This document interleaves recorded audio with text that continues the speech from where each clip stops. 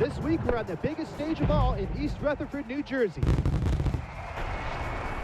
That's right, folks. Today marks the first time in Supercross history for Supercross on Fox. 2015 Supercross champion Ryan Dungey picked up his 7th win, and there's no slowing him down. Can anyone stop the Diesel? In the 250 East, there's a score to settle. Marvin Muskin may have a lead over Justin Bogle, but anything can happen. Is it the year of the Frenchman, or will Bogle defend his #1 plate?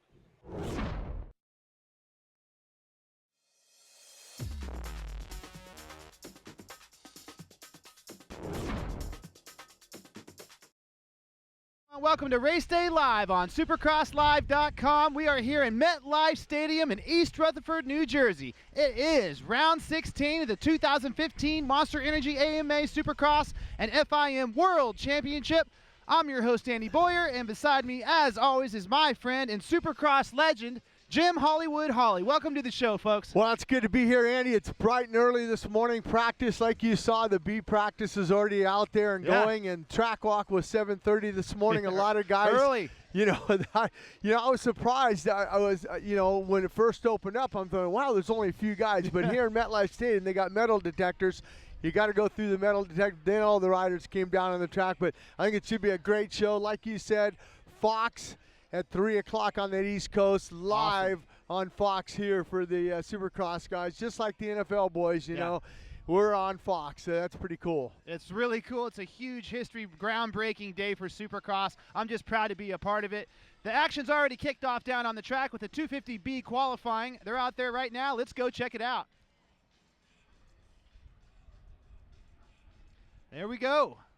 Good dirt here, Jim. Well, you're going to see a lot of shadows today. You know, you can see it on the track there, but I think the dirt will hold up really well here tonight. You got to remember that this is a new format for the guys. Like we said, track walk 7:30, practice gets underway at 9 o'clock, but this is a qualifying session. There is no free practice. They just have 2 qualifying sessions, so you got to go out here and you got to go out and lay out a fast time right away, because you never know. If you have a bike issue in that second time practice, this first one could quit, as we're watching a few of the guys go around right now. Preston Wall and the boys are out there. I'm not sure who that is. That looks like that kid out of Connecticut there, Aaron. I'm going to see what is, it's 8:13, and that is Aaron Lampy. And a lot of guys been helping him out, and he's looking good. He's been qualifying, relatively well, like in the anywhere from 30th to 35th fastest, but he hasn't made a main event yet here today. And hopefully, Aaron Lampy, you see here, I talked to him last night. I actually had dinner with him. He's a friend of Mark Siegel's, and we all went out to dinner. Mark's been helping him out. And I said, look, you got to pull the trigger on that first one, because there's no free practice. You got to try to lay down some lap times. And he looks good. Sending the triple there. Let's hope he doesn't come up too short. No problem. Little high there. This is his neck of the woods, isn't it, Jim? Yeah, just up the road in Connecticut there. I know he practices out at English Town a little bit here in New Jersey, but a little bit over jump there. But now you're getting a good chance to look at some of those whoops, and those whoops look pretty nice there.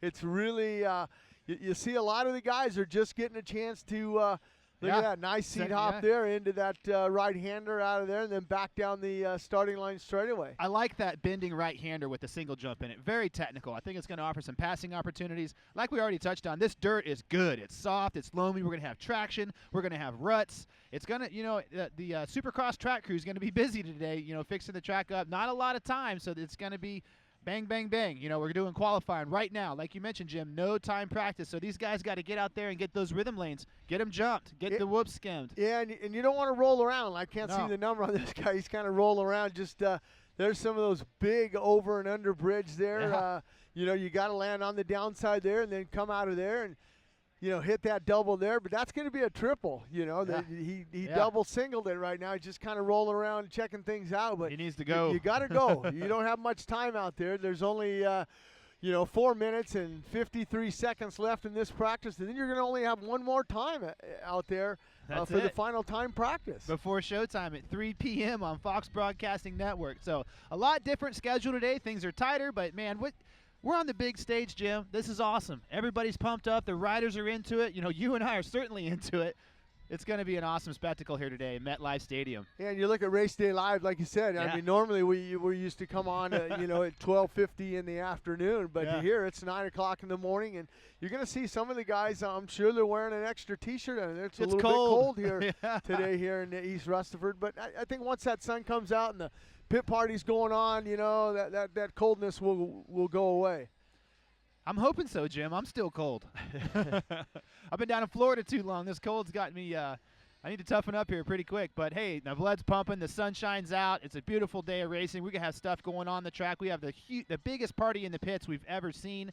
We're gonna see all that action later on. But right now, with about 4 minutes to go, Dakota Alex is the fastest with a 59.8. Well, as soon as I say that, Levi Kilbarger jumps out to the top on his Yamaha. 59.7. So Kilbarger, Dakota Alex, Preston Mole, Ryan Zimmer, and Carmichael, your top 5. Yeah, look at Aaron Lampy there in that 6th place. Hanging we were talking about here earlier with the 102. He's got to pick it up a little bit, though. Lampy's a 102.0, and like you said, Levi Kilbarger with that 59.7 and a 59.8 for Alex there, Dakota Alex.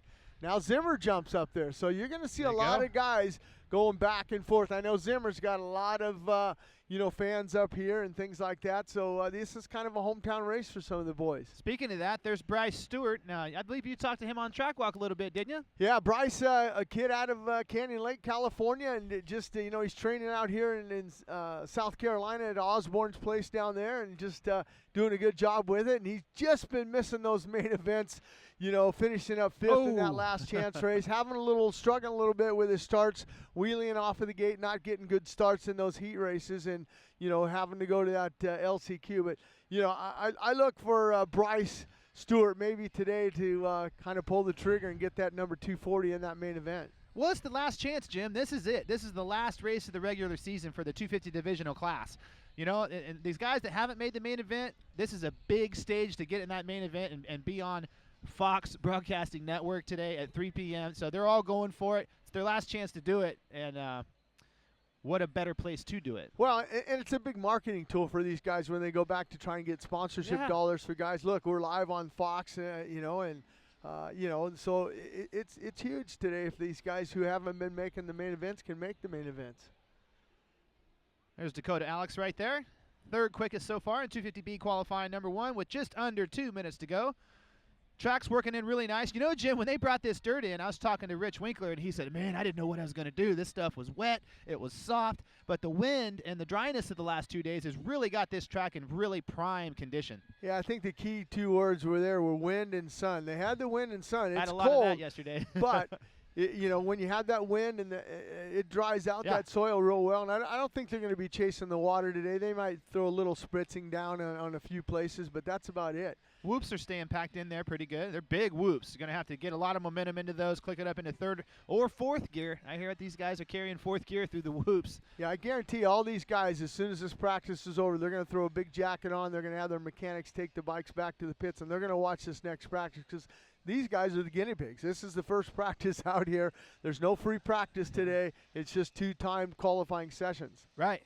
There was a couple press days. We had a lot of press for this event, Jim. So there's some guys like Weston Pike he's already been on this track a little bit. Not in its full, not every jump was built, but he's definitely been out there and felt the flow in some of those rhythm sections. And I think number 23 is going to be somebody later on in the day. When the rain events kick off, keep your eye on Weston Pike today. Well, and like we saw last weekend in Santa Clara, Weston Pike finally got his, he came in and he talked to his dad. He says, what time is it? And everyone's going, what? It's time to get this bike on the podium, and he did last week. So they're really excited about that. This kid's been putting in some great rides. He's had some force before. He's battled some injuries after that 4th in Phoenix, but great to see him on the podium last week. Going back to Santa Clara a little bit, when he passed our champion, passed Ryan Dungey, and put a couple bike links on him there in that heat race, and Dungey had to wake up. Weston's got, that's the thing that really surprised me. He's got some speed, a lot of speed. Yeah, I think Jeremy Albrecht and Coy Gibbs and all the guys over at the JGR, Yamaha, Toyota, Auto Cycle, the Auto Trader. Wiener Schnitzel. they're so pumped on Weston Pike, just on the energy he gives. And look at that whole shot that Barsha had last week, and he was up there leading it. So good to see him up there also. Well, the checker flag is out. Ryan Zimmer, he's the heat here, 58.6. Ryan Zimmer, Preston Mole, Levi Kilbarger, Dakota Alex, and Hairline, your top 5. We've been talking about the track quite a bit. We've been talking about the dirt. So let's go ahead and talk about it a little more in-depthly with Jim Hawley in this week's Kawasaki track map. Well, we're going to take a look, and like we saw last weekend in Santa Clara, long straightaways where we run back into this. You're going to hook into that left, and right out of that left, it's a timing section. If you can triple some of these sections, the arrow is going to single that last one, that right-hander. Come out of here, triple this here, and then step on, step off. Keep that momentum going and double into this right-hander. After that right-hander, you're going to come up and over the land on the downside of the over and under bridge. A nice sweeping left-hander. There's that triple we were talking about. You got to huck that triple as you come out of there in that left-hander. You're going to come back. It's a tight one here.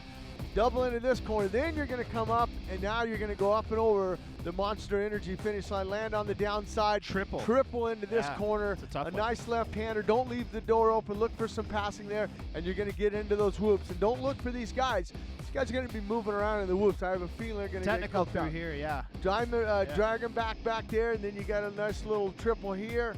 Come out of there, back down to the starting line straight away. I like that there. A sweeping left-hander back onto that starting line there, and that's a lap here at MetLife Stadium here in East Rutherford, New Jersey.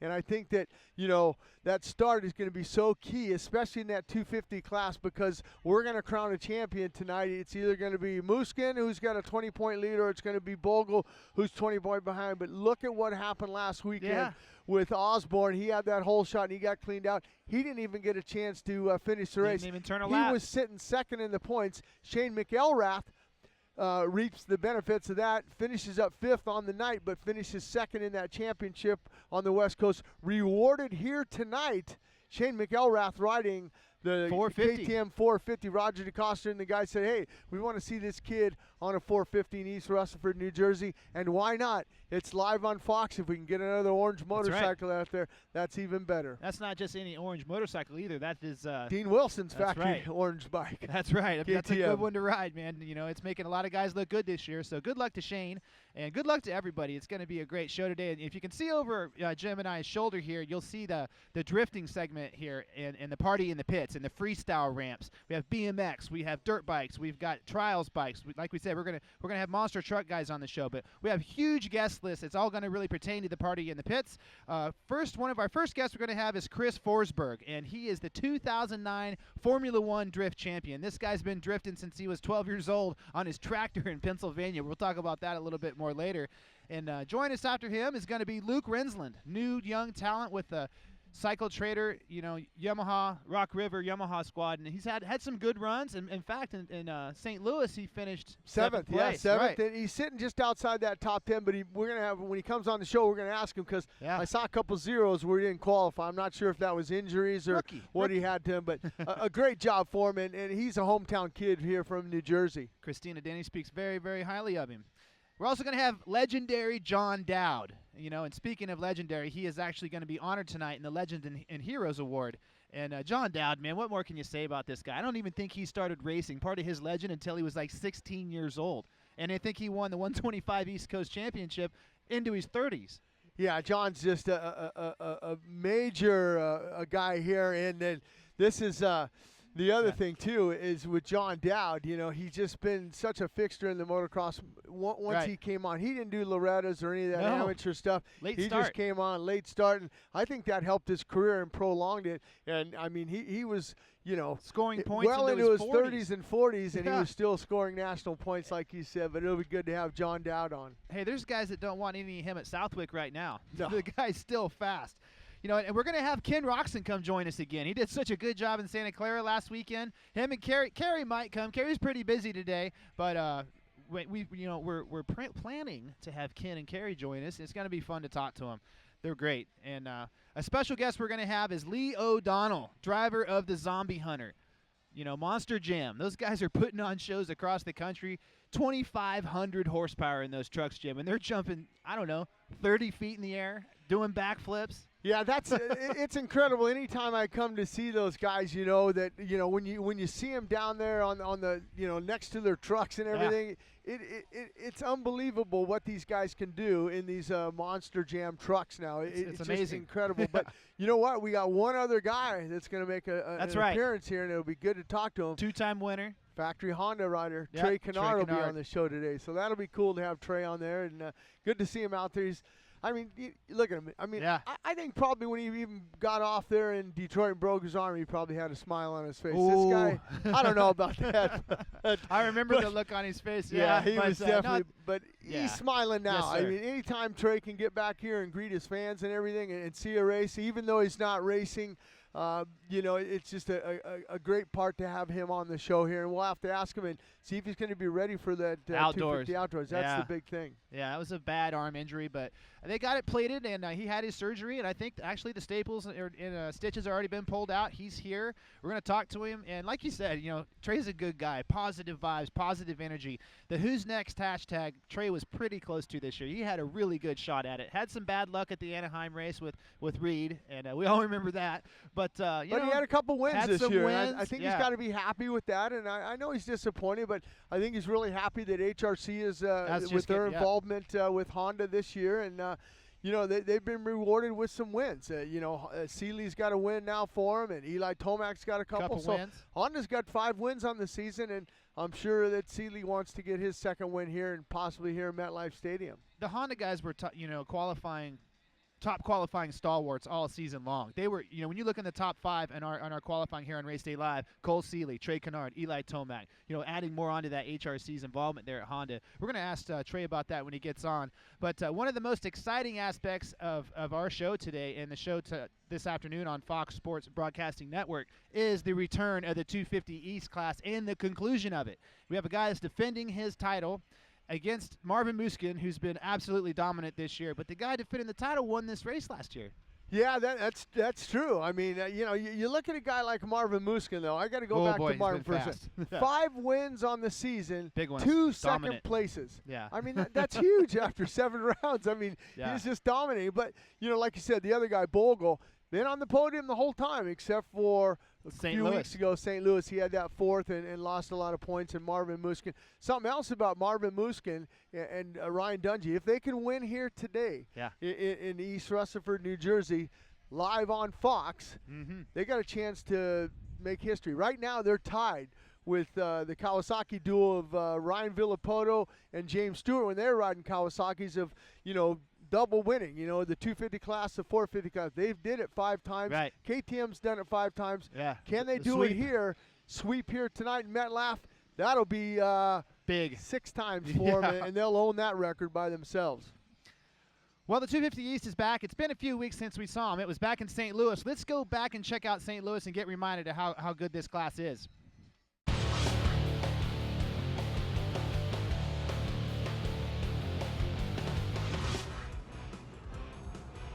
The final race for the 250 East Championship before the Easter break came in St. Louis, Missouri. And Marvin Musquin was looking to get to the top step of the podium once again. But as this one got underway, he got a great start. But watch the 6, the blue Yamaha. It's Jeremy Martin who gets the whole shot. And watch the confidence out of your points leader, Marvin Musquin. He goes right to the lead, takes the spot from Martin, and then the race was on. And first lap, Martin to the inside through the whoops. He would be very aggressive in the turn as Musquin would go a little wide, and the riders would soon be side by side trying to battle it out for the lead. Martin, however, would leave the door open just a little bit, and it's all it would take for Musquin to finally establish a solid lead and open up a big gap. Behind him, there was chaos between many riders. Bogle on the 1 was trying to stay within striking distance of Musquin in the points. His teammate Smith on the 126 took a shot at him, but it cost him more than Bogle. Even though Musquin would go on to take the win, Bogle was able to keep the title fight alive till the series regroups in New Jersey in a few weeks. Marvin Musquin was absolutely amazing this weekend. He had the fastest qualifying time of anyone, and he wins the 250 main.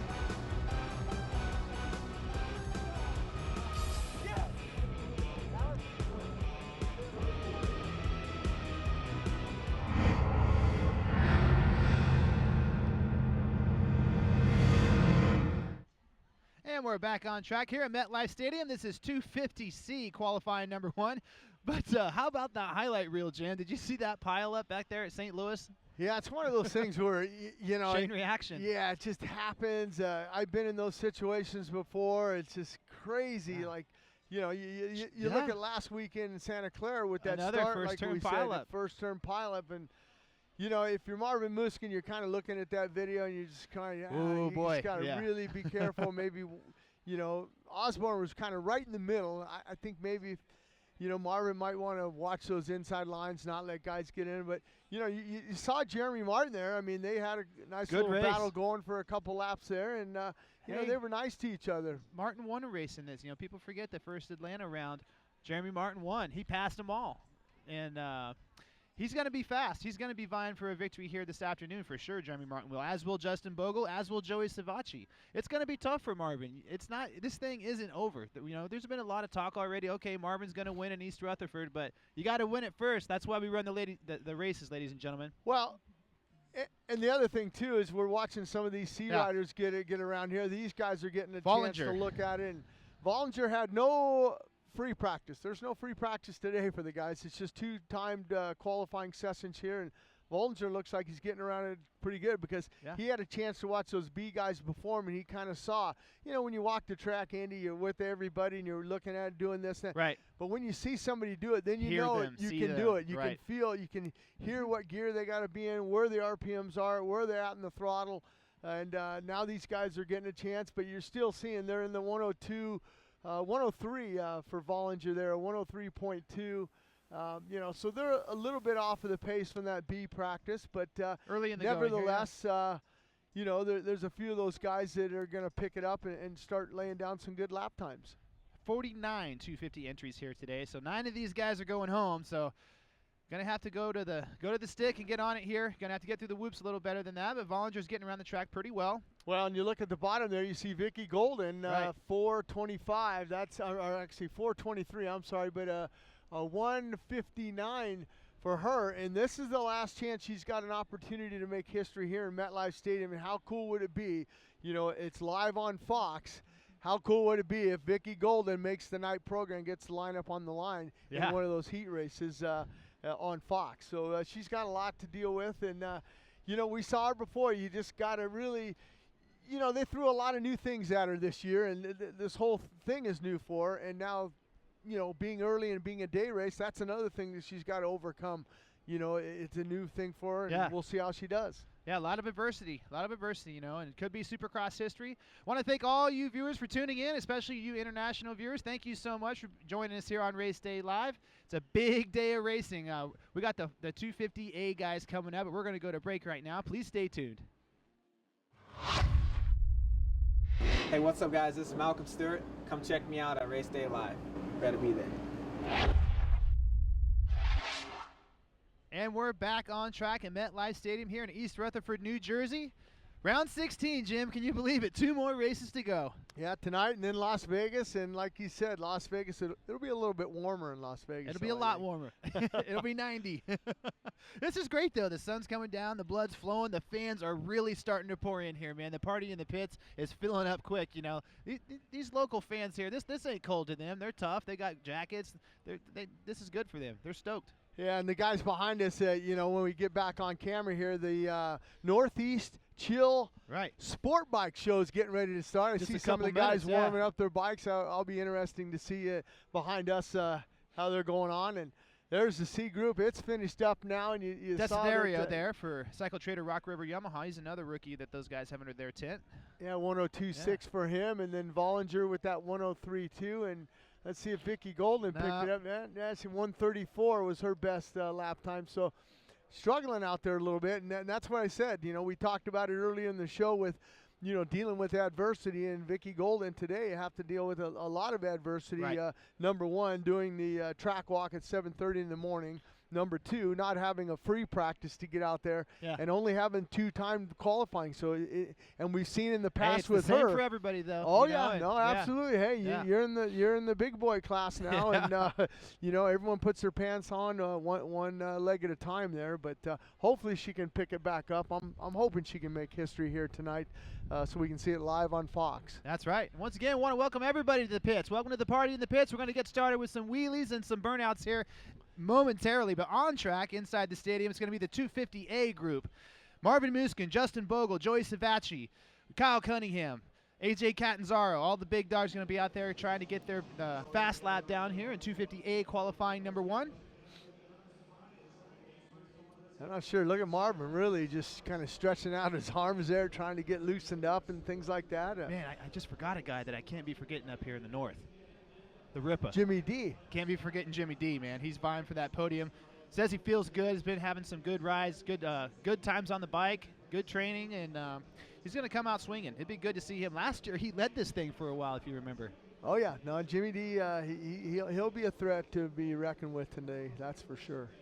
Those guys are shaking their arms, getting warmed up, getting the blood flowing. You know, when it's chilly like this, some of you listeners out there that aren't racers, what happens, the first thing to go are your fingers, obviously. When you lose control of your fingers, the throttle, the brakes, the clutch, that stuff becomes pretty tough.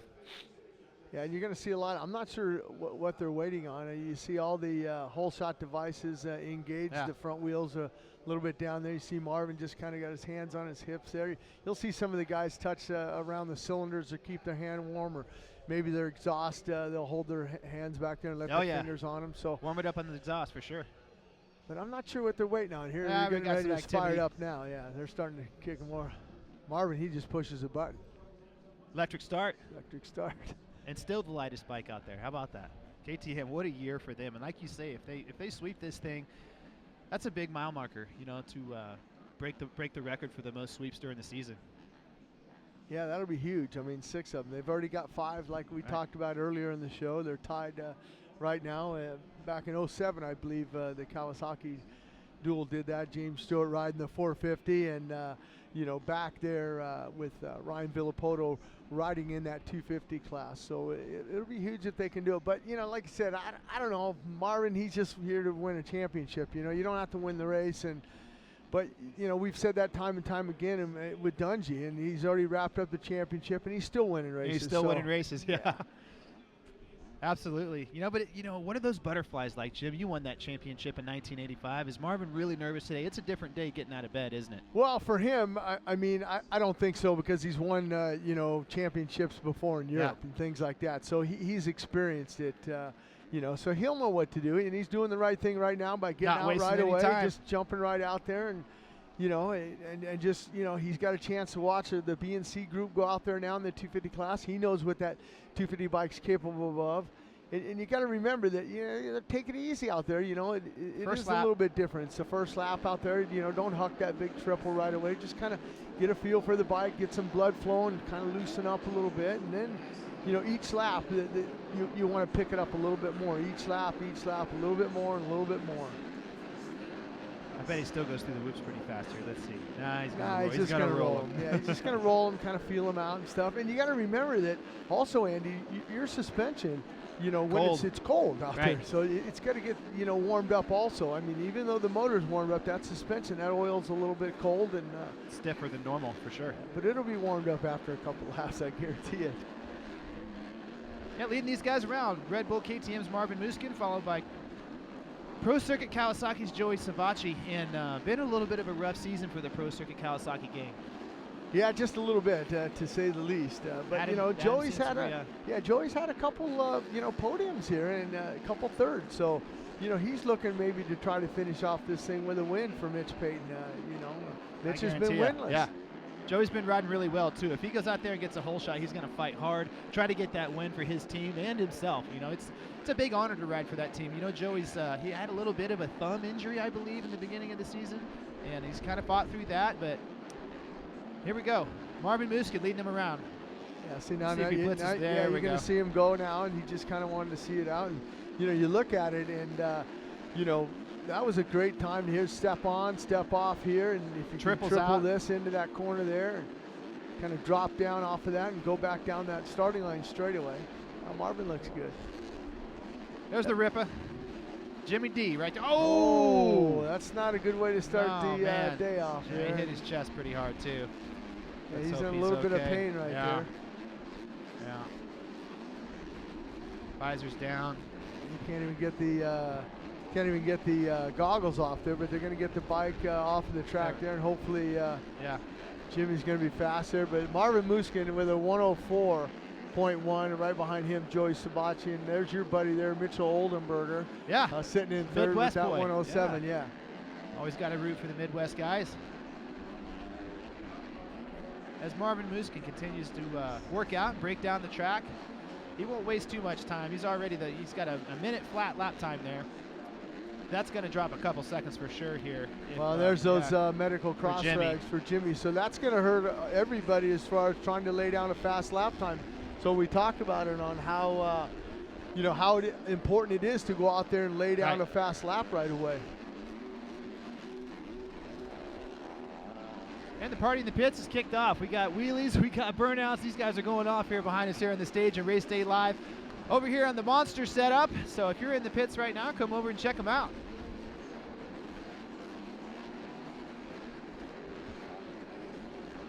I like that jump over the finish line. There's Jimmy. He's walking off. Just took a shot to the chest. Going to keep our thoughts and prayers with him. Hopefully he's going to be okay and he'll be able to have a good race here today. Yeah, that's the hardest thing about it when you try to go out there and you try to lay down a fast lap time and you didn't have a free practice, you really don't know, and these guys are pushing out there. And I know Jimmy's more upset at himself that he made that mistake because we're watching Marvin just kind of blitz the whoops here. Let's see what he does Drag here. him back, jump on, yeah, jump step off here and triple into this corner here. Technical section right there. He looks good already. Yeah, excellent right-handed corner. Excellent flat left-hander. And in the early going here with just over 5 minutes to go, it is Marvin Muskin, followed by Mitchell Oldenburg, Joey Sabachi, Jordan Smith, and Jace Owen. Those are your top 5.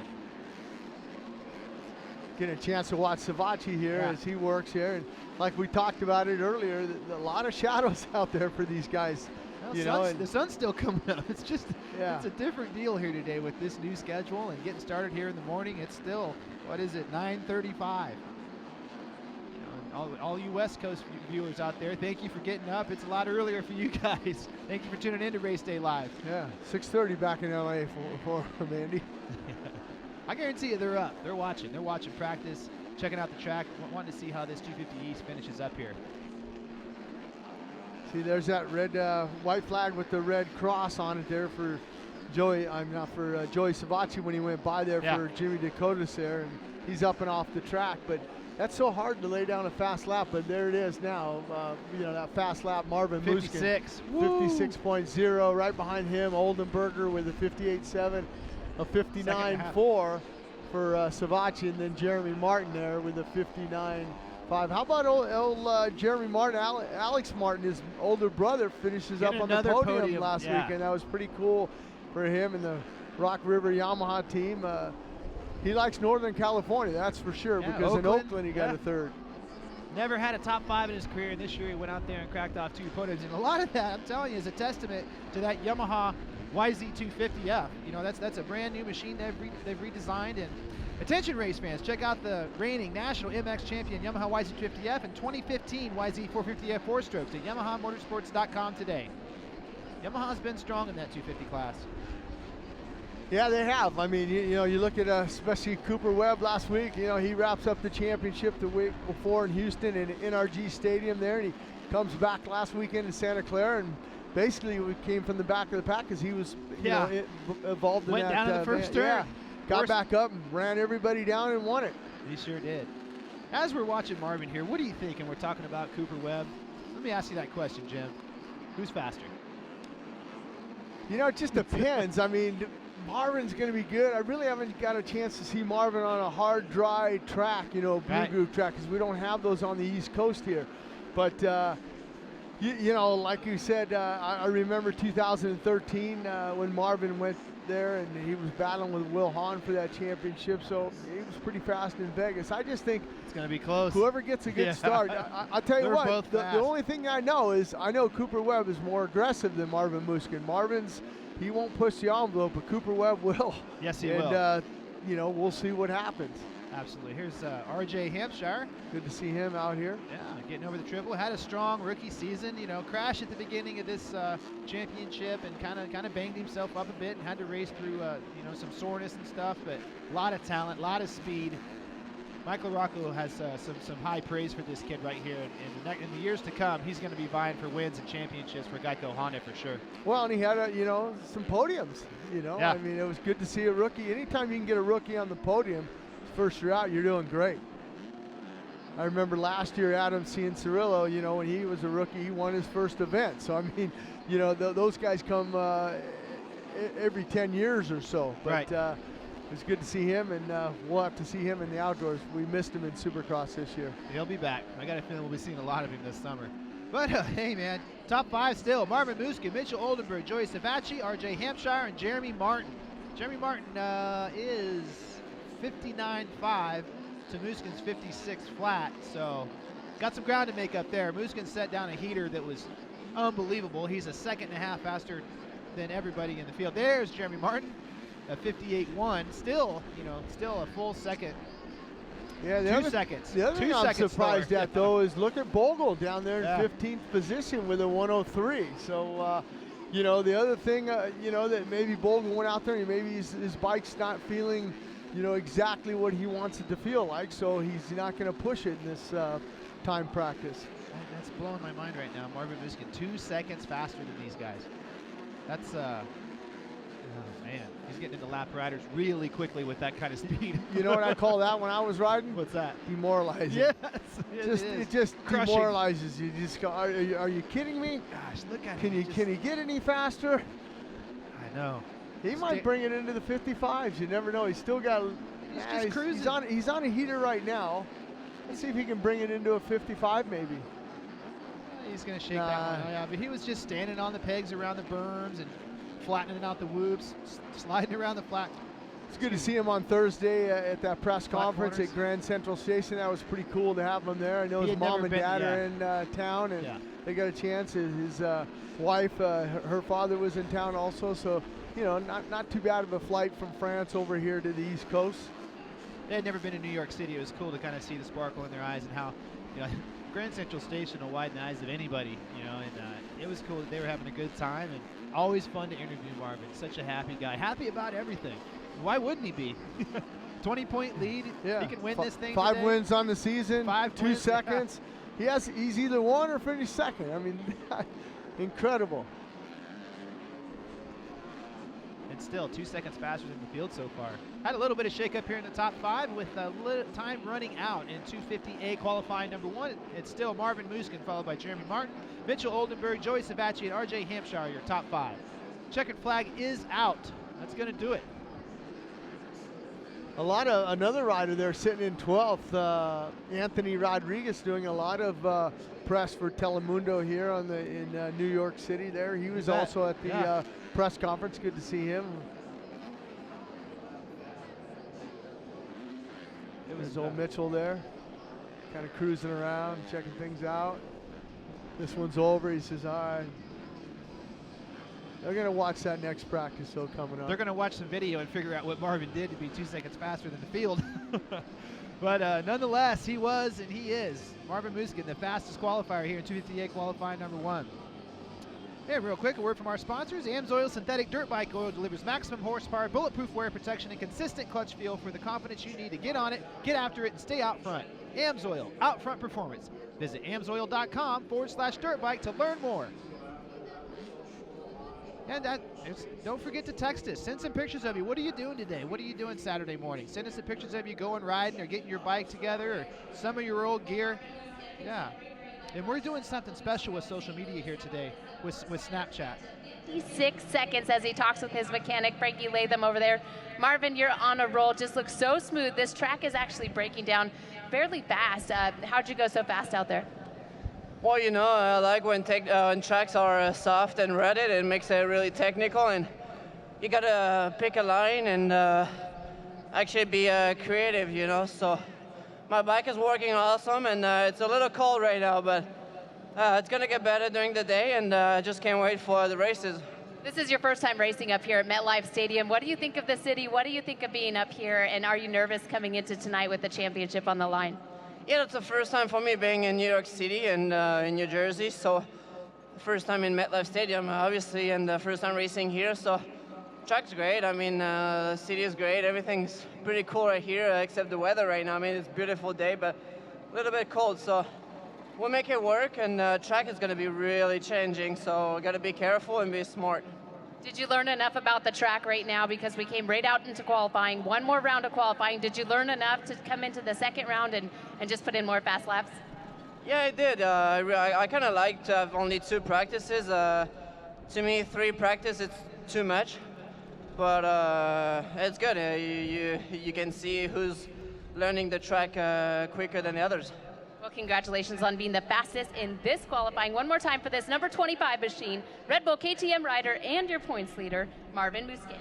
And you just heard it from Marvin right there. He doesn't want 3 practices. I guarantee you everybody else wants 3 practices, you know, to catch up to him. Well, and you saw exactly that's why that time, like you said, is 2 seconds a lap faster. He can dissect the track fast. He likes it a little bit ruddy, likes it technical, and you know, it seems to be everything's all pointing one way for Marvin Musquin to get that championship right now. But, you know, it's amazing to watch him ride, you know, out there, how smooth he is and how he just goes out there and just, you know, handles it. He does it with such ease. You know, he looks, and you look at another guy like Jimmy Dakotas, who's no slouch at all, and you watch him, and he struggled with that section.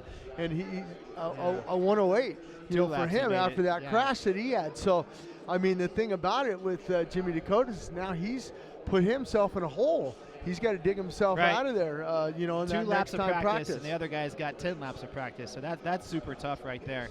But it's just going to be tough sledding. Marvin Musquin's off to a tremendous start here in East Rutherford, New Jersey, to try to get that championship put to bed, and he's earned it. You know, Marvin, people forget, he's been in this class for a few years now, and it's a long time coming, and he's going to go out there and I think capture what's his, unless something really crazy happens, like a first turn pileup, you know. So it's not over, but man, he's really got the bull by the horns right now for sure. Yeah, and the other thing about it is you look at that, and you know, he doesn't have to win here tonight. He's got a 20-point lead, so as long as he gains 6 points on Bogle, he'll be fine. I mean, Bogle can go out and win this thing, and Marvin can finish up 10th or whatever, 12th.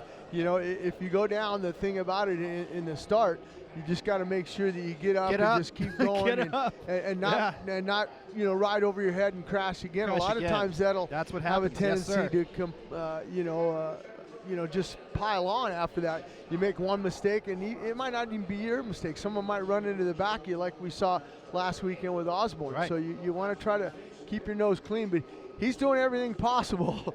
2 seconds a lap faster, that's huge. Right. And like I was trying to say before we went down to the podium, we're doing a big Snapchat thing this weekend. Use Supercross Live, Our Story. And if you're here walking around the pits, you know, go ahead and send us a video or take a cool picture and join into the fun there with Snapchat here at East Rutherford. You can see a lot of people have joined in. The crowd's starting to fill in. The grandstands are full over there by the party in the pits. We've got burnouts and wheelies. Coming up soon, we're going to have the flare riders, which are trails bikes, right over our shoulders. And Jack Field, the guy is amazing. He can wheelie over anything. Here we go, right here. There's Jack. Unbelievable skill right there. Yeah, I think it's, you know, it's easy to ride a motorcycle, but I just watch these guys in there, like the ballet guys on motorcycles. I mean, just what they can do and the control and everything. Yeah. Anybody can take a motorcycle and ride in a straight line and go fast in a straight line, but to do what these guys do, nose wheelies and you know, they're always standing up on these bikes, these trials bikes, and bunny hopping and doing 180s and things like that. I mean, it is so hard to do something like that. It's incredible to watch these guys out there. There's a lot of these fans here at the pit party. You see them in the stands there getting a chance. And there's Rihanna there. Yeah. Rihanna Buchanan there running the microphone for us.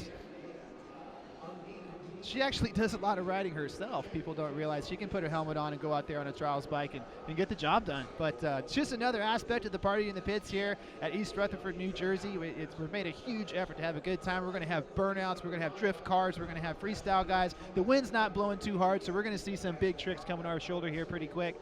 But so far, the story in the 250A class, Marvin Musquin, me and Jim are a little bit blue in the face talking about it, but utter domination. He's just been unbelievably fast.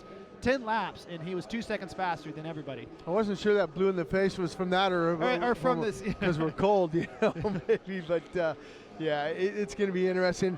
I really had a chance to get a chance to Northeast Chill Sport Bike team was just out there before the putting on a show. Yeah, those guys they had a girl on the tag. They were doing a lot of wheelies. I think maybe I'll try to run over there and see if I can't jump on the bike with them or something. You're going to put your feet in the handlebars and steal with your feet? No, that's not going to happen.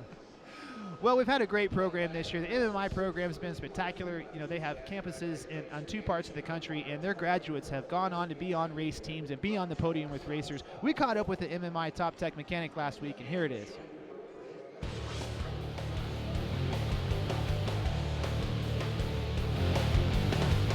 Andy Boyd with Race Day Live, presented by AMSOIL. We're here with this week's MMI Top Tech Mechanic, Coulter Ahrens. Man, you had a little bit of extra work to do today. Yeah, it was a busy one for sure. It was a bit hectic, a little scary at times. Had a bad get off in the semi. Bike was pretty banged up, rider's pretty banged up, but he made it happen tonight. Yeah, and you're also a graduate at MMI, correct? Yeah, absolutely. I graduated MMI a little over 3 years ago, so that's a great foundation for me to start off with and then begin to follow my dream. That's awesome. How's your season been? You guys are starting to get into some more main events now. Seems like you guys are starting to click really good, and you guys are rolling good. Yeah, it's been got off to a rough start for the season, but I think we've made something like 8 of the last 9 mains or 7 of the last 8, somewhere around there, 9 or 10 for the season. So things are clicking pretty good now. Well, Coulter Ahrens, he's this week's MMI Top Tech Mechanic.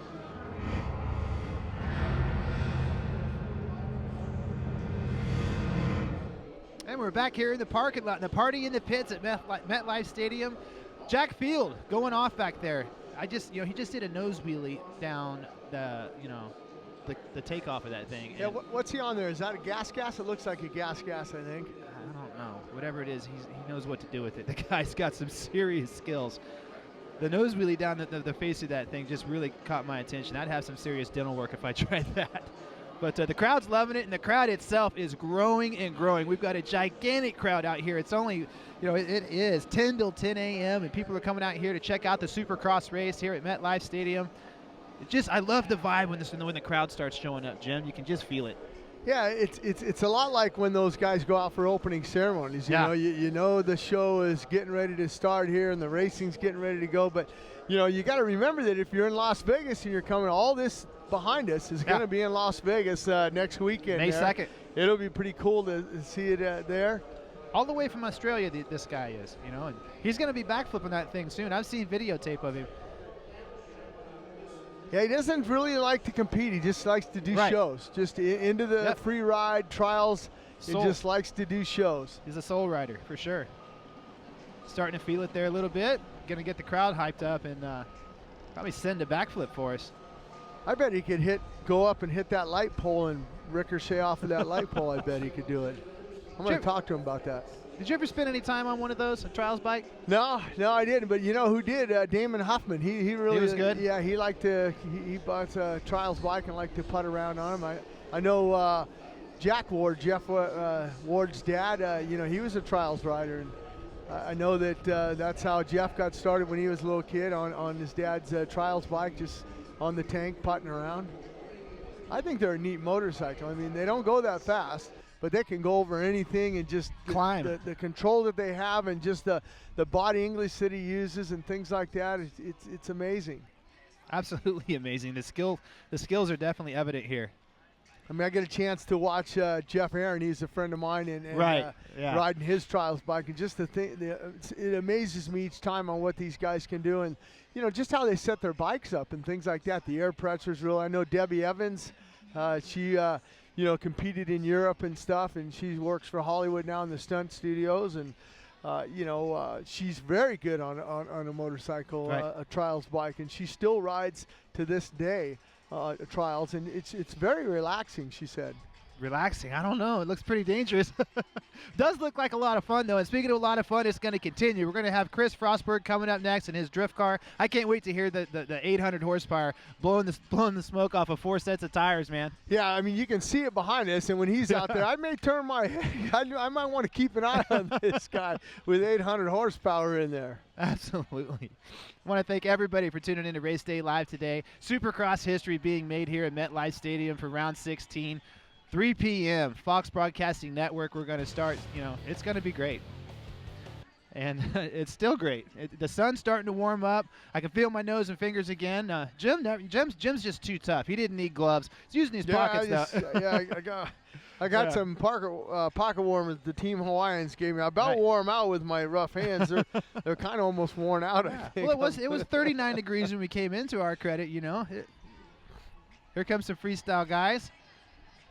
And the wind isn't so bad, and that's good. Freestyle guys don't like the wind. No, definitely you don't want to be doing what they're doing anytime the wind's blowing.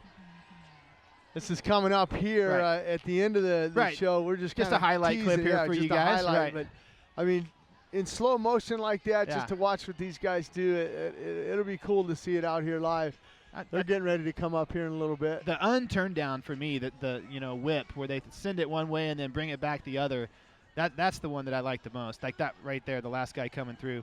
They get completely backwards and then pull that thing back around. Back in the day, Guy Cooper would get it flat and take a handoff, and people would just line the fence.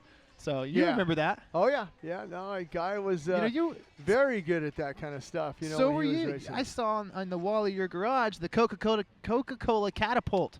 Yeah, I got a few of those checks. Those are pretty good, but a lot of the stuff, we used to do back in High Torque publication, Dirt Bike Magazine, with Rick Simon and Tom Webb and Paul Clipper and all the guys. Just jumping Harleys and things like that. We didn't even test. We just started jumping stuff. I remember there was a shot of me on a Suzuki 125. It was completely flat, and I was hanging off of the thing. But that there was really enjoyment for me, because I was still racing.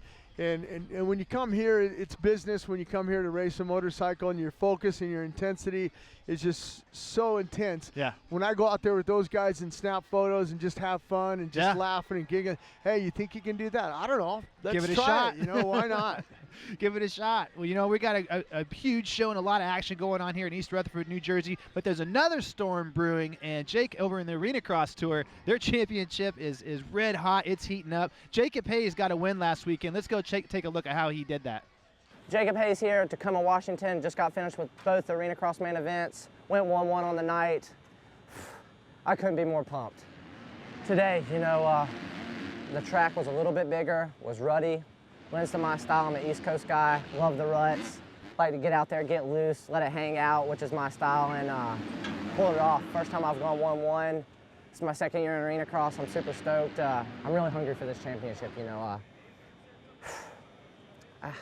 I really can't put it into words. I want it so bad. It's almost been like too much. Like today in practice, I can just feel it. Like I can see the championship. It's in my reach. I just got to go out and grab it. After last weekend, I for sure thought it was over. Actually, after New Orleans, I thought it was over, but Denny said never give up, race every race like it's your last and go after it like it's your first race of the championship. And went home this week, and man, I kind of was dragging my head a little bit, dragging my feet, and was a little slow to get going, It's always nice when you win the main events and you get on that bicycle and you just keep pumping, and you can just taste that championship. But this week, everyone got me riled up and got me back into the groove, and came here this weekend with a fresh start, and it paid off. The entire podium there, Jim's won this season. It's really tightening up. Yeah, you look at it last weekend with Hayes with that win. He went 1-1, and Gerke, his teammate, went 2-2. But Kyle Rigo on that Husky still finishes up third last weekend with a 5-3. He still leads the points, 117. Hayes in second with a 109, and Gerke with a 106. And they're in Fresno this weekend, and they're here and next weekend in Las Vegas for the final round. May 1st. We're going to get a chance to go down to South Point to watch them there. But if you look at that series. Yeah, look at all the guys. They're not Chris going to be Blows, like Dungey. Gavin Faith. Yeah, they're not going to wrap it up. It's going to go down to the last main lap. event. Yeah, it's going to be spectacular. They reset that thing with 6 rounds to go. Really brought a lot of juice into that series, and everybody's following that championship really closely here. Got a lot of track work going on. Like we spoke about, the dirt's pretty soft here at MetLife Stadium today, so we're going to keep the Dozers out there. The Supercross track crew is going to be busy, burning diesel in the Caterpillars, making sure the corners and the ruts don't get too bad, making sure the whoops stay together. But the track is pretty spectacular. Did you get a chance on track walk when we were down there? Did you see the truck? They drove down there. They filled them up. They wanted to make sure that they had enough diesel in those cats to make sure they finished. They filled them up, popped them off, because they're going to be working hard tonight. They'll be busy with those today. things. That's right.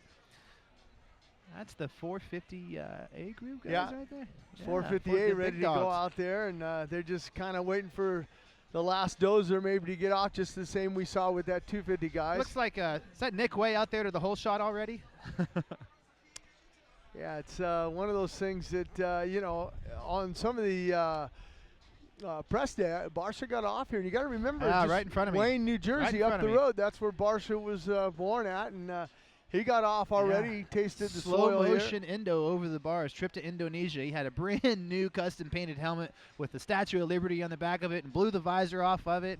And did you ask him when he got up? Hey, before you got out here, did you drop it? Remember Troy Lee was on our show last weekend? I don't think and we he did. asked him. That's why. I mean, it never fails. You get a brand new helmet. You don't drop it on the ground. You go out and you just do a little dink in the visor, and it's broken now. So you know he'll probably get his first podium here of 2015, or maybe his first win in 2015 on that Yamaha here. You never know. I didn't ask Justin. He looked a little upset, but I did talk to Sheet Metal, his mechanic, and I said, "Hey, you got another visor in there?" He said, "No." So I'm gonna be busy with some magic markers and some tape fixing this thing up, because Justin's pretty stoked on the helmet.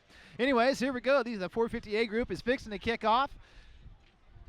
There it is. There's it's a pretty off. exciting hole shot for our qualifying round here. There's Shane McElrath, number 40. Yeah, you see him no making time. that debut on the 450 class. And, you know, he's really not putting no pressure on himself. He just goes, you know, I just want to go out there and have some fun and see where I end up. Watch Justin Brayton. These guys are the best Supercross racers in the world, on the planet, and it will not take him any time at all. Remember, he hasn't even been on the track.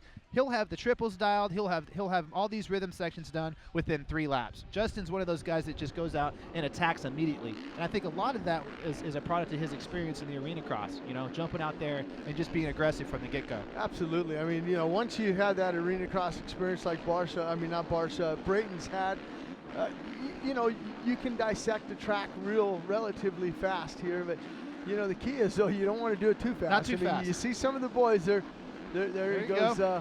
Schmidt. Skimming the whoops pretty good. There's the Dunge. You can always tell Dungey just by his elbows. Always has perfect form, elbows up, head centered. Yeah, they're going to get with it here now. Now they got a lap under their belt here. Now they can start picking it up. I noticed Baggett was up there also. There's Shane McElrath on that. Andrew Troy Lee right Designs, ahead of him. KTM, Mav TV 450 ride, which is actually Dean Wilson's vacated factory machine there. McElrath, I like him. Hard charger. I think he's got a bright future ahead of him. He does. I mean, you know, he had a couple podiums. I know he was a little bit angry with that 5th he had last weekend, but, you know, he really wanted to win this year in 2015, and unfortunately he's not going to get it in Supercross, and, you know, he can go out there and get it in the outdoors. Well, he came close. Back-to-back runner-up finishes there at San Diego and Houston, and just needed to get a better start there, and that'll turn your head, won't it? You folks at home might not have heard that, but Chris Forsberg just fired up his V8 drift car, and the thing sounds nasty. Party in the Pits is going off over our shoulders here. But on track, Shane McElrath still getting around here. There goes Weston Pike. Might want to put a camera on him, too, because he's one of the few guys that spent some time on press day. Weston's going to be fast. Yeah, now you can hear some of the screeching going on over there. It's an 800 horsepower Ford Mustang right there. Crowd is filling in. We got a huge crowd here in East Rutherford, New Jersey. There's Weston Pike. We got to get a nickname for him. I mean, Chuck, he's pretty much tougher than Chuck Norris, which, you know, those jokes go on and on and on, but you know, the Bulldog, the Fighter. The thing that was interesting, that a comment that our cameraman Dave Arnold made last week when he was on the podium there. Yeah. You know, a lot of these guys will wear a chest protector underneath their jersey. Yeah. And Dave thought that he still had his on. No. And he kind of went up to him and touched him a little bit and goes, Right. "Where's your chest protector?" He goes, "I didn't have one on." He doesn't need, the dirt's afraid of him. The dirt's afraid to hit Weston Pike. Like I say, you know, he's already jumped those rhythm sections the last 2 days. He's going to have a lot of speed here. But no, the guy's built like a piano, as the great Ryan Huffman would say. A lot like a Barnett, you know, and yourself. Yeah, right. You know, you look at this and you just watch the guys, and this is what amazes me. These guys, you know, for the people that are watching Race Day Live here like we are, they have had no practice. You know, like you said, a little bit, maybe one section was done for Weston Pike or something like that on press day. But, you know, it just amazes me on how they just pull the trigger and just go for it. Yeah. Have to. You know, it's an abbreviated schedule, not as much practice. You know, pretty much 10 laps, you know, 2 sessions, 20 laps of practice is all you get. So go out there and get all you can get. Get through the rhythm sections as good as you can. Get through the whoop sections as well as you can. There's Brock Tickle there. You get a chance to see him on his. Yeah, I tell you, we talked to Ricky this morning. He was kind of hard on my boy Brock there. Yeah, that's good. I mean, you need to be. I mean, you know, hey, come on. It's been past a year since you've had your, and you see some speed in him, and you know, you look at it and you're putting the pressure on him. Ricky knows that, you know, what the Fox Broadcasting Network can bring for sponsorship dollars, and if your bike's not on the podium, you don't have to win the thing, but at least get that thing in the podium or win a heat race or something when we're live on Fox. You got to do it, and they did it here last year with Hill. That's Hill right. had a third here last year. Be a good accomplishment for Brock Tickle, coming off that huge injury last year and having a good season on the, you know, factory RCH. Jimmy John, Soaring Eagle Casino, 450. He's got some speed. He's an East Coast guy, like Ricky said. We'll probably see that interview here in a little bit. There's Weston Pike. Let's go ahead and go through the top 5 here. Eli Tomac, 56.9. Cole Seeley, Weston Pike, Justin Barsha, and Justin Brayton are your top 5 so far. But the 56.9 there by Tomac. Well, and you got the 2 Hondas up there. Yeah, they're both 56.9s. How about that? Yeah, Tomac with a .903 and Seeley with a .929 there. And then you look at Weston Pike. He's also got a 9. It's a point. I don't want to say I told you so, but I did told you so. And, you know, like we said earlier, Jim, the HRC Hondas in qualifying practice have just been dominant. Those guys can go out there. They have their bikes set up fast. They feel comfortable on them. And they go out and set up a good heater right off the bat. Yeah, I mean, that's the key. I mean, to go out there, and there's Seeley now back up at the top. He dropped it, and Tomac back up at the top. They're dropping him into the 56.2 now for Tomac. 56.5, yeah. These guys are just going to keep going back. I know Cole Seeley last weekend, as we're watching Tomac circle the track here, I know Seeley was really unhappy. He thought he had another heat wave from in. That's going to give him a great gate pick. But unfortunately, he had that problem with, running into that the rider, this bike that was down, it was being pushed off, and, you know, having to go through the semi. And then you're going to have a gate pick 9 or 10, you know, out of there. And, you know, it was okay for him. I mean, you know, he still worked up and finished the 5th, but he had a bad start in that main event. A little over 3 minutes to go. We've had a lot of shaking up here. Who we have to go down here? Talk about shaking up. Lost the front end going in. I'm not sure if it was Eli or not. Yeah. It was. And that's the thing you get with Eli. You know, I mean, he's got fast time, and he just comes out there and he just, you know, lost the front end going into that corner. Just tried to get to that inside rut, maybe leaned it over a little bit too much, had too much front brake going on, and it washed out with him. It's drying out, Jim. It's really drying out. I'm actually pretty surprised to see that. As wet as it was yesterday when I first got here yesterday morning, the sun and the wind is cooking this track, and it's almost perfect conditions, but might need a little bit of water maybe. Yeah, no, like I said earlier, they're going to put some spritzing down there, so we'll get a chance to watch Barsha go around there. And, you know, anytime here you see Tomac there, just kind of rolling around. Let's see who this is here. Bam, Weston Pike to the top. 55.8 is the fastest so far. Not to interrupt you there, but that was Cole Seeley on our screen right here. Yeah, Weston Pike to the top, 55.8. I know Cole's brother came out here, and his mom, this is pretty cool, and his grandma, they're out here taking in some of the sights at New York City there, Times Square. And they were there for the press conference in Grand Central Station. So I'm sure Cole would like to reward those guys with maybe another win. Another win. He can do it, man.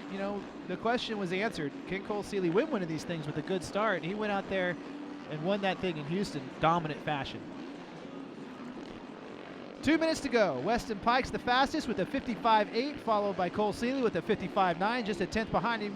Then it's Eli Tomac. Ryan Dungey's jumped up into the 4th position. Justin Barsha rounds out your top 5. Then Andrew Short, Blake Baggett, Brock Tickle, Ben LeMay, and Nick Way rounding out your top 10.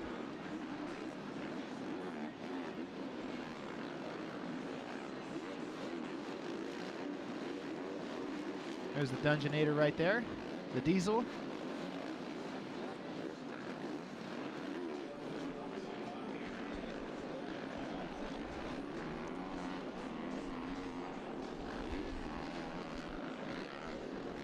Dungey's just been awesome this year. 7 wins so far, and could pick up, with 2 rounds to go, he could win 8. The most Dungey had won in his career was his rookie season with 6, and winning that one in Santa Clara last weekend, it's just like I've said it a lot this year. It's a dream season for Ryan Dungey. It is. I mean, to have 7 wins and wrap up the championship a few rounds early and things like that, it's huge for him. Yeah, it is huge. Seeley getting through the rhythm section there with under a minute to go. Time running out. Still Weston Pike, Cole Seeley, Eli Tomac, Ryan Dungey, and Justin Barsha, your top 5. Yeah, we're going to have to write that down and see how that holds at 55.8 and see if it works, Holds up? I think they'll get faster. You're pretty good at calling that out, Jim, calling out the lap times and stuff, but I don't know. I'm wearing it out a little bit, but Weston Pike, better watch that 23 today. He looked good, and what little parts of the track he could ride on press day, he did get to ride them. So that's just something he could already scratch off when he goes out there to put his laps in, and it's evident. He's the fastest by a 10th right now. I don't think he's won a qualifying. He has not won a qualifying session all year, but I think he's going to win this one. Checkered flag is out. 450 Group A qualifying number 1 has come to fruition. Blake Baggett there you're seeing just kind of circling around now, just kind of rolling through the whoops. A lot of times after that checkered flag, they'll roll through and just kind of look at a different line and see if maybe they can't take it for the next time out. Pike, what do you think, man? He's looking good. I mean, you talk about it as you're seeing on the screen now. Pike, Seeley, Tomac, Dungey, Tickle. It's a good time for Tickle right there. Boy, Chad Reed all the way down in 16th. And Josh Grant, the 2-2 Motorsports guys, must not have found the setup there for that one in the first qualifying session, but they'll no doubt be back. Both of those guys are legends. Yeah, and they're okay with it. Chad, he looks at this and that's just the time. He's a racer, when the gate drops and gets ready to go, and push comes to shove, he'll be the guy doing the pushing out there for sure. Now, how about that the drifting we had going on behind us? You can still see the black marks over Jim and I's shoulder right now, but Chris Forsberg had that Mustang cranked up and it was blowing smoke big time. Eli Tomac was on top of the leaderboard. Weston Pike jumps back on top of you. It looks like it might have been a little bit of downtime, but then back at the end of the qualifying session, you're back on top where you want to be. Yeah, just swung in there, made a few adjustments, and it ended up working out. Had to get some turning down. The dirt's going to be really sticky, and turning's important. So fixed that a little bit, nailed the rhythm section, and it was good. Without the free practice, obviously your mechanic's going to be working hard to make those slight adjustments. Any big changes going into qualifying session number 2? Not right now. For what I did just now, pulling into the pits was good, so we'll keep it where it's at. Ladies and gentlemen, let's get it up for your fastest qualifier out of session number 1 on the Geico Honda, the 3 of Eli Tomac. Lots of oxygen. Well, there we were talking about Weston Pike, and right at the very end, the big number 3. And he does that. I mean, he just kind of sneaks in there and does it. And we saw a couple laps earlier where he lost the front end. You think, well, maybe he's just going to, that's it. He's not going to put in another heater. And he does on the last lap. And like you said, a 54.9 for Tomac. And second, Weston Pike, a 55.8. So it's a whole second. Yeah, he just hung a whole second on him right there at the end. Yeah, you're Weston Pike. You're smiling. You're seeing you're seeing your name up on the top, and then you see, okay, it was what by a 10th? No, by a second. You're going, A second's Where quite did a he bit. pick up that second at? Everywhere. Well, they'll go back. All their truck drivers take videos of all the riders as well as their own riders. They'll go back and look at it, and maybe he was doing something a little different. On screen right now, New Jersey's favorite son, Ronnie Stewart, number 69 out there. He's going to try to get that thing in the main event. He's actually in opening ceremonies. Whoa, Ronnie, careful. Get warmed up there. Let that oil flow through the, well, who knows, might have air forks. But let the oil flow through the shock at least and get limbered up.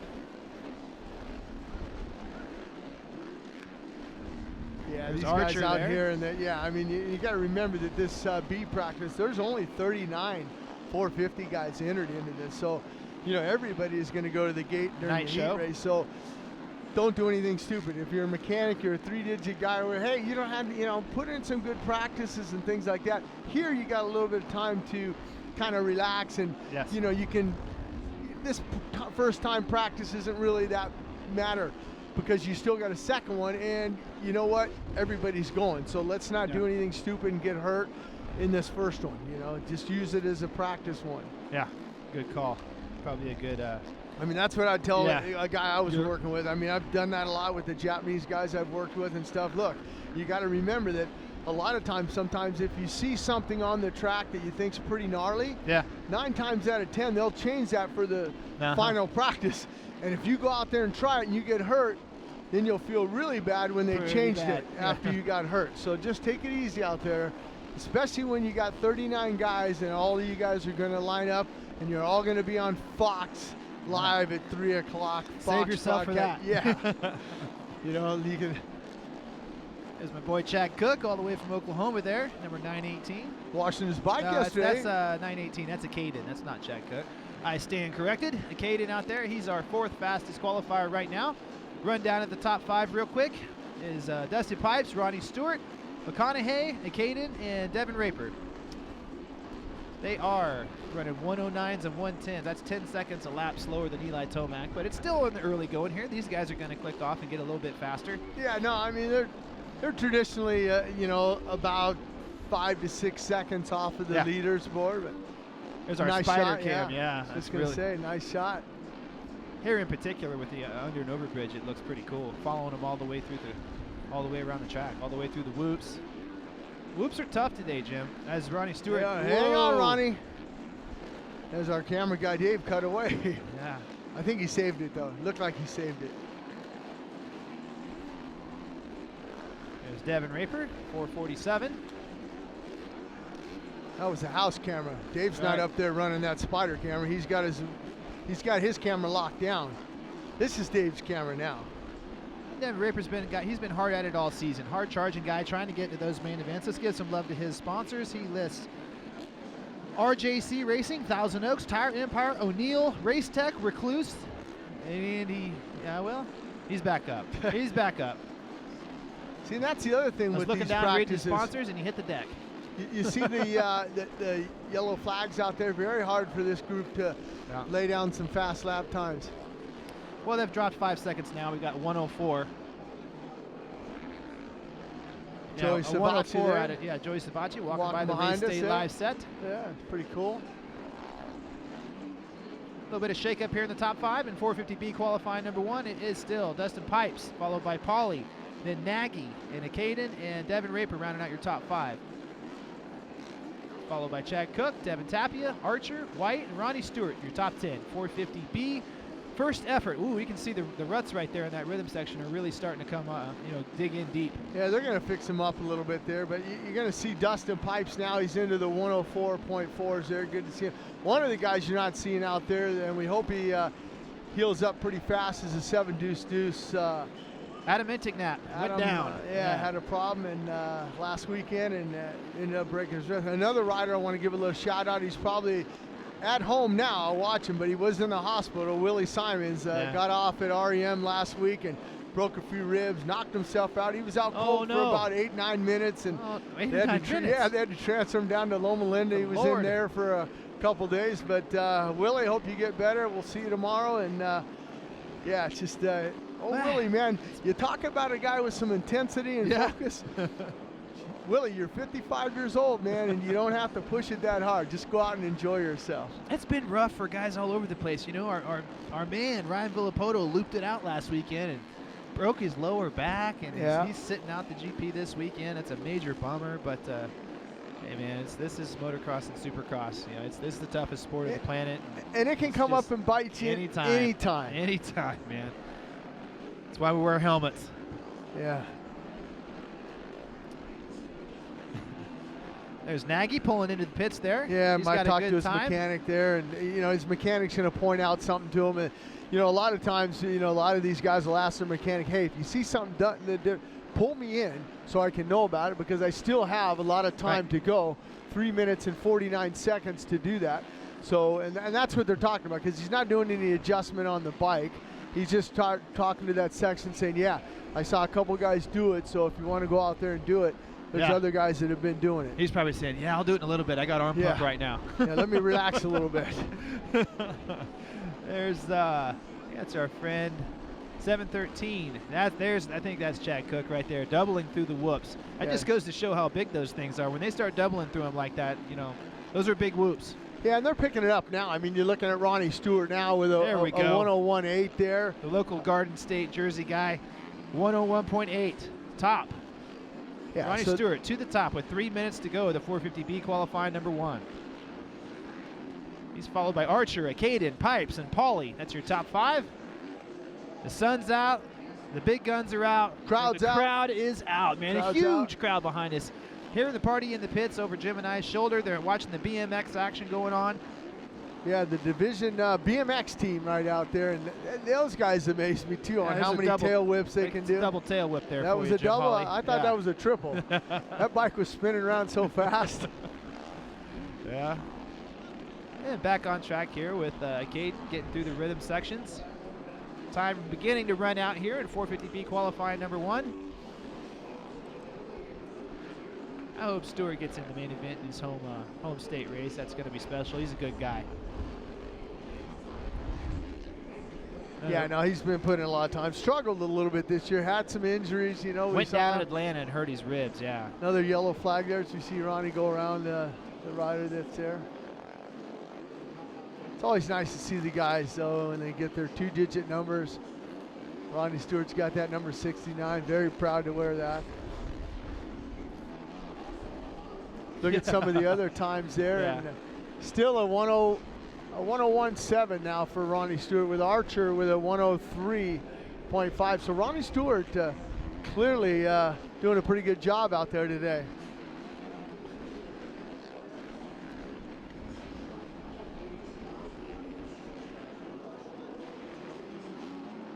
Got a chance to see Ronnie Stewart there. He didn't want to triple that section there because they had a lot of ruts starting to develop on the faces of those triples I just saw right there. Track's holding up really well, though. You know, the sun, the wind, it's gotten that soft, spongy dirt, like Rich Winkler was saying from the Supercross track crew. He said he was nervous. See, now I'm not sure that line that he took in that left-hander, you know, he went to that inside. I think I would have tried to jump all the way, carry that speed, so when you go into the whoops, you're entering into that whoop section with a lot of speed. Easier said than done, man. I don't know if I can carry third gear into those whoops. Those things are hip high. Definitely challenging. Good corner there by Ronnie, though. Yeah, he's really working the bike in these timing sections. You'll see him lift up, you know, get his butt off the seat there, and just trying to just get the thing to flow consistently. A little bit of a mistake right there on that downside. I like the jump over the bridge, too. It's kind of a booter. Yeah, you don't want to come up short on that one. You double bounce that one at the top, man. You're in for a ride on that backside. I can tell you that right now. Again, they don't jump the triple there, Jim. You're right. The ruts on the face it's of just that kind of, it's got some ruts. It's a little bit of a weird angle on that triple I've noticed. Yeah. They aren't scrubbing that thing like normally. They're just kind of getting all they can get with the seat bounce to get over it. Yeah, there's Pipes now. You're going to see him, 181. Pipes a bigger guy. He's built a lot like an Adam Inticknap. Big guy. See, I think that corner, when you come out of there, I mean, I think the A guys are picking up, they're tripling right out of there. Right out of there. And these guys are doubling. So, I mean, but you got to remember that, you know, taking the back of your mind that there's only 39 guys in this 450 class out here. So, I mean, with that being said, all these guys are going to line up for that heat race. Yes, they are. And folks, DC Shoes is proud to be the official footwear sponsor of AMA Supercross. Defy convention with DC Shoes. We definitely got to thank DC for making the coolest commercial of the year. The Led Zeppelin song, and we've seen it a lot this year, but that's definitely my favorite. It wins the commercial award for sure. Well, and we only got 2 more rounds for someone to pick up that 10 grand that they're offering. Anybody who can win the last chance and come back and win the main event. That'd be exciting. What a better day to do it. What a better stage to do it than on Fox Broadcast Network here at 3 p.m. Day's going by fast already. We've already been on the air an hour and a half here on Race Day Live. And I believe the checkered flag is out. 450B qualifying number 1. That's going to do it. Ronnie Stewart, fastest. Yeah, by Archer, Pipes, McConaughey, and Tevin Tapia jumping up there pretty good. Talked to Tevin and said all he's been doing is riding outdoors, getting ready for that. But he said he's ready for Supercross today. Well, I mean, if you're riding outdoors, I mean, you're not going to lose your skill in a Supercross. I mean, it's pretty good, you know. I mean, you talk about all these guys that, come out here and just I mean, Tapia, he hasn't had the season that he's wanted, and he knows that, hey, we just got a couple more. Let's try to turn it around for the outdoors. But, all these guys, come main event time, they'll pick up the intensity. They'll pick up that focus. And speaking about intensity, we got a piece, don't we? Intensity and focus. We do have, intensity and focus is what just embodies Supercross. From the drop of the gate, the sport's changed a lot. From what it was 10, 15 years ago, it's an all-out sprint every single foot of the track. And it's a fine line between being focused and being intense. If you're too intense, you'll lose focus. If you don't focus enough, you can't be intense. We talked to some of the top riders in the sport, so check out what they had to say on those 2 subjects.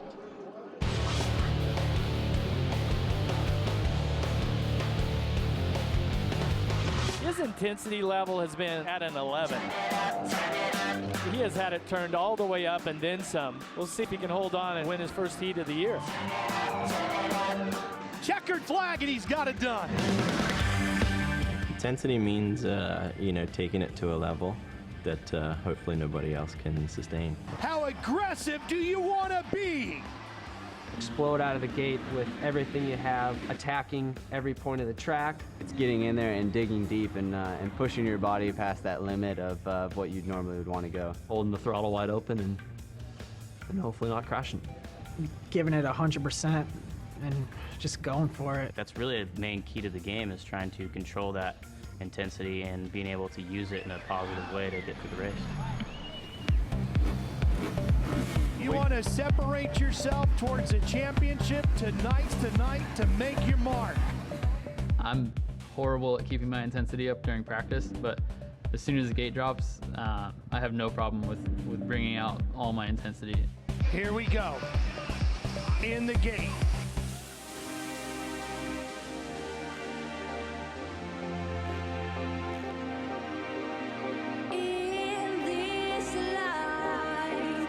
Nothing I can't do. Yeah, I'd say intensity is definitely different than focus. Intensity, has a meaning, has a purpose when you're doing something and you're forcing the issue. I think focus is more of a mindset, where intensity is an act on that emotion. For sure we have to be focused the whole time, but to bring intensity the whole time, it's asking your body to do so much more. Obviously, when you're hanging off the rev limit with your heart rate, you're up into the high 170s, 180s, you start to run into mental issues and focus and all the things that are connected to that. You never know. Anything can happen. One slip of concentration, boom, it can be over just like that. When I think of focus, I think of you're just in the zone and seeing your lines perfect, but you still want to have that intensity where you're just going for it. So it's like a balance between the two. Intensity means throwing it all out on the table, physically tapping into something that you may not even know you had. Now that Roczen is starting to close up just over a second, how will Trey Canard respond? Does he have another gear he can click and pick up the pace? Or is he riding at the absolute limit? If you're ready, then we're ready, everybody. Turn it up, turn it up, turn it up, take it up, take it up, take it up, take it up. Yeah, you try to turn it up, but I mean, you're going wide open from the beginning, and if you have it in you to try and turn it up those last 5 laps, it's good. Sometimes it's not about intensity. Sometimes it's about letting the tires stick to the ground, getting the roll, and that takes less effort, less intensity. So it's a tricky kind of game you got to figure out for yourself and with experience. The hard part is keeping that intensity for 17 rounds and week after week. It's tough to go complete max heart rate a lot in training, but there's something about that Saturday night under the lights that brings it out.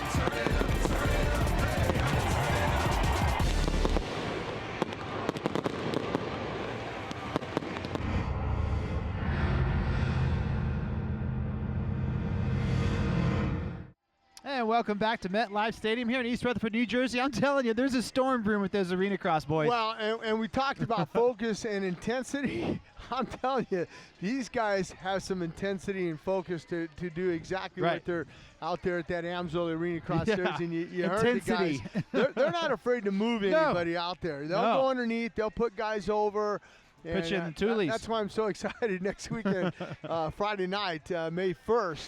At South Point to watch the finals of the AMSOIL Arena Cross. It's going to be great. Going to be great. You know, and you can see the action still kicking off over our shoulder. We got the BMX guys going over there doing some freestyle, doing some backflips, doing some tail whips, double tail whips, manuals, whatever you can think of. They're definitely going off. Huge crowd gathering here at MetLife Stadium. It's an awesome vibe. It's just building and building. The sun's out, starting to warm up a little bit. Had some awesome action on the track so far. Eli Tomac and Marvin Muskin have been the heat in the 450A and the 250A classes, and it's just going to get better from here, folks. So thank you for tuning in to Race Day Live, and we're gonna keep bringing it for you. Yeah, and you mentioned Marvin Muskin, 2 seconds a lap faster than anybody else, and you talked about Eli Tomac, a second faster than Weston Pike, and we thought Weston Pike, well, he's gonna be at the top there with that pumping him up pretty hard. 55.8, but yeah, we forgot to watch that last lap circling with Eli Tomac there because he's been noted for that, just the kind of the last lap. You know, he likes to slip in there and put in a fast lap. I'm not sure how many top qualifier awards Eli has this year, but I think it's almost into 6 or 7 or 8 of them. He's tremendous, one lap speed out of the number 3 HRC Geico Honda. Yeah. All year long. He just can't get off the gate. You know, his fastest qualifier awards far outnumber his whole shot awards.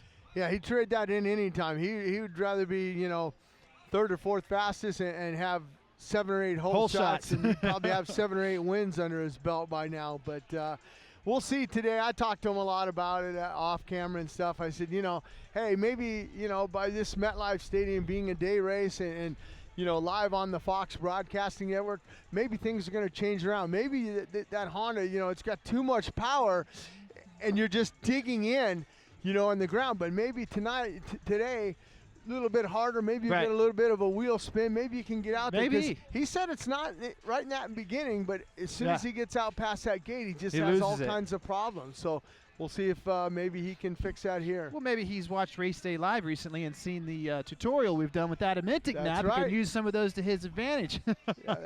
It's hard to say a world-class guy like Eli Tomac needs help doing anything, but when somebody's trying to buy a start, they'll try everything. So, yeah, and speaking of trying everything, the arena cross guys, when it comes to getting through the whoops and going for takeouts, they're not going for takeouts. They're just looking to advance themselves. But there's been a tremendous amount of action over there. The Ricky Carmichael Road to Supercross, the AMSOIL Arena Cross Series. Let's take a look at a highlight reel.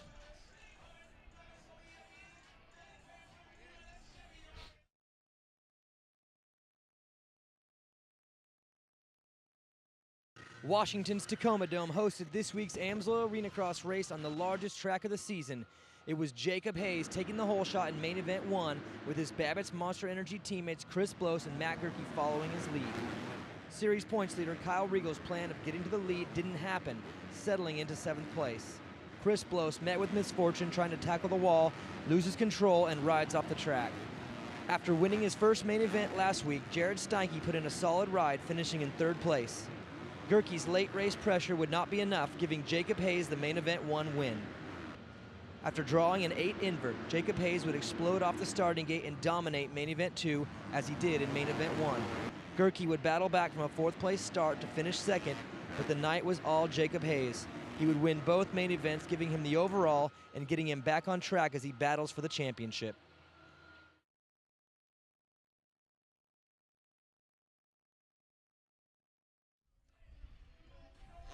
And we are back at MetLife Stadium with the track walk going on and track maintenance continuing. They're staying hard after it, getting the ruts fixed and stuff, but track's holding up really good. Welcome back to the set here. The freestyle guys, Moto and the quad. The quad. Yeah, I don't know. You know, I'd be interesting to see. And you can got a nice view. You see that green line? There's the quad right there doing some wheelies, but it'll be interesting. There's the ramp with that green line right up there. As soon as they start hitting that. I could do that wheelie. I think I could do that wheelie. You could do that, huh? You could do that one? Yeah, you're not going to loop it out? I don't know if this guy's going to hit that kicker ramp and jump that 100-foot gap, though. On that you don't think so? I don't know. He might. You never know. All right, if you're hearing the party in the pits, which everybody behind us is, we're going to send it down to Rihanna, and she's going to make the call here for the freestyle show.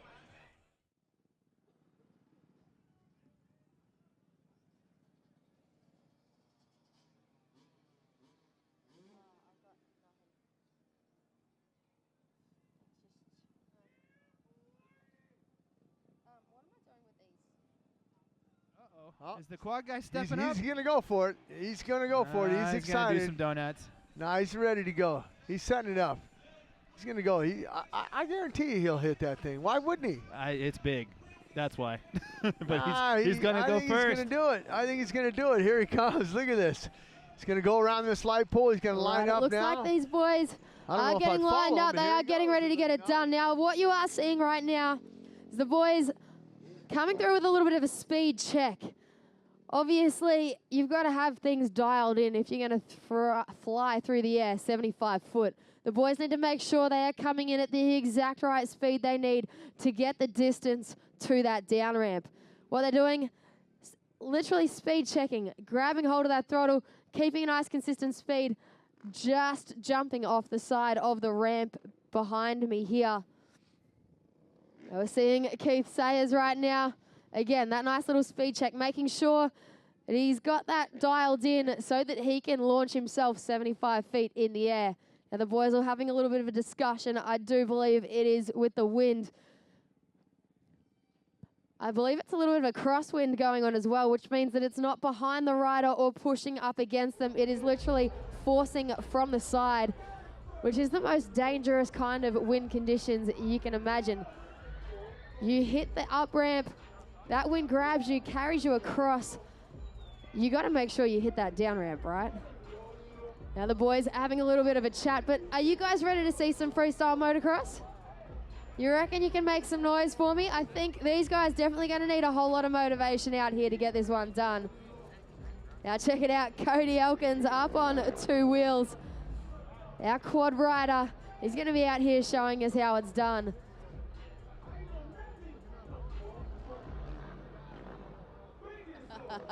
A little bit of drift there from Cody.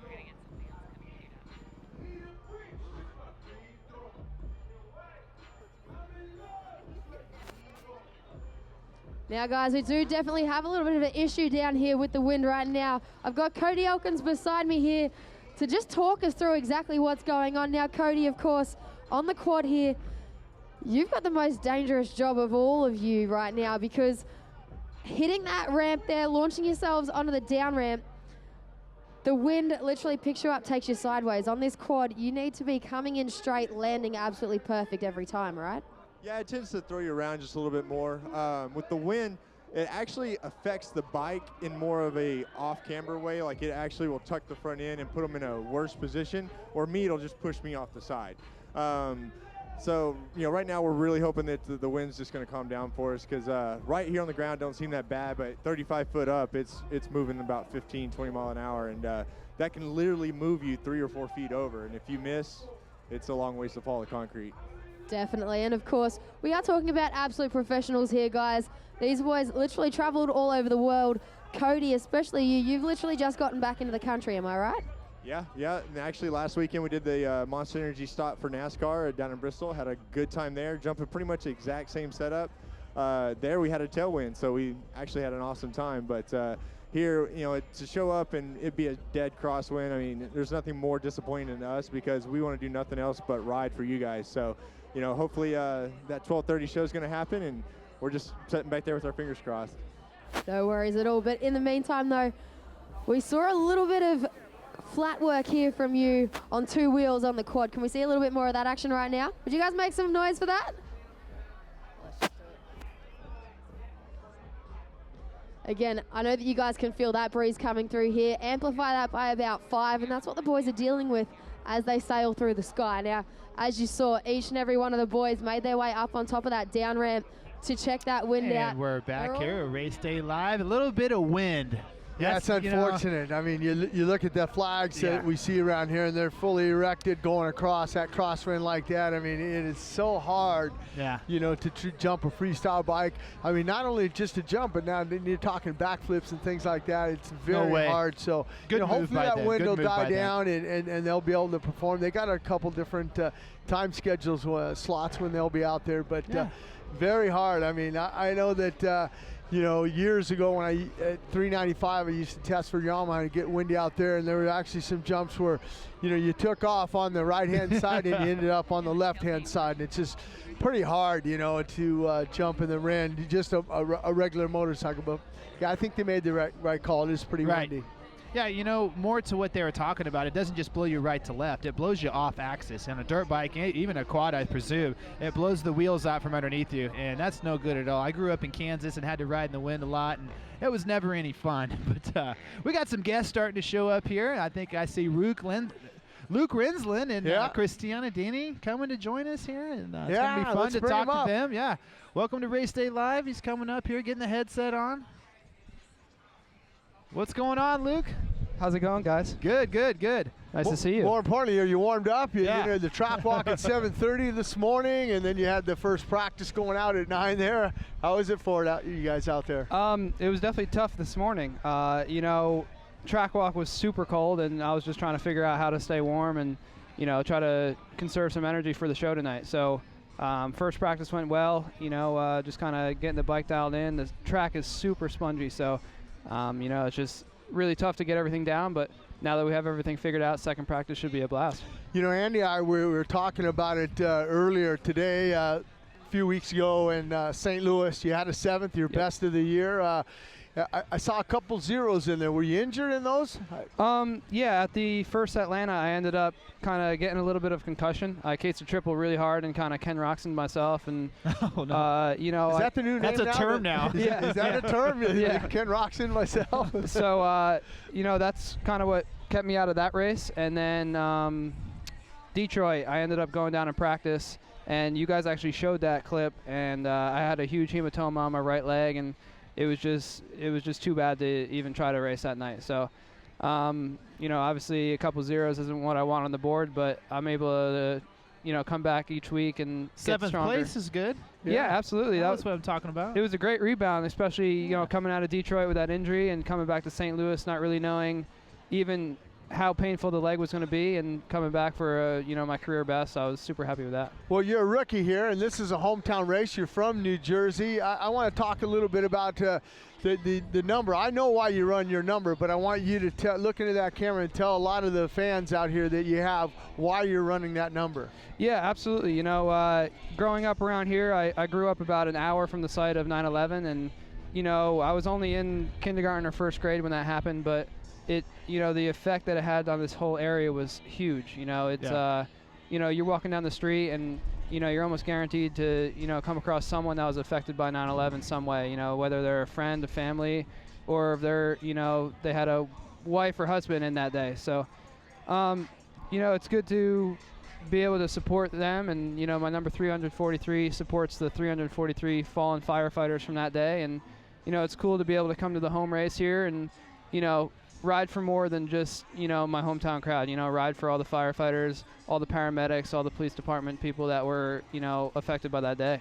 Yeah, I mean, you guys have had a lot of adversity here in New York and New Jersey. I mean, Sandy came through here, and it's still not put together. Yeah, I mean, it's brutal up here. You know, weather-wise, like Sandy and, you know, all the snowstorms and everything this year that, you know, collapsed buildings and everything. It's brutal up here, but you know, it feels great to be able to kind of give back to all the heroes of the country and, you know, do my best to support them here today and put down a great result. You know, something that, you know, affected me at 9/11, I was working on a show called, it was with Matthew McConaughey and Kate Hudson, How to Lose a Guy in 10 Days, and they flew me back here, and I was doing some bike stuff for Matthew and stuff, and that was right around that time. But, you know, you had some time off, and you got a chance to go by the fire stations and things like that and see all the tributes to everybody and along the Hudson River there and just all the tribute. And I got a chance, you know, earlier this week, I went back to the site, you know, where the Twin Towers were and the memorial they have for Ground Zero, and, you know, took a picture of that and then looked at the new monument that they built and everything. And I didn't get a chance to go into the museum because I didn't have much time. But, I mean, it's still, you know, 9/11 till now, I mean, it still affects people. Oh, absolutely. You know, it's been 14 years, but nobody has forgotten anything about it, and it'll never be forgotten. You know, it's one of the greatest disasters we've ever had in this country, and you know, so many great people were lost in that day. So you know, I just want to do my best to give back, and you know, it feels good when you have a firefighter or, you know, a paramedic come up to you and pat you on the back, and you know, it gives them a smile to you know, represent them. So. You know Ed Wilson, right? No. He actually does the police and firemen's race. He has a West Coast team, so I didn't know if you had met him, but I was figuring maybe Ed would come up to you and say, hey, that's pretty cool, you're running that number. And very cool. You know, that's, I mean, it brought chills to me, the Freedom Tower. I mean, to look at that, and I mean, I think that's what America stands for, you know, like they can knock them down, but we're going to build a building and we're going to come back stronger. Absolutely. Yeah, we're gonna get back up, pick ourselves back up, and, you know, stand strong. Just like you did in Detroit. You did, yeah. Come back in St. Louis and get the 7th place. Yep. You know, this has got to be a dream come true for you. Being a factory rider, you know, you raced your whole life trying to get to this point. Yep. What's your rookie season really been like? We know you've had some crashes, but is it as cool as you thought it was going to be? It's been, you know, unbelievable for sure. You know, it's great to be able to line up for a heat race or a main event, and you look up in the stands and you see 50,000 plus people all looking at you. You know, you're the main show of the night. So it's been great. You know, obviously I've had a lot of adversity to overcome this year, but you know, it's definitely a learning experience, and I've become a stronger rider already. So I'm just looking forward to the rest of the year and moving on to outdoors and, you know, just learning Keeping more. it going. Right on. You know the bike's good. I mean, you saw what Webb did on, you know, and you saw what your teammate did. He's got a couple podiums already, Alex Martin there, and I saw his bike was here. And, you know, are you looking forward to that East-West shootout? I mean, that'll be something that, you know, it's something new for you to go out to Vegas and compete against the guys out on that West. Yeah, it'll be really cool to, you know, get that many more guys on the line and, you know, see what everyone's about. And it's kind of a cool warm-up coming into the outdoors. You know, that's all the competition that's going to line up come Hangtown. So, you know, it'd be cool to kind of gauge myself off of that and be able to have that as a fresh reminder of where I stand before outdoor testing and everything like that. Well, the other thing Andy and I were talking about earlier in the show is that, you know, not only is it a day race, not only are you live on Fox Broadcasting Network, but the other thing is you don't have no free practice. That first time practice was the first time you went out there. Yeah. How hard is that for a rider to go out there and just pull the trigger and start doing those timing sections? It's really tough. You know, you tend to want to push things too far too soon, I guess. Too fast, yeah. So I just went out there with the mentality of it's just free practice. You know, kind of get the track dialed in, take my time to get everything dialed in, and then, you know, just smooth everything out from there. So, you know, the guy that was fastest, Marvin Muskin, said, you know, I think 3 practices is too much. Can you believe he said that? I mean, coming from him, I would believe it. That guy is so smooth. You know, he's on another level right now. So I could believe it coming from him. So, you know, it's definitely tough to get the track down in 10 minutes like that. But, you know, like I said, we have it down now. The weather's warming up. The sun is out. And I think second practice should be a blast. The only other thing with you is that you don't get a chance to watch Marvin because you're in that same practice with him. Do you go back and look at some of the video? You have your truck driver, hey, you know, put the video on Marvin for a couple laps so we can see what's going on. Do you look at Marvin when he rides? Absolutely. You know, we send 2 guys up into the press box and one guy's Check that guy filming me out. the whole time, and the other guy's filming, one of the top guys that are on their heater. So we get to kind of, I know some teams get to overlay it and kind of ghost the guys on the video. We don't have that technology, but we get to go back and forth and see the different rhythms and the different lines and the turns and segment times and everything like that. That's basically how I relax between practices, is watching video and looking over segments. Does Christina let you relax over there, Miss Denny? Yeah, sometimes, Yeah. She runs a tight ship, we hear. Absolutely. She cracks the whip a little bit, but it's been great, honestly, with the team. As my rookie year, I didn't know what to expect, and I didn't know, really where I stood, and they've made an easy transition for me to come into the pros and, get acclimated, a little easier than if I was on my own, for sure. Absolutely. Well, talk about this project you've worked on with Jimmy Albertson, the Spectrum thing. That had to be really cool. Tell us a little bit about how you put that together. Oh, I mean, it was awesome. It got set up through my team. Kyle Cowling, he wanted a rookie prospect to, get on that video series and kind of make it a different perspective, I guess, on a rookie guy coming into the sport. And, I've actually been able to see the whole episode. It's a little hush-hush right now. It releases on Wednesday, but I got a sneak peek at it, and it came out unbelievable, honestly. Cool. It's worth a watch, and, everyone go over to Vimeo On Demand and check it out. Support Kyle, because he's an unbelievable guy, and, everyone needs to support this project because it's going to be awesome. Something else worth to watch, the party in the pits here in East Rutherford. You're seeing behind us some of the sport bike guys doing it. Would you get on? Would you get on a bike like that and try something like that? He's been on a trials bike, Jim. We had the trials guys out there. We were following you on Twitter, and you did a little bit of that action. How was that? Oh, it's awesome. I've had the trials bike for the last maybe 3 years, I think. And up here in New Jersey, when I have time off, I get out of Florida, I'll come up here, and it's all just mountains and rocks and logs, and it's such a fun experience to get out there on the trials bike. On Thursday, actually, it was snowing all day, and I was out there for 3 hours just draining my bike, draining the gas out of my bike, having a blast. So, is that relaxing for you, though? I mean, it relieves your focus from racing, and even though you're on a motorcycle and you just kind of get with the bike and you're just one with the bike at that point, right? No, yeah, it's great. It's definitely, honestly, it's tough on your body, standing up the whole time, you don't get a break. Pulling up on the bars. And the technical skill it takes to get over some of these obstacles is This has got to be technical, though, and hard to do. I wouldn't want to take a street bike and let alone have two people on there. Oh, man, a girl. I think in my next practice out here, I'm going to try one of those stoppies with my feet over the bars.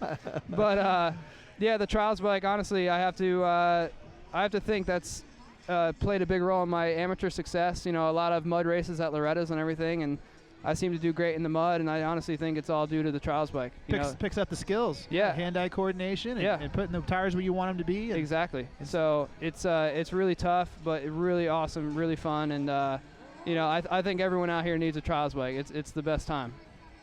Which kind do you have? A gas Sherpa? What do you ride? I have a Sherco 290. Sherco, yeah. So it's great. 2-stroke, a little bit of premix in your life. When I started up, it started smoking. I just breathe in all the fumes, back to the 2-stroke days. Right.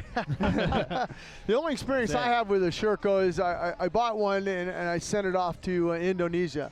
Yep. So I got a chance to sit on it. I mean, just kind of like you said, you got to stand up. Your lower back hurts. I mean, I'm just kind of sitting on it for a little bit. And I'm just, you don't really sit down on those things. Yeah, and it, it makes you realize how important bike setup is and everything. A little adjustments make a huge change on the trials bike, and it kind of makes you realize that for the moto as well.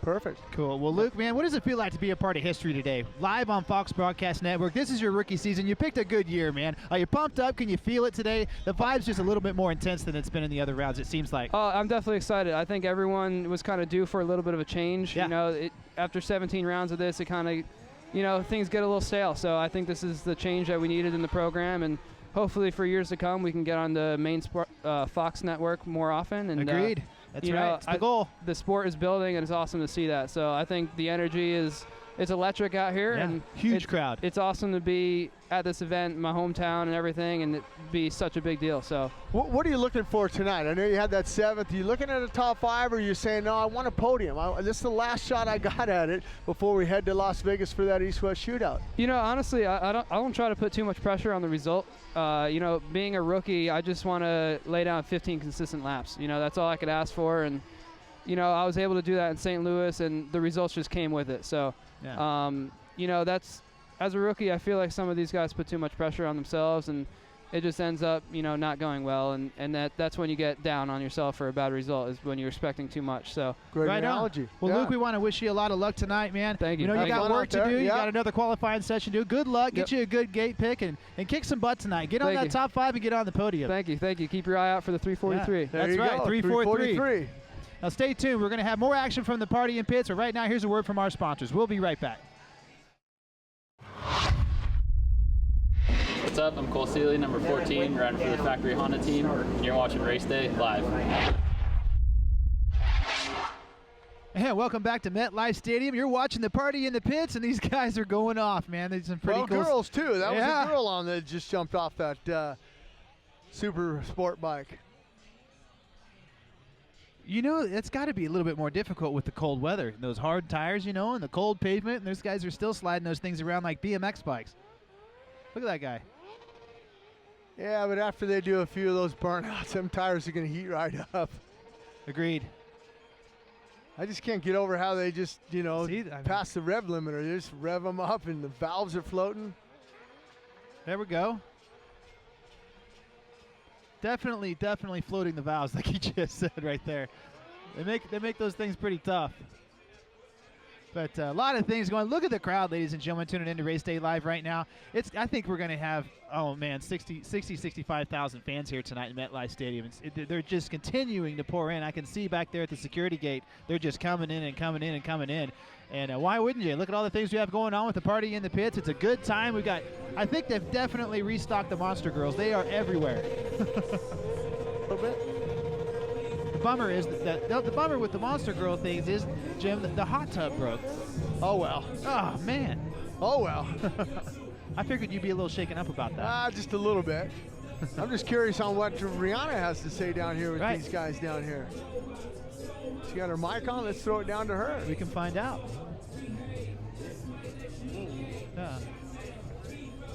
Check it out, up on that rear wheel, playing the drums on the tank. These boys not wanting to finish up their second session here today. Spinning around, keeping that front wheel in the one spot. Throwing it down there for us too.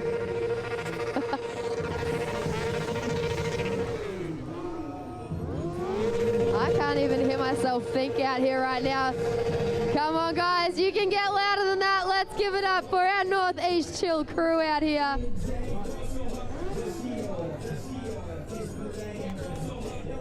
Picking the lovely Amy up. We are going to send the boys out the back. They will be back in again later on to show you a little bit more street bike action.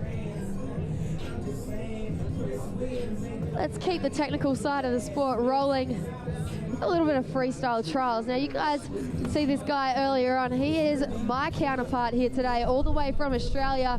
Guys, please make him feel welcome as he makes his way into the arena. This right here is World Freestyle Trials champion Jack Field.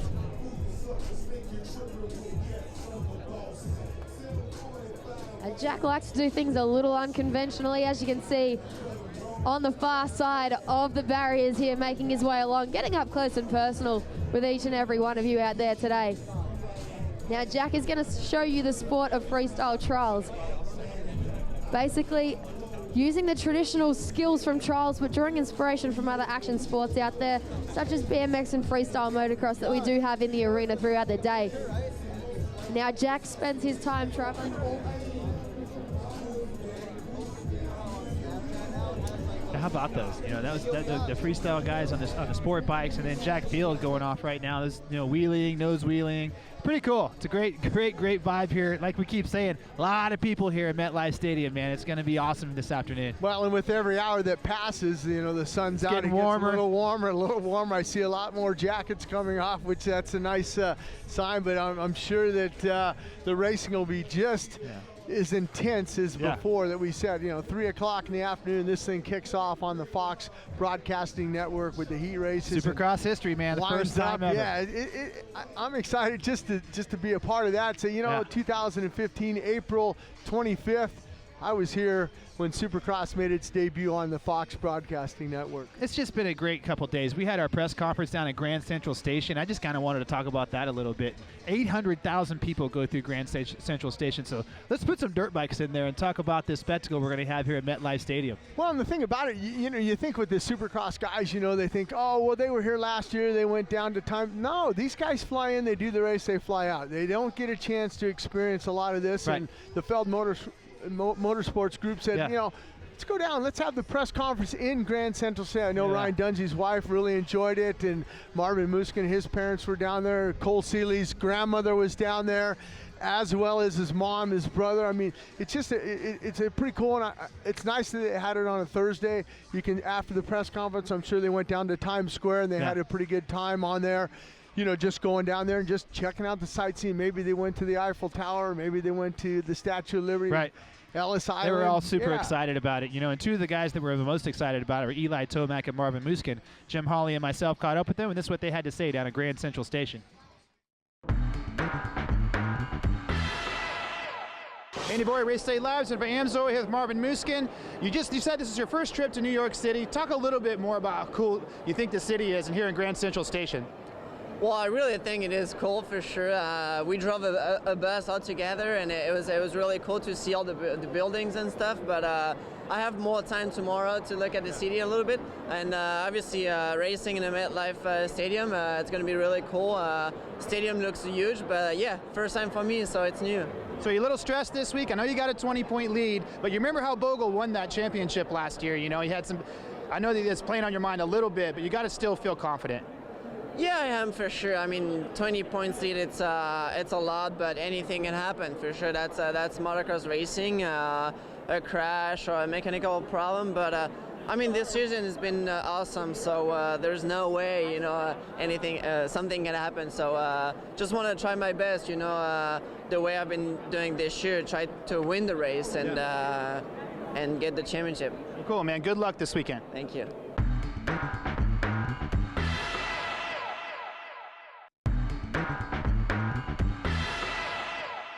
Jim Hawley, Race Day Live, presented by AMSO with Eli Tomac. That was a pretty cool press conference here in Grand Central Station, New York. I know last year you had a podium here, second if I'm not mistaken, but you didn't get a chance to come down into the city this year. You're in the city now. Yeah, it's cool just to check New York out. I mean, you know, and to come in here in the Grand Central is really cool, and it's going to be another unique thing this year is we're racing during the daytime, so it's going to be different, and you know, now it's just try to go out there and get another win. You talked about that new schedule. I mean, track walk, 7:30 a.m. in the morning. Like you said on the press conference, that's 4:30, you know, on that West Coast there for a lot of the guys. Does that throw you out of a little bit of a rhythm? I mean, have you kind of practiced that during the week? Like, hey, man, I should probably start riding at 7:30 or at least do the track walk and then ride. And do you change your format coming into this race? I mean, yes and no. I mean, I'm actually a decent morning guy, which is okay, but you know, and at least the race itself is whatever it's at, 2 or 3 o'clock. You know, is when we're done by. So that's when most guys are training at home and we're all finished up. So I don't think the race itself will be a big deal, but it's just going to have a different feel as a racer and a rider because normally we're under the lights, and it's going to be a different environment for sure. You know, I think it's going to be really good for TV, but it's going to have a different feel as a racer, you know, when you're out there battling with guys. 2 wins for you this season already. I know you got your first in that 450 round 2, Phoenix, Arizona. You got another one later on. Obviously, you're looking for a couple more. Yeah, I mean, we only got 2 more, so it'd be cool to close out with 2. last week in Santa Clara, I was second again, just working from the back, and I felt like I could have ran up front with Ryan, but just wasn't there. So at the beginning, I don't know. I did work on some starts obviously this week and tried some different body position stuff, and we'll see if it works here or not. The last 2 races I've kind of watched you in the start. I'm looking at you. Your reaction times look good. You're coming out of the line, but it looks like you're spinning a little bit when you get out of that gate. But the other thing I notice is you're coming up and you're just missing that transfer spot, the top 4, and you're having like the 9th and 10th gate pick on that line. How hard is that? Yeah, I've done that 2 weeks in a row now, where I haven't made the, gone straight into the main. And last week I was actually pretty fortunate for my gate pick itself. I was actually really surprised that gate was open. I was just inside the doghouse, and the hole itself wasn't really bad. So, but the week before we were at I think Houston, and I honestly can't remember the gate there. But considering those past 2 weekends, my main event picks haven't been that bad. So I can't put the blame on the picks themselves. All right. I want to give you $1,500. Supercrosslive.com pays $1,500 for that hole shot. I want you to go out and get a hole shot in East Rutherford, New Jersey. That would be amazing.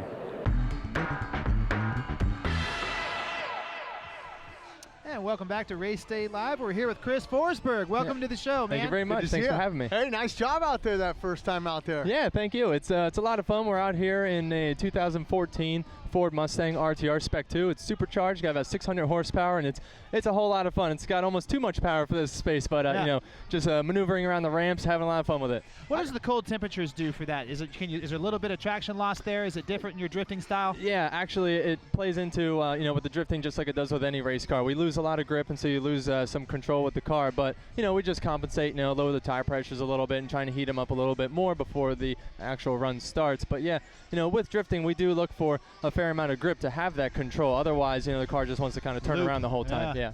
Would you put tire warmers on? I mean, it's not that cold, right? Yeah, it's not that cold, but yeah, like a quick burnout, a couple donuts, it gets everything up to temp pretty quick. Yeah. And what kind of tire pressure would you run out there? Say you dropped it down a little bit, you said because of cold, but what type of pressure are you running? Well, we'll run in like the 30s, generally pretty low. Like a common misconception with drifting is that we kind of like juice up the rear tires and make it real slick so that the car slides. But actually, we're looking for a lot of grip, so we'll keep tire pressures down in like a normal racing pressures in the 20s or so to have a lot of good grip. Now let me ask you this: when we saw you out there, performing, I saw a passenger in your car. Who was that passenger? Oh, we're taking some Monster executives for rides. Nice. You got to keep them all happy. Put smiles on their faces so we can have events like this, right? Yeah, I just want to make sure because I saw the guy in there and I'll go, who is that guy in there with, Chris? Who got in there? Well, let's talk about a little history. I dug up a little bit of history on you. You grew up in Pennsylvania on a farm, and your first drift was in a tractor, getting as fast as it would go and locking up the tires and throwing that sideways. Tell us about that.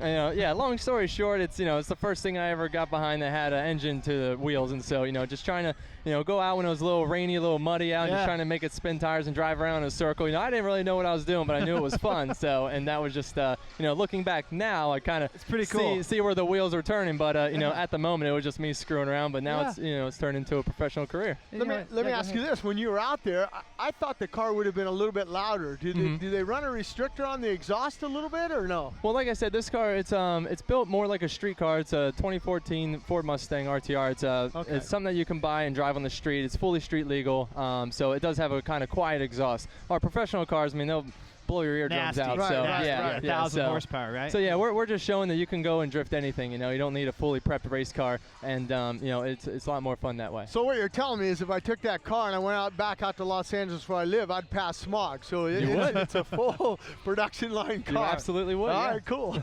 Tell us about that first RX-7. My first car was a RX-7, and it was just a rear-wheel drive turbo car that I bought when I was 17, and strictly for the purpose of learning how to drift. Fully self-taught, just out in Pennsylvania, open areas, empty roads, old farmland, if you will. But obviously I don't condone any of that on the streets now. We have sanctioned events. Back in 2000 there was no events. Drifting didn't really exist in the States, and so since then, myself and a bunch of other guys, we started organized events on the East Coast in about 2003, and they've been carrying on to this very day. That's awesome, man. Yeah. And you eventually took that all the way to 2009 to become the Formula One Drift champion. Yes, yeah, we won the Formula Drift Championship in 2009, and we backed it up with another championship last year, 2014. So you're the defending title belt holder right here. Yeah, Nice. the belt's around here somewhere. I misplaced Yeah, it. I don't even see your name on here, man. Where's the belt and the name and a lot of those? What else do you have coming up? What's you're gonna finish out like for Chris? Well, next weekend we're actually going down to Virginia International Raceway, and there's an event down there called Hyperfest. It's a whole lot of fun, and myself, Vaughn Gittin Jr., Ryan Turk will be there doing drift demonstrations, giving rides. I actually have a 4-seater, one of the only 4-seater drift cars in Now the we're country. talking. Yeah, we take that thing out. Vaughn will have his Mustangs, and we'll go out and do tandem and rides, and it'll be a good time. And then the following weekend we go back to Formula Drift in Road Atlanta. Oh, nice. What do you think about this Supercross action we got going on over in the stadium here? Supercross is insane. It's like one of the biggest events in the country. Just watching these guys go, like just wheel to wheel all the way around this course. It's totally insane. And so, it totally give these guys a ton of respect for what they do, and we admire it. As soon as we're done out here, giving the fans a little pre-race experience, we're going to go inside and watch them go. Let me ask you this. Do you have a motorcycle yourself? You're from Pennsylvania. I did, and I have, several over the years, but actually kind of sold them all off, and I'm sure one will kind of come back through the cycle. Yeah, had, I don't know, half a dozen motorcycles in my years. Did you see what was coming up? You're coming up. Yeah, man. We probably all gotta these let you thousands go, of man. people right here waiting to hear that Mustang you're coming crank up, up so we again, probably man. should Yeah. wrap it up and get you we'll going. let you man. go, man. Thanks for coming on Race Day Live. Have fun Really out nice there. to meet you, Chris Appreciate it. Forsberg. All right. Yeah, We'll see you let's see soon. some more smoke. Let's do it. Yeah.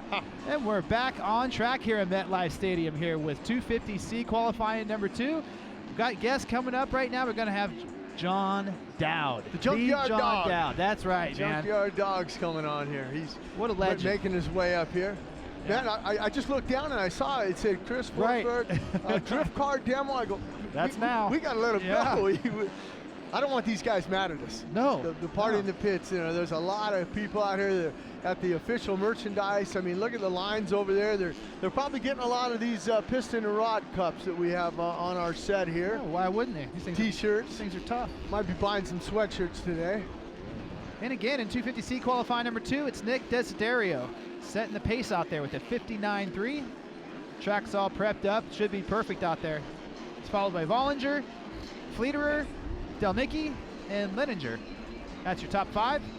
Yeah, and this is the last time, like we saw, that these guys are getting a chance to go out there for their final time practice, before we get ready to, opening ceremonies at 2:30. And then, like I said, the Fox Broadcasting Network starts at that 3 o'clock as soon as that heat race.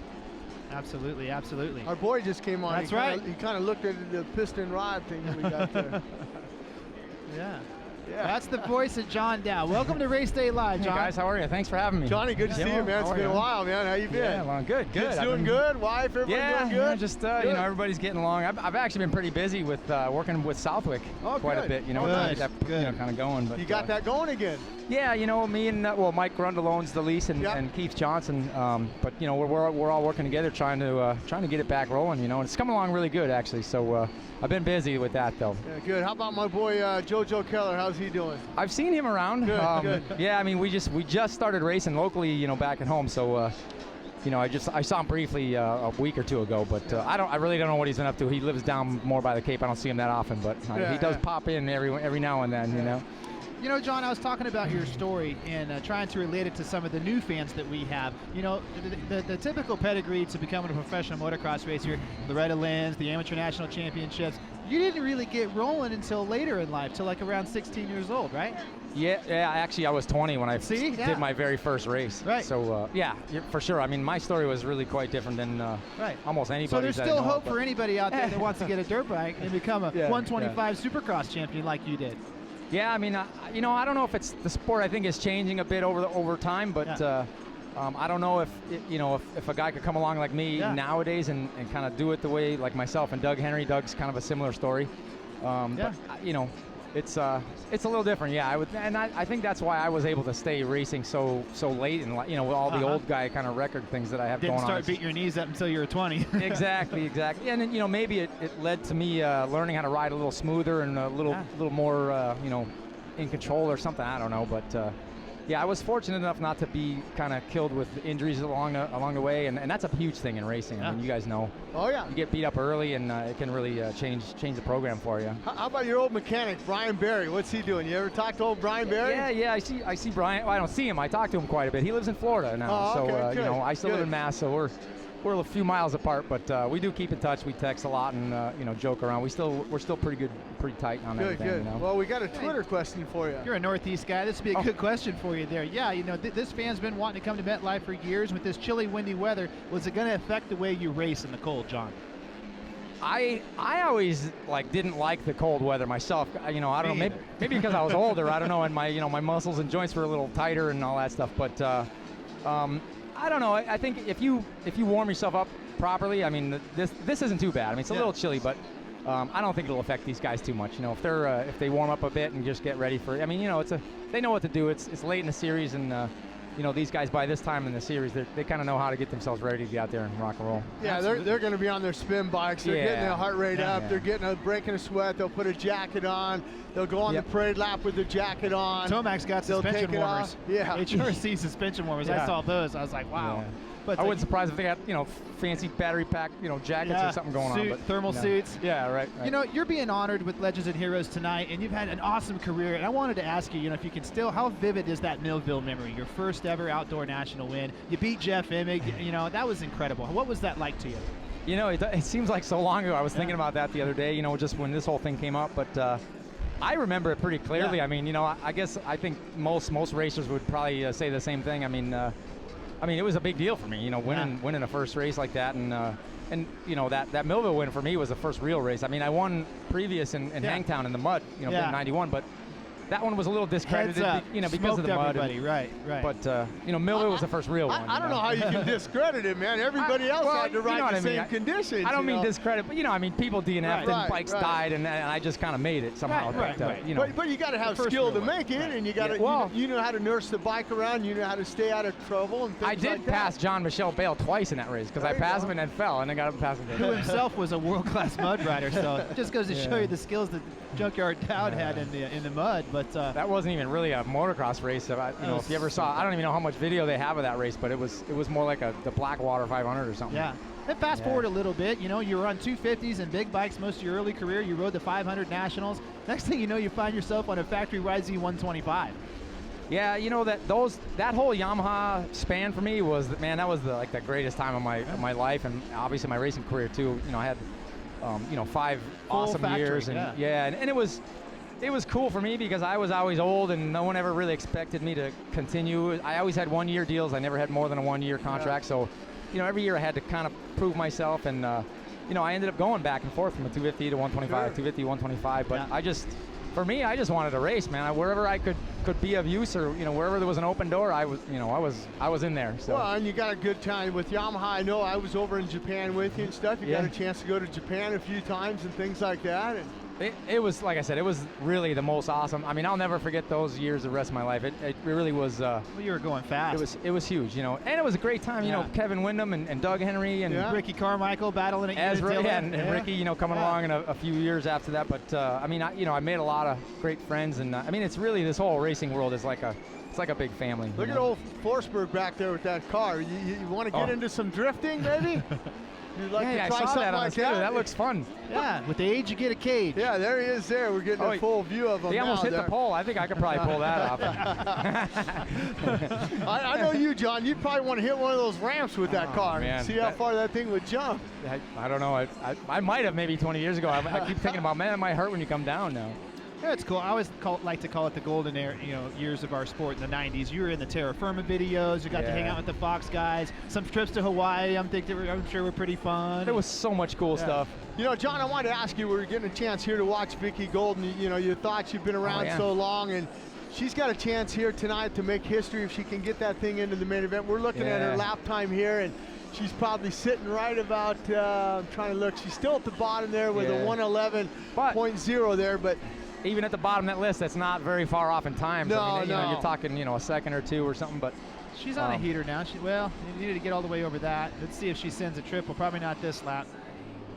You rode some arena crosses. It looks like this track is pretty technical. Tough. I mean, I got a quick look at it, but some of the rhythm sections are rather tough. Yeah, It's got a dragon back up on top of a tabletop that bit Jimmy Dakotas on the first lap of practice. Yeah, I heard he went down there. Yeah. But yeah, some of the tracks are more technical than others. I don't know how that's going to play out for her, but it's pretty commendable she's out there even, doing it. And, I mean, coming close too, I mean, maybe she could put it in there, who knows. And she earned it. I mean, she put in her dues in the AMSOIL Arena Cross Series, the Ricky Carmichael Red Supercross. She did all that. How old are you now, John? I was just curious. I'm 49. I'll be 50 in a couple months here coming up. So. Yeah, because Andy and I, when we're doing some of these, I'll look at some of these, and I'm, in my mid-50s now, and I look at some tractor, I wouldn't mind going around that. And then I look at the other ones, I go, I don't even want to go out there. That's exactly how I feel. Some of these technical, gnarly tracks, I look at those, and I have no. But there is a few tracks where it looks like, even some sections that look like they'd be really fun. But man, those whoops look big out here tonight too. Yeah, they're looking tough. gnarly. So. Well, you're always good in the whoops. I was just gonna say, back in my day, I would have loved those things. You're good. I couldn't jump them and time them. Like Villeman used to always do that bebopping thing, and if I couldn't skim them, I was in trouble. Right. If I could get on them, I was happy. He danced those through look them, gnarly. and you just bulldog. Yeah, he was all finesse, No, it looks good though. I mean, the track looks nice. It's good dirt. It's a beautiful day. Great, beautiful day. Yeah, it's sun warming shining. up. Tons, a huge crowd. Look at these people. Isn't this awesome? In Supercross history, it's a heck of a day to be, Legends and Heroes Award today with live Fox Broadcasting Network today. Yeah. It's just a huge day for the sport. It's got to feel great to be a part of it. Yeah, it's cool. This particular race too. Last year, I think it was one of the record numbers, right? Crowd attendance or something, and. I think it's really cool having it back here in the Northeast, and I kind of saw some clips that it might be at Gillette Stadium next year. Well, it is. As well, I don't know if that's confirmed or whatever. Yeah, no, it's confirmed. There's a sign out there that as we're watching Forsberg now do some more 360s and drifting out there in his Mustang there. Tire testing. Traction control. He must have a good tire sponsor, you think? I don't think he's got his traction control button on. Yeah, no, he doesn't have it there. But yeah, it's confirmed. Next year in 2016, we will be up in Gillette Stadium in Foxborough, Massachusetts. I remember when I got a chance, when I was racing, we went up there. It could be cold up there too in April. Yeah, hopefully, I don't know what the date. What was the date? April. Yeah, it could be chilly, but you know what? It don't matter. I bet you people are gonna pack that. The place. locals will still come. Yeah. Yeah, I mean it's the local up in the New England area. They're pretty hardcore fans. Absolutely. Well, and here's the thing. Andy said, this morning, man, it's cold out. He's from Florida. It's 90 degrees there when I go. You got to remember, Andy, all these people that are coming here to MetLife Stadium, they're used to the cold. This is nothing for them. They're tough customers. It was a cold winter this year too, so this is. I mean, the sun shining. It's a little chilly, but it's nice. I mean. It's going to be great. I mean, look at the place. It's packed. I can't believe how many people are. Yeah, it's awesome. They're still coming in, too. If you see the security gate, they're just pouring in. You see the Spectra Oil? Yeah. Spectra Oil, they've been with you a long time. Yeah, local company, too, from Connecticut. And, I've always tried to pride myself on being as loyal as I could be throughout my years. And, these are definitely one of the guys that have stuck by me for forever. I mean, I think these guys were my very first oil sponsor, so it's cool. I remember them when you first, because I flew out and Horace Leitner had that link system that he had, and we rode a race at Stafford, Connecticut. I remember that. You guys, big Brian Barry was there and stuff. Yeah, that was fun. That seems like so long ago. Jeez. It was only 30 years ago. It was just a little while ago, 35 maybe? I was 8. Well, time flies when you're having fun, right? I guess that's a true thing. So. Right, time is flying, man. It's just been an honor to have you on Race Day Live, John. I appreciate it. It's nice always been one of my heroes. Good to see you. Congratulations on your Legends and Heroes Award today. Oh, thanks. It's cool to be a part of it. I'm happy to be here. I don't get to too many races anymore, and it's cool. I got my kids here and some friends and family and whatever, so we're looking to have a good time. I saw the number 55 over at the Legend here, one of JoJo Keller's old bikes there. Oh, yeah. Yeah, there's actually a big museum that's kind of come up in our area, Ken Kaplan's Motorcycle Museum, and he's got a ton of cool old stuff. And JoJo, got some JoJo bikes in there, and he's just getting it together, but he's doing a really good job with it. But it's going to be really neat to see all the stuff that he's got going on. He's a real history buff kind of guy. So cool. It's awesome. Well, thanks a lot, John. Well, I thank all you folks for tuning in. We got a huge show still to come. We got a gigantic party in the pits going on. Ken Roczen's coming. We got the 250 AM 450A qualifying session. Stay tuned. We'll be right back. And welcome back to MetLife Stadium. You are watching Race Day Live. This is the 250B qualifying number 2. all the practice they're going to get for the day is going to conclude right here for this group. That's it. Blitz whoops. Hang on to it now. Buddy. Hang on to it. Hey, he sent it through there pretty good. Stretched them long legs out and got through the whoops pretty That's efficiently Lampy there. That's right. Aaron Lampy. Got a pretty good time. I believe he's fifth fastest in that first one there. Pretty decent back-to-back corners there. Definitely on a heater. We'll see. This is just the opening segments here. We still have 8 minutes to go in this qualifying session. If I remember right, Ryan Zimmer was the heat last time and had the fastest qualifier. Yeah, 2:44 on the Blue Buffalo sponsored ride. Right. John Slater.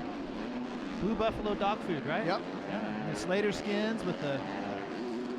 They're hucking that triple now. That's where he's to the flats there. OJ a little bit. Here. That's a pretty decent lap there. That's number 355. Well, Dakota Alex there just laid down a Taylor. 50 or a 59.8. Yeah. Lampy right there in second, a 101 right there. You see him, and Taylor in that third, the 102. A couple of those rhythm sections, if you don't get into them, right off the bat, they're pretty tough.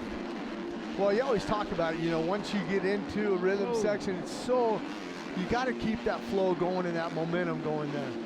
That's a good flow, Bryce there. Yeah, looking good. He's on a heater. He don't care if there's a guy ahead of him. Charging, man. Yeah, he'll push him out of his way.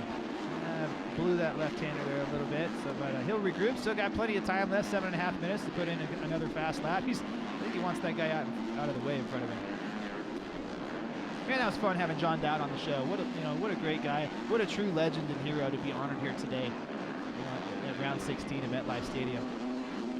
I was off on that. I thought it was 16. 20 years old before John Dowd started racing. Yeah, no, I knew he was old. I mean, you say old at 20. He's not old at 20, but he's old. I mean, all the guys coming up, I retired when I was 20. Yeah, he just started. We were just starting, right.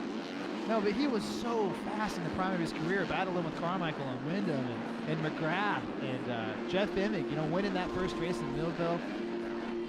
Really cool. Big John Dowd fan here.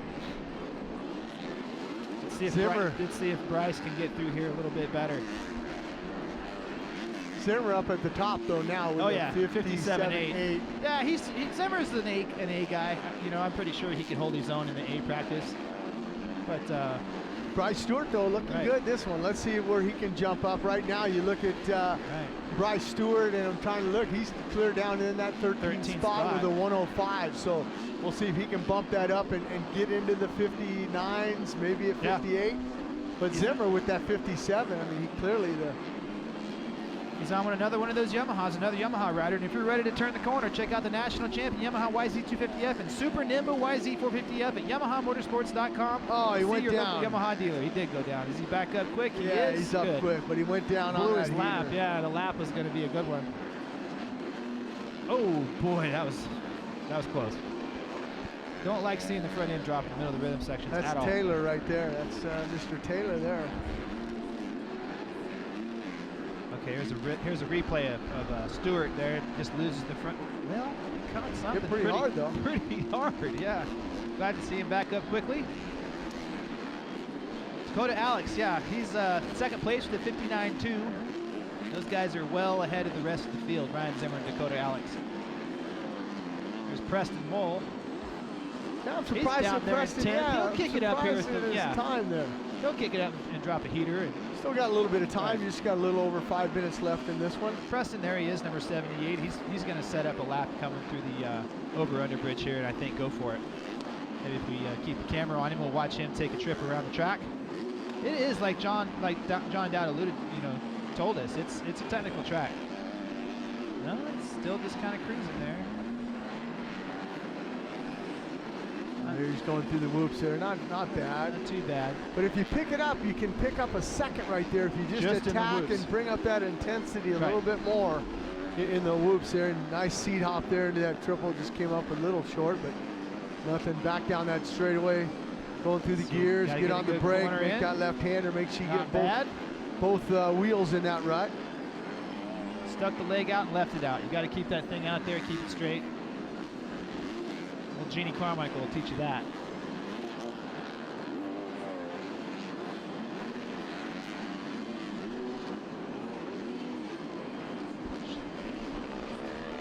top 5 here. Zimmer, Dakota Alex, Levi Kilbogger, Carnow, and Lampy. That's the top 5 with 4 minutes to go in 250B qualifying number 2. Yeah, and you mentioned Jenny with that leg. Yeah. If you didn't keep it out there, she'd probably put a weight on it. Yeah. If you're you know, what, are you too tired to get that leg out there? Yeah, we can fix that. We can fix that. Now stick your leg out with the sandbag on it. Right. Well, she's got her stick hitting you on the knuckles. Tell you what, Miss Jeannie Carmichael, love her to death, but she's tough, but she'll make you faster, and you'll thank her at the end of the day because you're a better racer. Joey Savacci's been down there training with her. Oh, yeah. Well, that's why he's been getting those podiums. That's right. That's why he doesn't get tired either. You'll burn some laps down there at the Carmichael farm.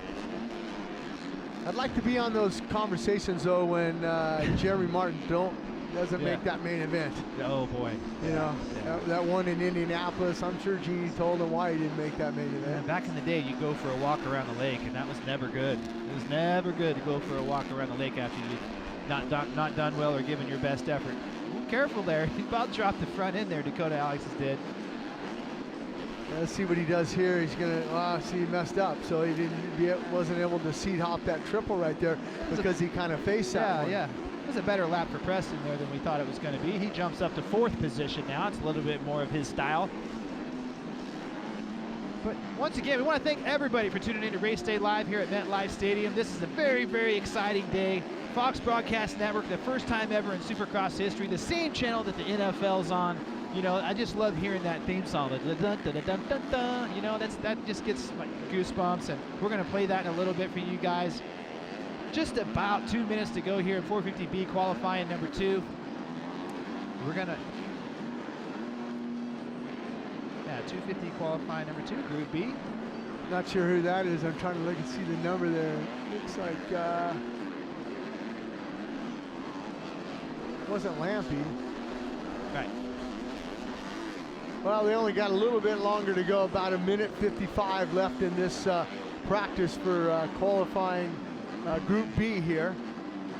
We got the C guys coming out, or the C guys are already out just before these guys. I like how they alternate, you know, back and forth. We'll start with the B, the C follows it. Your second time practice out, we'll start with the C, the B follows them. I like how the AMA mixes it up a little bit. There's Adam Gully. Haven't talked about him yet today, and he's a guy that has potential to get in the main event for sure from Missouri. And you always see him and his brother, Adam and Aaron. They're right there in 10th and 11th. They're always 385 right and there. 386, brother. They're always right there together in time practice and things like that. So, the Gully, there goes his brother right there. They wear the same gear. And once again, all you Snapchat users out there, make sure and submit your snaps to Supercross Live, Our Story, and watch what others are doing by visiting the live section of Snapchat Stories. It's going to be pretty cool. You know, there's social media is blowing up so big now. There's so many different ways to watch an event, you know, following Instagram, Twitter, Facebook, and now Snapchat. You can just see what's going on. You can see everybody's individual perspective of what they're doing, where they're at in the party in the pits. If they're over here by us behind the Race Day Live stage in the monster, what do we call this? The monster structure, you know? Yeah. We're right here. We're outside today. First time in 16 rounds. Race Day Live's broadcasting from outside in the elements, but it's been great. The sun's out. There's a gigantic crowd here, and we're just loving it so far. We have just about 20 seconds to go. They're going to throw the checkered flag. It's still Ryan Zimmer, 57.8, followed by Dakota Alex with the 57.9. Then Hairline, Kilbogger, and Preston Mole rounding out your top 5. Well, there's Bryce Stewart right behind those guys. It's good to see him put in a nice lap, a 101 for him, but still a little bit off Zimmer's time there, but I'm sure that'll get you into the night program, as well as Lampy. I see him down there in about 8th. I see the Gully brothers. They're in 11th and 12th right now with their times. Right there together. Yeah, they're always together.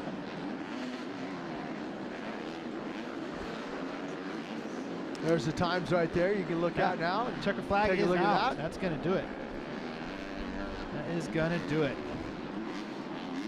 And folks, if you want to win, MMI and AMSO have teamed up to give you a chance to win a replica of Kevin Windham's Honda CRF 450R Supercross bike.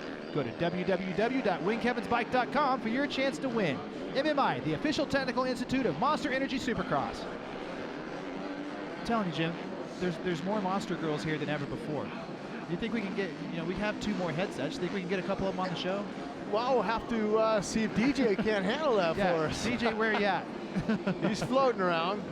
Man, it's just a great time, a great scene here in the party in the pits. The BMX guys are back out there. Yeah, these guys are throwing flares off the half pipe, and just amazing. You know, Brianna Buchanan's over there running on the microphone, and huge crowd. I think they're going to fill MetLife Stadium tonight. There we go. A chance to watch some of the guys there, and you don't see no jackets on these guys. They're definitely, when they're pedaling them bicycles, they're warmed up out there. I'm about ready to, you know, ditch yours. Yeah, I think so, or at least downgrade to the Jim Hawley replica. Yeah. Oh, look at that tail whip. No hander. Now they're in the train here. That's nice. Whoa. Boy, but you know, we talk about, you know, motorcycles, how far they've came. These bicycles have come a long way too. I mean, it's not like my Schwinn Stingray that I had back. Schwinn Stingray. Yeah. I haven't heard that for a while, man. Oh, look here. There we go. I don't even think I'd try that. I don't want to fall off that thing down to the pavement. No pads. Running no pads. Little Ripper making his way up and over the top. There's Bar Rihanna. spin off the quarter pipe there. Nice little stall up on top of the jump box on that front wheel. Giving a little bit of a wave out to you guys. These guys definitely going to have to start picking their noise. Can you guys make some more noise for us out here? You guys pick it up a little bit? Love it. These girls down here know exactly what I'm talking about. Let's get loud for our boys. And we're back on track now, and there's Marvin Muskin leading them around. Imagine that. He's led everything else today. Yeah, Marvin's, you know, let's see if he can, I mean, 2 seconds a lap faster that first time he went out there, and we'll see what happens. See what happens to him, and see if he can pick it up. I mean, that fast time, the first time out, he was phenomenal. But now these guys went back, they've watched some video. Yeah. They're a little bit more warmed up. They've seen the, you know, 458 guys going out there and warming up. So, you know, we'll see what these guys can do. There's Cunningham, Kyle Cunningham out there. Is that Cunningham right there? I'm trying to look and see. Yeah, that is Kyle Cunningham. Talked to Kyle there. He's been, he said he's been on a 450 ever since we last saw the 250 East in St. Louis. You know, he says likes to train on it. Says he can ride that 450 for 2 or 3 weeks and get off it and be even faster and stronger on his 250F.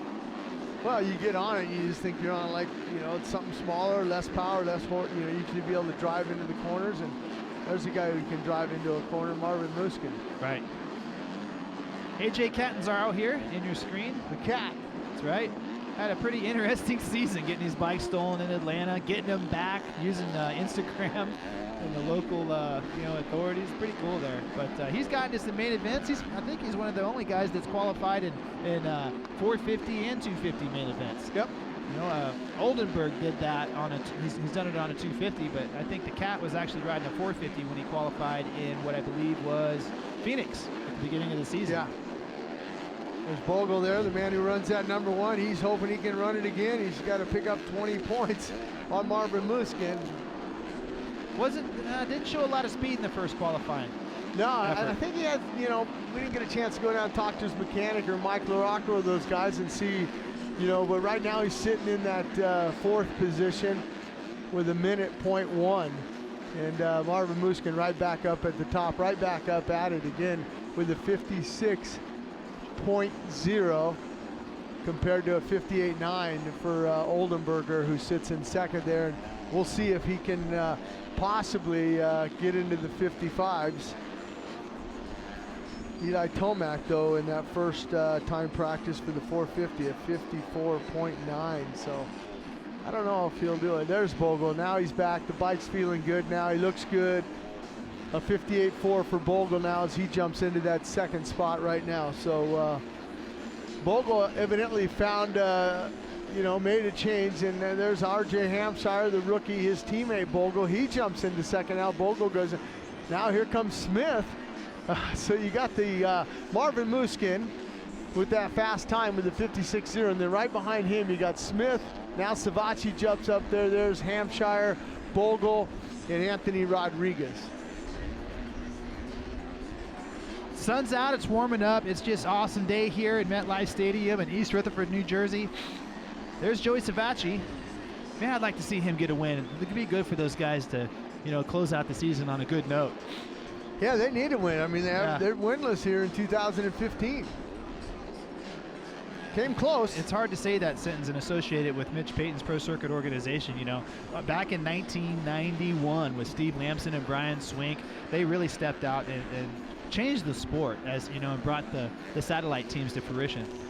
Yeah, they dominated there. I mean, even McGrath was on those peak teams. Jeremy McGrath, back in the day. Some of those guys, Buddy Antonez, Steve Lamson, list goes on and on. But the point there was, if you get on one of Mitch's bikes, you win. Yeah.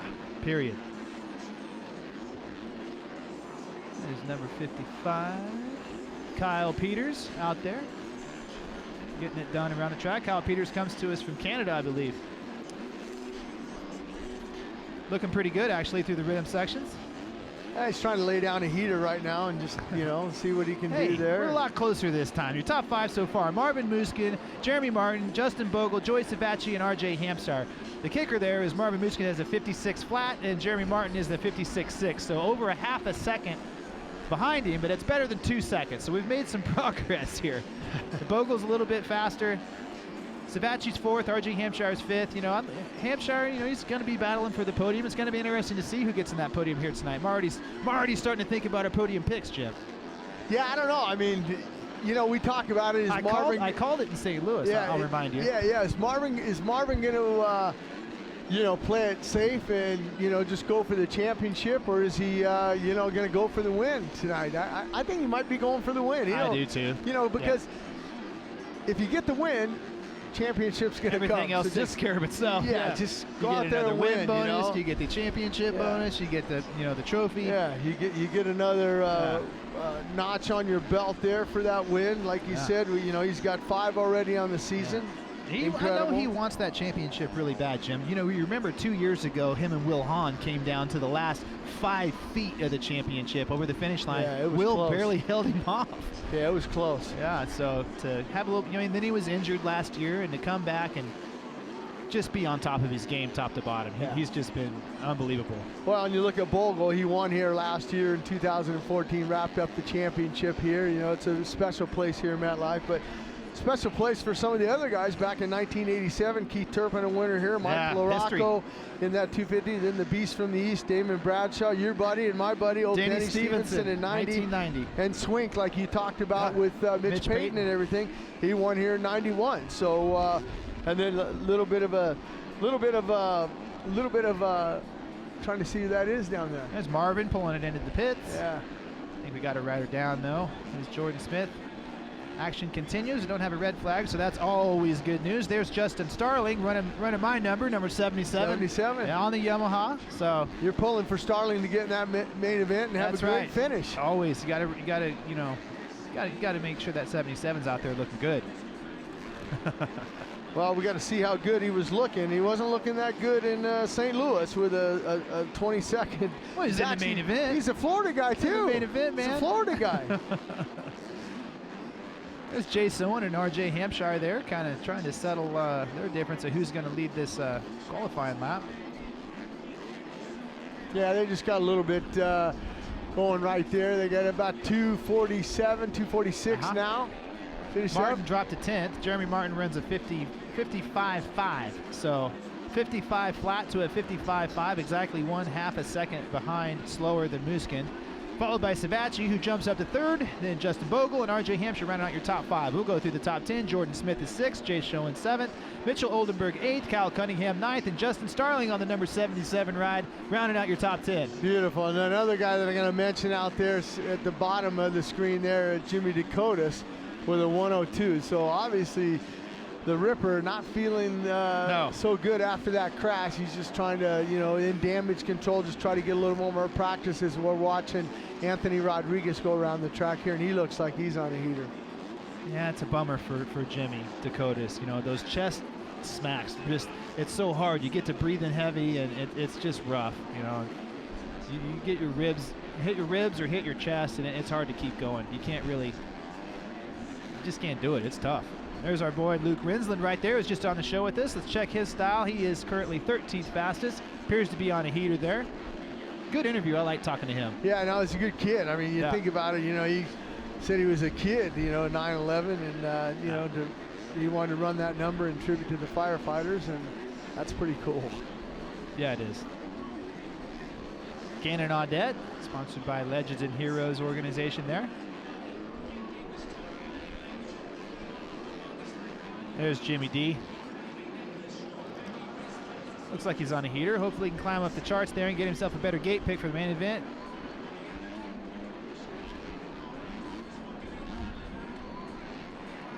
Yeah, I mean, Jimmy Dakotas, you know, he had a 6th in St. Louis. So there's that was a good Bogle ride down, for him. just getting her started right before the whoops. Looks like it was just a simple slide out. Watching Cunningham now get through that timing section there. And not leaving the door open, going around that corner there as you come back onto the start line straight away. Marvin just skimming through the top of the whoops like it's no big deal, barely misplacing a tire. Awesome. Yeah, well, Marvin dropped it in now to a 55-0 for Marvin. Yeah. Look at, just ridiculous through that right-handed corner right there. Love watching that guy's style through the corners more than anything. I mean, how do you not go with a guy like Marvin Muskin to win? I mean,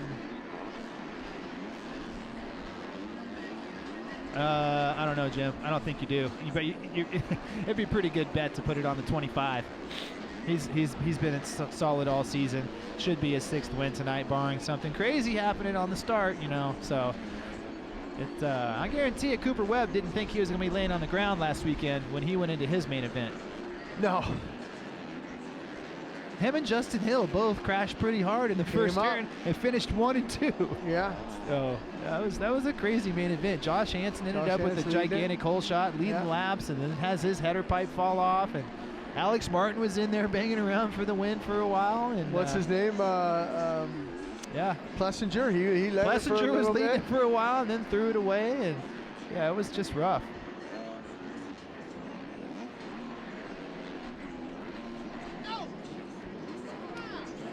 Checkered flag is out. Marvin Muskin's going to be going over there and talking to Ashley Phillips. You're going to hear how he got around there at a 55 flat. Again, just pretty much crushed these guys. 55 flat, half a second faster than the whole field. Muskin, Martin, Savatgy, your top 3. Well, and it's interesting too, if you look at that, that's exactly the way they finished the top 4 in St. Louis. That's exactly how they finished there. That's pretty interesting. You look at that. Number 6, Jeremy Martin. Jeremy, congratulations. You guys are right there, neck and neck. It's almost like hard to separate the two of you guys as you're out there in this qualifying practice. Tell me a little bit about the track and how it's developed. Yeah, the track's a tricky one today. It's really soft. It feels like the springtime in Minnesota, you know, after the ground unthaws and it's really wet and it's soft. So it's fun. It brings back old memories, and we're just going to try to get the bike a little better so I can be a little more comfortable and be ready for the night show. You know, in that first round of qualifying, we saw you come out towards the end of qualifying and put in a fast lap. It seemed like this one you were able to be more consistent with it. What was different about your bike or about the track? I think the track's just a little bit easier. They did a little maintenance on it. We're more comfortable now, so you're able to go out there and consistently be a little more on it. You know, the final round of the East Coast is tonight, and the final points are on the line. And right here last year, you did have a podium finish. What's your goals coming into tonight to round off the season? You know, I think just to get a good result for the team and finish strong. I've had a good little break, and I've been working hard with Osho and my race mechanic Pedro, so I'm looking forward to tonight. Well, we're looking forward to seeing you as well. One more time for this number 6 machine, Yamaloop Star Racing Yamaha rider, Jeremy Martin. And track work continues there. Fixing the track up again after the 250A qualifying. And you know, Jim, ask and ye shall receive, and the Monster Girls came to visit us. Yeah, and I'm right in the middle. How about that? Right. Unfortunately, we don't have a headset for you, but what's your name anyhow? Kara. Kara to the right of me, and to the left of me? Cassidy. Cassidy? Candace, you guys having fun in the pit party? I mean, it's going off over here. Yeah, we're having a blast. So many people came out. You know, my partner in crime, Andy Boyer, he said the hot tub is broken out there. What's up with that? Yeah, unfortunate. What'd you guys do to the I don't know hot the tub? full story. I don't know the full story. You don't know the full story? All right. Wasn't me. Well, Cassidy, you do know the full story of Grand Central Station. You were there to experience that the other day. And tell us a little bit about that. Had you ever been there, and what was that like for you? I actually haven't been there before. It was awesome. We did a big press release there and spent a couple hours there afterwards, taking pictures with fans with the bikes. It was great. Yeah. It was a really fun time. Lots of people just like this, but this is one of the biggest crowds I've seen at Supercross all year long. Would you agree? It's crazy. And it's early. People are, cold, Good early. thing we have Monster here. Exactly. And you girls, At least the sun's out. At least the sun's out. Yeah. Now, where are you from? I'm from South Carolina. South Carolina and Texas. Texas. She's from New Jersey. This is a hometown race man. for you. All right. Did you come last year? You were here last year. Yeah. Nice. Yep. You know these guys, the Northeast Chill, right? Would you? Now I saw a girl up on top of that. Would that be something you girls would be interested in maybe jumping on and putting a helmet on and getting on one of those things? I don't know. I need to practice that first. Yeah. Okay. All right. Maybe not in front of all these people. There's a lot of people here today. There is a lot of people here today. Might have a little I don't want to mess up like that. Yeah. But something A little interesting, embarrassing. we have one more round next week in Las Vegas, the final, Sam Boyd Stadium. They're just going to take all this and it's just going to transition over to Las Vegas. And who do I talk to about getting that hot tub fixed for you guys? I don't know. I'm just here for the photos. We're gonna. I'm not a mechanic, or well, a plumber maybe. Yeah, hopefully they get that taken care of. Well, Cassidy, tell us. Dig a hot tub. You've been at all the races this year, correct? A lot of them. Most of them. What's been your favorite city or your favorite venue so far? Besides this one. I'm kind of biased. I'm from Texas, so I'm from Dallas, so Dallas is my favorite. Arlington. Yeah. I love Cowboy Stadium. It's great. So. A lot of smoke. Yeah. I'm a little biased. Northeast Chill. I mean, now for sure, Andy. We've seen that a lot today. He's gonna have to get a new tire. That thing is nice and It's worn done. out. Now look, it's shredding. It's coming. See, that's what I say. It is shredding. That's why he needs a new tire. Insane. Them guys are very brave. Yeah, very brave. Absolutely. We're waiting on some Twitter questions that come in here. Everybody's watching you guys on the internet right now. Sweet. They want to ask you, what channel can we watch it on today? Well, that's Fox Broadcasting Network. You girls are part of history today. That's got to be cool. I'm sure you guys had some special marching orders today that this is the big deal. Fox Broadcasting Network, Supercross history for round 16, MetLife Stadium. Everybody's around from New York City. There it is. There's our jingle. That's right. It's not the NFL. It's not, Major League Baseball. No, not Major League Baseball. It's Supercross today. Yeah. That's right. And like I said, it's on Fox Broadcasting Network, not Fox 1, not Fox 2, just Fox. The lower channels. The ones that everybody has. Everybody has so everybody's Fox. going to be able to watch Supercross today and watch the Monster Girls tonight perform your duties and It's a good stuff. Saturday, Yeah. No excuses. They can't miss it. So how's everybody been today? Has the fans been nice? Have you met anybody interesting? Everyone's been very nice. Everybody's been very nice. I think it's too early to be Right. really interesting. Pretty early. Yeah. It was freezing this Lively, morning. It was though. 39 degrees, and you guys showed up like this. You guys didn't get any special Monster Girl coats or nothing, or? Well, we had yeah, definitely the skirts still. Yeah.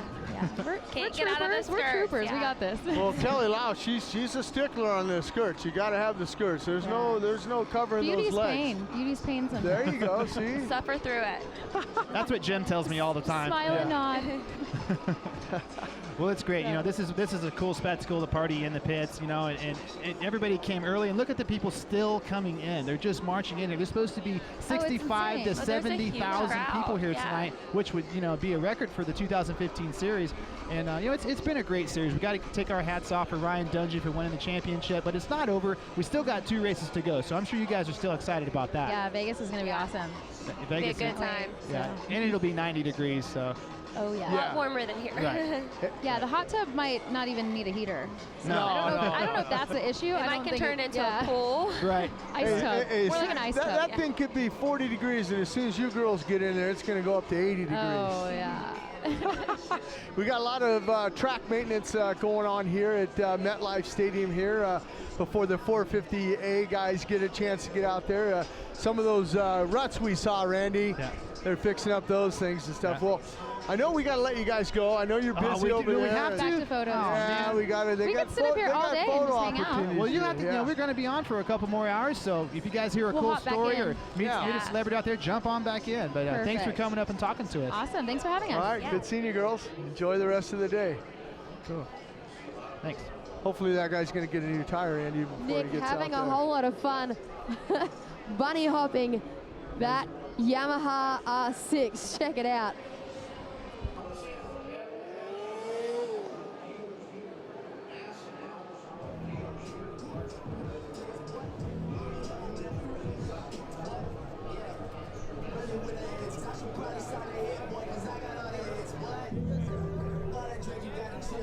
How about it? Come on, guys, let's get loud for him. Northeast chill, that right there is Nick on board the Yamaha R6. We will see them a little bit later on. Right now, though, I have the feeling we're ready for a little more drift action.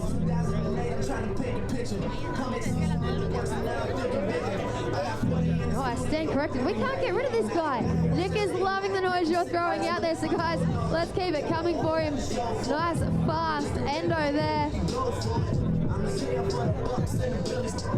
Up on the rear wheel, making that 400-pound bike look way too light as he steps up and over the top, using the rear pegs and that seat to get it done, taking those hands off momentarily there as well. This guy throwing it down here for us today at the pit party. Little spreader there to finish things off with. Guys, let's give it up for him. Back up in that high chair position, check it out. Both feet over the top of the handlebars, pulling up nice and easy. This guy definitely having a whole lot of fun down here at the Monster Energy Supercross. Are we all enjoying ourselves today? Do you airdrop that? High chair wheelie action there from Nick out in the main arena. This guy can't get enough of it right now. Check it out. Drifting his way around the track, giving you a little hint of what you guys are about to see.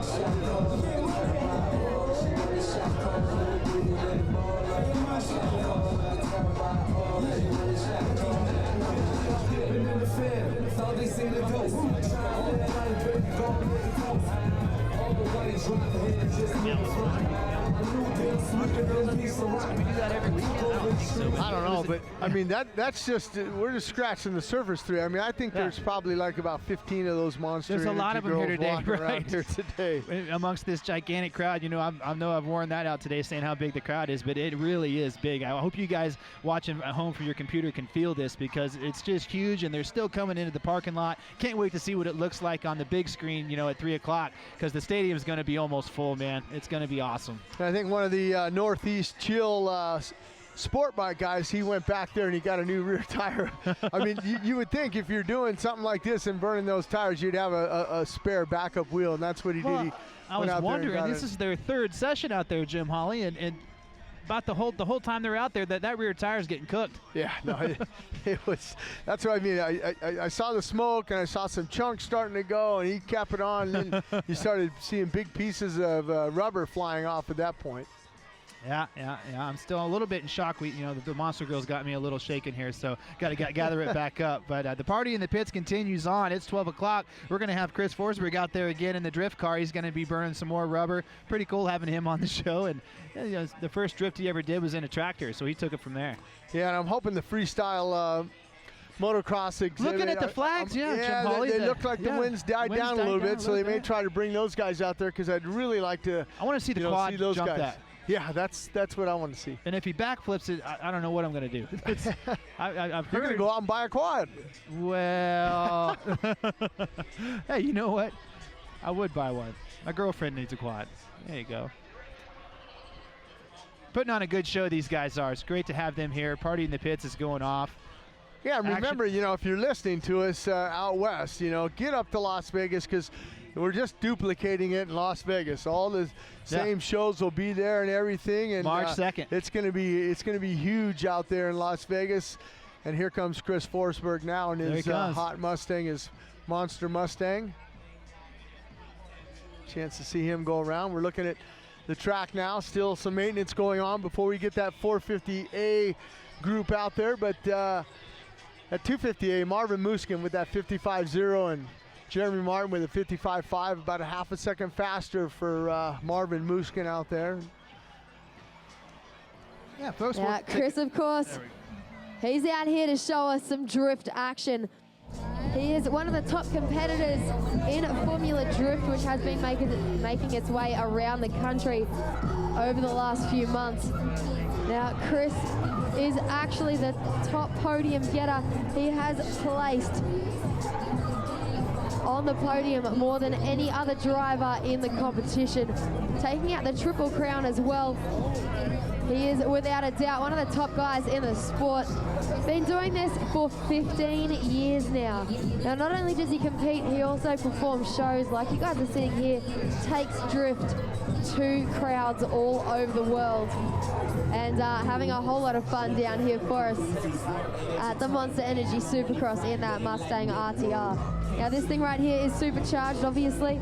600 horsepower is being thrown out of that thing as he makes his way around the arena here. Now, he's got a lot to deal with, actually making himself a little bit of a figure 8 track there around the BMX jump boxes and the pole, back and around the freestyle down ramp here.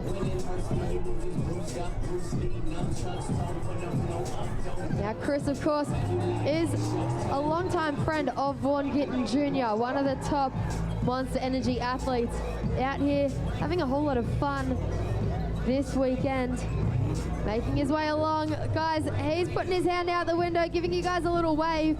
He can, in fact, hear you guys as he comes past. So make sure anytime he does a nice slow lap there, you guys get loud. Let him know that you're liking what you're seeing out here today. Come on, let's get it going again, guys. Make some noise for Chris Forsberg. He can hear you in that car.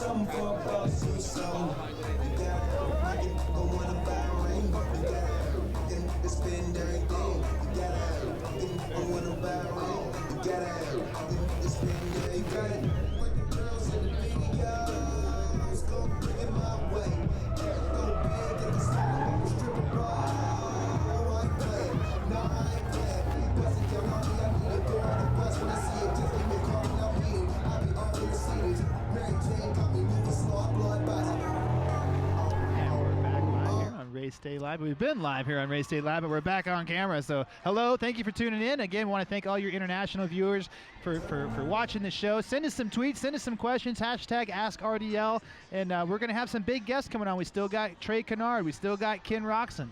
You know, you talk about that, and I forgot to give a shout out today. Juice Lansu, he's a proud father. He had a little girl that gave birth the other day on April 21st, Joanna, her name, and I can't translate the kilograms for the weight to pounds and everything, and the centimeters for the height, but we want to welcome Juice and his wife, new baby girl, into the world. Well, hey, here we go. 450A qualifying number 2 back on track. The highlight of our show, the fastest they're going to go all day long sometimes. That's Shane McGrath right there on his factory KTM machine. Getting used to that 450 power. Last week we saw him in Santa Clara, finished up second in the West Coast Championship with a 5th last week, and now he's got some more extra power right there, riding the bike just like Ryan Dungey rides. Right, no pressure for Shane. He's just got one goal, one mission: make the main event. Put another KTM out there, you know, live on Fox Broadcasting Network this afternoon, and that's what he's supposed to do. So I have no doubt that he'll do that either. I think Shane's going to be in the main event. Oh no, he'll definitely be in the main. You know, where he finishes in the main, we'll have to wait and, you know, see. But you know, you talk about history. Last year in 2014, you know, Ryan Villapoto won here. But back when we first came to the Meadowlands here, Ricky Johnson back-to-back wins in '87 and '88, and then Stanton won it in '89 Jean-Michel Bale in 1990, and then Stanton won it again. Boy, Honda really had control 91. there for a while. Oh, yeah, they had a lock on that 250 class back in the late 80s and early 90s. Well, there might be something to that with the speed that Cole Seeley and Eli Tomac have shown today so far, Jim. Yeah, and hopefully we'll have to ask Trey Canard. You know, he's got a couple wins already this year, and unfortunately had that problem in Detroit. We're getting off him and Weimer together in that semi there. But with that being said, you know, Cole Seeley, Eli Tomac. I mean, those are guys that could possibly win here, and they were fast in the qualifying. Eli Tomac, you know, he was the fastest with that 54.9, and then right behind him with the 55.8 was Weston Pike. We're watching Nick Schmidt there get around the track. There's Weston. Yeah, I just couldn't stop talking about Weston Pike in the first qualifying session. You know, I thought there was going to be something to him riding press day and getting some of the sections down before it went out, and there did. He led most of the section before Tomac nipped him at the end. But, you know, he's got a lot of confidence right now, Weston Pike does, getting that podium last weekend in Santa Clara. Yeah, he knows he belongs. I mean, he belongs in the top three, and he you know, he's wanting to win. He wants to get a second, a win, but definitely wants to be on the podium again. He wants to try to go here in MetLife Stadium. Back-to-back podiums would be huge. Yeah, and a win would just be gigantic, you know. Even especially on Fox Broadcasting Network. Especially, right. Joe Gibbs probably be doing flips. Well, it's been since 2009 when Joe Gibbs' organization has won, you know, a main event when Josh Grant did at Anaheim won that season. But they're making strides, you know, getting some podiums now, and Justin Barsh is back, and hopefully them two are working together. Well, that was a classic example right there. We saw Cole Seeley, you know, go flying by him in that timing section. If you case a section like we saw Weston Pike do, it just takes the wind out of your sails. Yeah, you can't overcome that. And then Seeley just blew by him. And I think that, you know, tonight, the guy who wins the main event, the guy who makes the least amount of mistakes and who can flow over all those timing sections without making a mistake. You're going to make a mistake here tonight. I don't care if you win it. You're not going to lay down 20 not through those perfect whoops. laps. Pike's really struggling through the whoops there.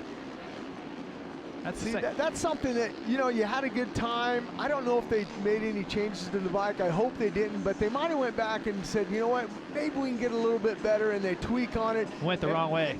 It went the wrong way. It happens in any sport or race. I don't care if it's Supercross or NASCAR or anything, you know. They're always not happy with their setup, even though they had fast time, but they go, wow, maybe we can turn it this way, and it needed to maybe go the other way. So then as a rider, it used to happen to me, okay, I had a setting here, you guys went to the right, and it didn't go any good. So, okay, so we'll go back to where you were, and then we'll go to the left. No, just go to the middle. Go back to where we were. Yeah, I was happy with that. What little testing I did in my brief pro career, I ran into that quite a bit. I would think my suspension, the rebound was too slow, and I'd speed it up a little bit. The next thing you know, my rear tire was just bop, bop, bop, bop, bop, bop, like a jackhammer. So I like to get a setting and keep it. Tomac looks like he was kind of hunting around for as we see, he's got fast time now. Yes.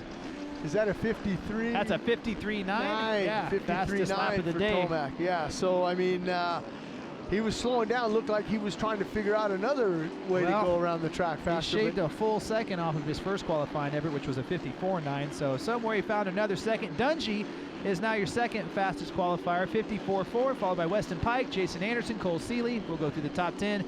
Brock Tickle, Justin Barsha, Shane McGrath, Justin Brayton, and Ben LeMay are rounding out the top 10. Well, and you got to remember that Eli Tomac last year, you know, he had that injury and he didn't ride all this, but when he did come back, he came back to MetLife Stadium there. Yeah. And he finished up second here last year. So Eli, he likes this kind of dirt. He likes this facility. So, you know, you might have to put him as maybe getting his third win of the season here. You never know. But there's the diesel right there in that second. Right. Like you said, Pike and Anderson. But down below, you see Reed and Grant not out there, not putting in either that or they've taken off their transponders. I don't think we haven't seen them out there in the track. The camera hasn't been on them, but not recording times right now. And in the first section, they were 13th and 12th and 13th. That was pretty. I don't know what's going on there. There's the diesel. It would be win number 8 for him if he pulls it off tonight, this afternoon. Yeah, and if you look at it, that's win number 8.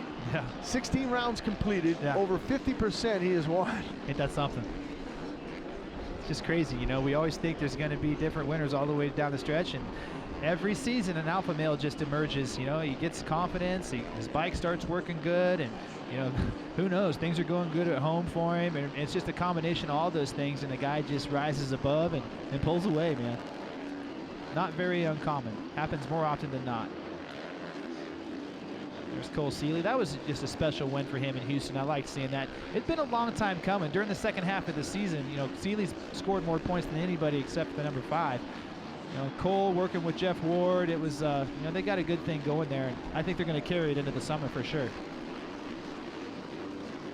Yeah, you look at a guy like Cole Seeley working with a multi-champion like Jeff Ward and things like that. You know, Jeff knows when it's time to bring the intensity up and when it's not. You heard Cole Seeley, he said, you know, on some interviews that, you know, when the gate drops, that's when his intensity comes up. You know, even when he said, hey, this is Cole Seeley, welcome to Race Day Live. I think after he said that earlier in the year, we said, hey, put some intensity into it.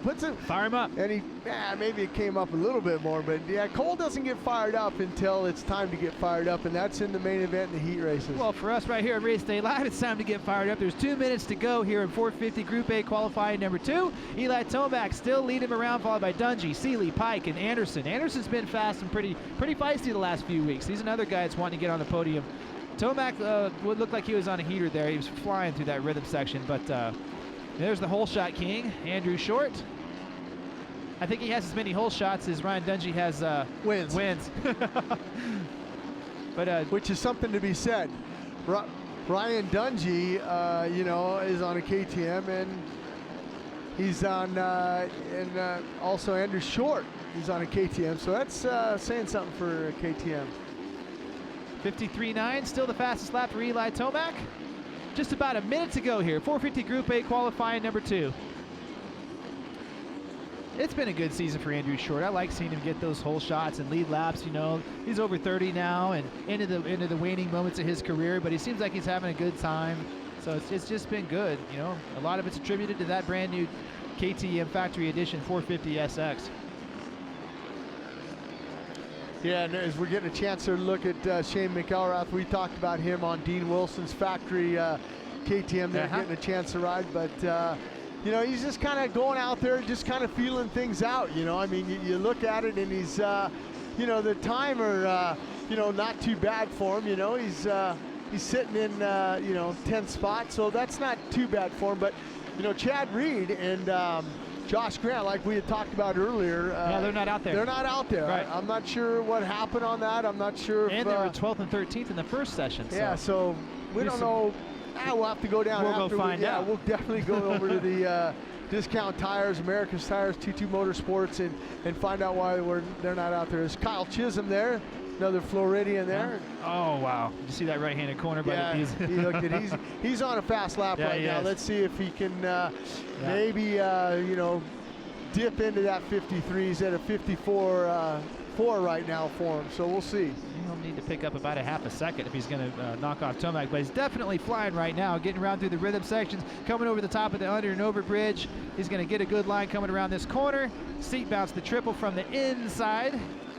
Yeah, that's going to be a good lap. That's a luxury. Shaving seconds. Those are tenths of seconds right there, hitting those inside lines. Let's see, another inside line. Let's see if he can do it. A 55 or 54.4 comes over the finish line, and it was 54.9. Yeah. So not that the, that was a good lap too. Mechanically, it looked perfect. You know, he had a lot of intensity. He was trying to have a fast lap, but Eli Tomac's found something out there where he's just about a half a second faster than the field. You know, you call it focus, call it intensity, whatever you want to call it, it's faster. But that was great. That was a great qualifying session right there. Checker flags out, that's going to do it. Eli Tomac, Ryan Dungey, Cole Seeley, Jason Anderson, Weston Pike are your top 5. Rounding off the top 10, Brock Tickle, Kyle Chisholm, Ben LeMay, Blake Baggett, and Kyle Partridge in the top 10. Good to see Kyle Partridge out there in the top 10. We're going to have Tomac making his way over there to Lurch, I think, and they're going to talk about how his session went. Well, that big key for Tomac, can he get a start? I mean, we know he's fast. He has to get a start here. As fast as he is, he's not fast enough to catch Dungey if he starts out there. So there's Ryan there. Lurch getting ready. Dungey's going to be with That's Lurch. your cue. We have Ryan Dungey about 0.5 of a second off the lead pace, but considering this track, Tuesday, the big rains, Tuesday, Wednesday, the Dirt Works crew did a fantastic job getting this thing ready to race today. No, absolutely. It's coming around. You know, it's been a little soft all week, but like they said, they got rain, and it's going to come around by the main event time, and it's tricky. You know, it's a technical track, and this softer dirt adds a challenge, but overall, we got some good laps in. You know, even with a few mistakes, I feel comfortable, so that's the main thing. You know, how difficult is it for your mechanic only between the first and second qualifying practice to get everything lined up, ready to go? Carlos always behind you, 225%. No, he's one of the top mechanics here, and so I'm really fortunate to work with him, and he does an awesome job getting the bike ready and everything. So if it weren't for him, this would be tough. So thanks to all of him and Team Red Bull KTM too. Well, ladies and gentlemen, let's give it up for the Red Bull KTM, the number 5, and your newly crowned 2015 Supercross champion, Ryan Dungey. And Irv, man, talk about getting some in-depth behind the... Yeah, well, you heard it from the Duns right there. The track's good. It's getting ruddy. The whoops are breaking down. It's going to be tough. Yeah, he's fine. I mean, you know, where do you put him at? Do you put him for another win, or do you put Eli Tomac, you know, do you put him in, you know, second? I don't know what to do. It's going to be hard, but it's hard every week. It's been hard for 16 weeks picking our podiums and stuff. But you know, Dungey's won 7 of these. We're back on track here. 450B qualifying number 2. There's the guy that was the fastest in the first 450B session. That's Pipes right there, number 181. He does look like a carbon copy of Adam Enticknap, only on a Suzuki, huh? Yeah, he's got that same riding style. He's, you know, he's big in stature, and just bulldogs his way through, and he's made it some main events this year, which is good. Yeah. Just poor, you know, it's just, you know, bad luck for Adam last weekend when he broke his arm. I mean, you know, it was supposed to be a big week for him. His new rap song dropped on iTunes and stuff, and he was blowing up, and then he unfortunately blew up his wrist. So, what a bummer. Well, for the people that listen to his rap songs, he's going to have probably drop another couple while hopefully he's got still got some money coming in, right? Yeah, he's got plenty of time to rap now. Yeah. Exactly, Jim Holly. Wow, the crowd, the pits cannot be any fuller right now. Yeah, any more full. Yeah, they're kind of busting out at the seams here. I mean, there is a lot of people in the pits. Watching Jack Field out there and Rihanna talking about all the different tricks that he's doing on that trials bike. We're watching Ronnie Stewart here, local New Jersey boy. He's going to be out there for opening ceremonies to greet all of his local fans and friends, and I'm sure school teachers and all kinds of people, home business owners and stuff. When you're racing in front of your local, town, it's really special. You know, I missed, even my arena cross days. We raced in Topeka, and it was cool. Missed that. You know, for me, I really didn't like riding. Make you nervous? Yeah, not nervous. Just everybody Distracted. wanted tickets and this and that, and people you went to grammar school with, and kid you punched in the nose in 5th grade or something. Hey, can you give me a ticket? Remember me? Like, no, I still don't like it. All right, with about a little over 7 minutes to go here in 450B qualifying number 2, it is Chad Cook, Ronnie Stewart, Dustin Pipes, McConaughey, and Ben Olden. And for you, my boy Cook jumps up to the top with a 104 flat. Nice. So good for Chad. It was his mechanic yesterday doing the bike wash. He got that bike. Man, it was cold yesterday, and they were washing the bikes, motorcycles. and I was just like talking to those guys. I was like, man, this is the glory days, isn't it? And they're happy to be here just racing. I mean, in Supercross. A couple guys, other guys I want to give a shout out to. Jeff Cernix here and Marshall Plum. They were over there changing tires yesterday in the 39-degree weather. That's always awesome. Well, for you Vicky Golden fans out there, history will not be made here tonight in MetLife Stadium. Who is that? Big crash in the bottom right. I'm afraid that was it was either Ronnie Stewart or it was Ronnie Stewart. Ronnie Stewart. Oh, he's a tough kid. Hopefully he gets back up from that. But Vicky Golden qualified in 49th fastest, so not going to make it here. Yeah, no, not going to make it here in 2015. There's old Joey Savacci. We should see if Joey wants to come on the show real quick as he's walking by. Hey, Joey! Yo, Joey! Come on up! Oh, well. He's busy. Well, at least we got him for a little bit. Well, at least Ronnie Stewart's back on his machine. That was a spectacular crash. I don't know if we have a highlight reel of that, or a replay. But well, the interesting thing with about 6 minutes left on this to see if he's going to be able to. Well, he almost crashed again. He's heading into the mechanics there. He's trying to cut across go over there the track. and shake out the cobwebs. That was a pretty spectacular his crash. Bars look Front pretty ends bent toast. Stuff. Triple clamps are bent. Yeah, it's no good. Well, hopefully. You know, Ronnie Stewart, he's sitting in 6th in the points. That should be enough to probably be able to get him into the main event there. So that's nice that he able to do that. 6:08. There's Pulley. Pulley is currently 16th. So yeah, look at Archer there. Yeah, jumping up to the top. Yeah. 5 minutes to go. Pipes is probably scratching his head going, wow, where am I going to pick up a second there? Yeah. Archer, Pipes, Shelmanen, McConaughey, Cook. That's your top 5 here with 5 minutes to go and 450B qualifying number 2. Don't want to see any more of those crashes. That was pretty nasty. Oh, my friend on the four-wheeler just the freestyle. He sailed it. He hucked that big jump there, and I wonder if we can. We'd hate to do that to you viewers at home, but right, Jim Hawley, that was pretty. Yeah, I think they need to see this on this. The freestyle boys are out there. The wind's died down, but to watch that quad, here we go. We're going to get a chance to look at the quad. I believe he's coming up to the ramp. Nice. No problem. No problem. Yeah, easy. I told you, Andy, you were saying, I don't know if he can do it. Nah, he'll do it. I know. I knew he was going to do it. Now let's see if he'll do it. Let's see if he'll do a backflip. That's the key. Right. Will he backflip it? He possibly might. I'm done saying no to that guy. It's, you know, the crosswind's not as bad. Not as bad. Good reward for these fans that have been standing out here all day long in the cold to watch these guys. You know, it's cool watching a drift car. It's cool watching street bikes do burnouts. But watching these guys go 100 feet or however far that is, it's far and it's 35 to 40 feet in the air. That's cool. Yeah, look at now. Pipes is back.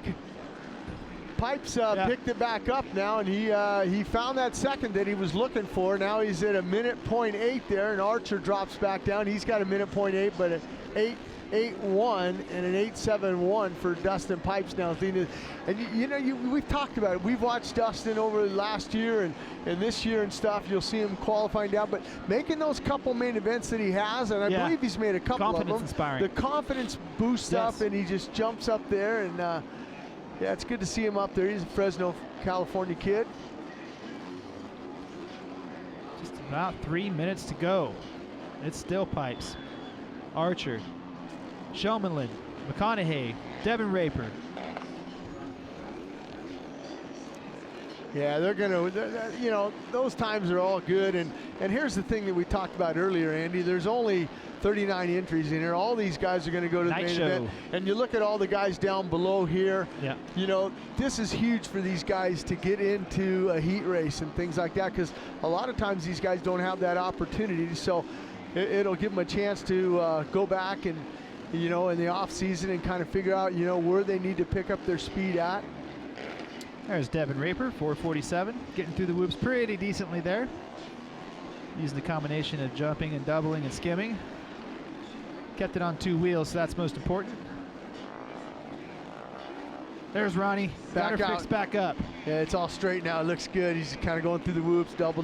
Let's see what he looks up. He sees, yeah, okay, I got about 225 left here. I got to start picking this up, and he did. And he's up at the top now with a minute .6. So Pipes drops back down. You hear the crowd in the background. Some of the freestyle guys are going off now. Yeah. They're warmed up now. They got their marks. They're on it. As Ronnie Stewart's on that crowd, man. It just gives me goosebumps. Nothing better than hearing a crowd cheer for dirt bikes. I don't care if you're on the track here or if we're, you know, freestyle. If crowd's cheering for dirt bikes, it gets me psyched up. And I'm psyched up to see Ronnie Stewart back up and go in here after that pretty nasty crash. Jumps up. Jim Hawley jumps up to the top. Whoa. You don't want to stop on the track. Yeah, there's something else. I don't know. Now, hopefully that time. Oh, there's a bike on a bike down. So that time there, you know, you always hear that you don't want to stop on your lap will get taken away. I don't think they'll take that away. No, it was a saving blind section. From, There wasn't a flagger up there on the top, so he was just helping out. He's the fastest again. Yeah. He's back. No, he's back, and that's how he can do it. I mean, he just goes up there and he just, you know, he comes over adversity. I mean, look, he had a hard get off. And bike was twisted. Yeah, he knew he had to get back and straighten that thing out and lay down some good lap times. Not to tell you, Andy, but he did that backflip on that quad. The quad guy just flipped that thing? He just flipped that thing. Yeah, unbelievable. Woo! Well, Rihanna's going to be up later on, and these guys still got another session to go. We're on, you know, for a little bit longer. Yeah. 45 seconds to go here, and 45 seconds to go. 450B qualifying number 2. Ronnie Stewart, Archer, Pipes, Shumlin, McConaughey, Raper. Those are your top 6. Yeah, that one's going to stick for Ronnie, and hopefully Ronnie can get that number 69 bike in that main event. Going to take some good starts, so that's for sure. Not putting yourself in a bad position being in that last chance race. They're all really going to want to get into this main event, that's for sure. You know, Supercross history being made today. We've said it 100 times. We're probably going to say it another 100 times. Live on Fox Broadcast Network at 3 p.m. MetLife Stadium. Got to tune in and watch it. It's going to be cool. Well, that's it. That checker flag's out. This one's done here for the Group B in that 450. And the party in the pits continues here. MetLife Stadium in East Rutherford, New Jersey, round 16. Gigantic crowd here. We can't explain to you how many people are here. You know, the pits are, I don't know if we can fit very many people in here, you know, anymore, Jim Holly. I don't know. Yeah. I think a lot of these guys here. Right. Hey, you guys having a good time? Everybody yeah, you guys having a good time out here?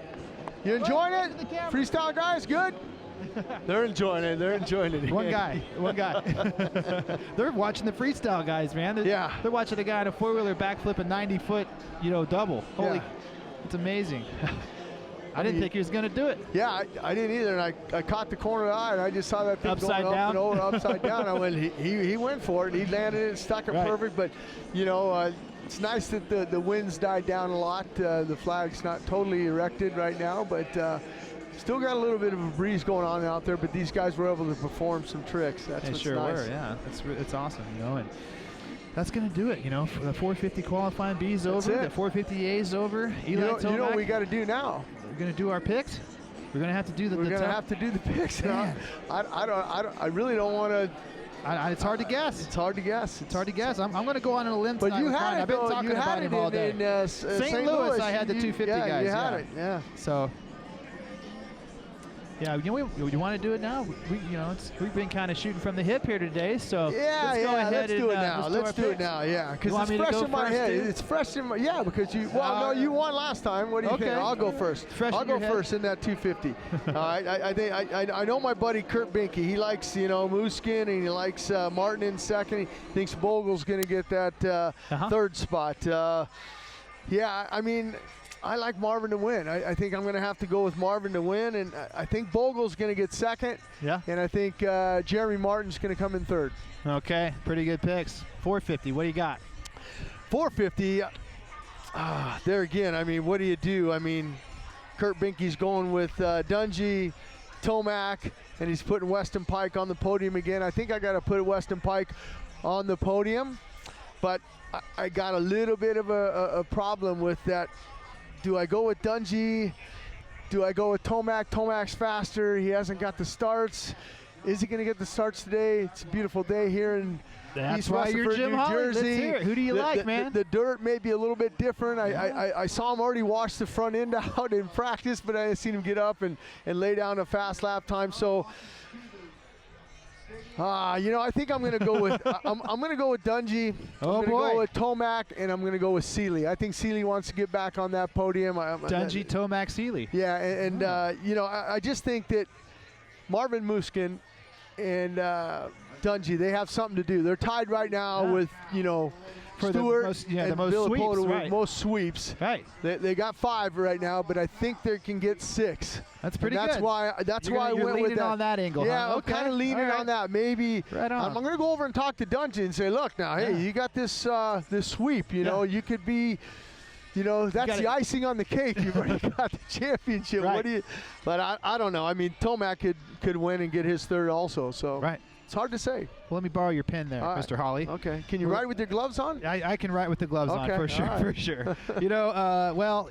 Marvin Muskin, number 25 in the 250 class. I think he's going to win it. He's riding spectacularly. I don't think he's scared about a bad start or a first turn pileup or anything. It's going to take a tornado to stop him today, and I don't think there's any of those in the forecast. Marvin Muskin's going to win and become your champion.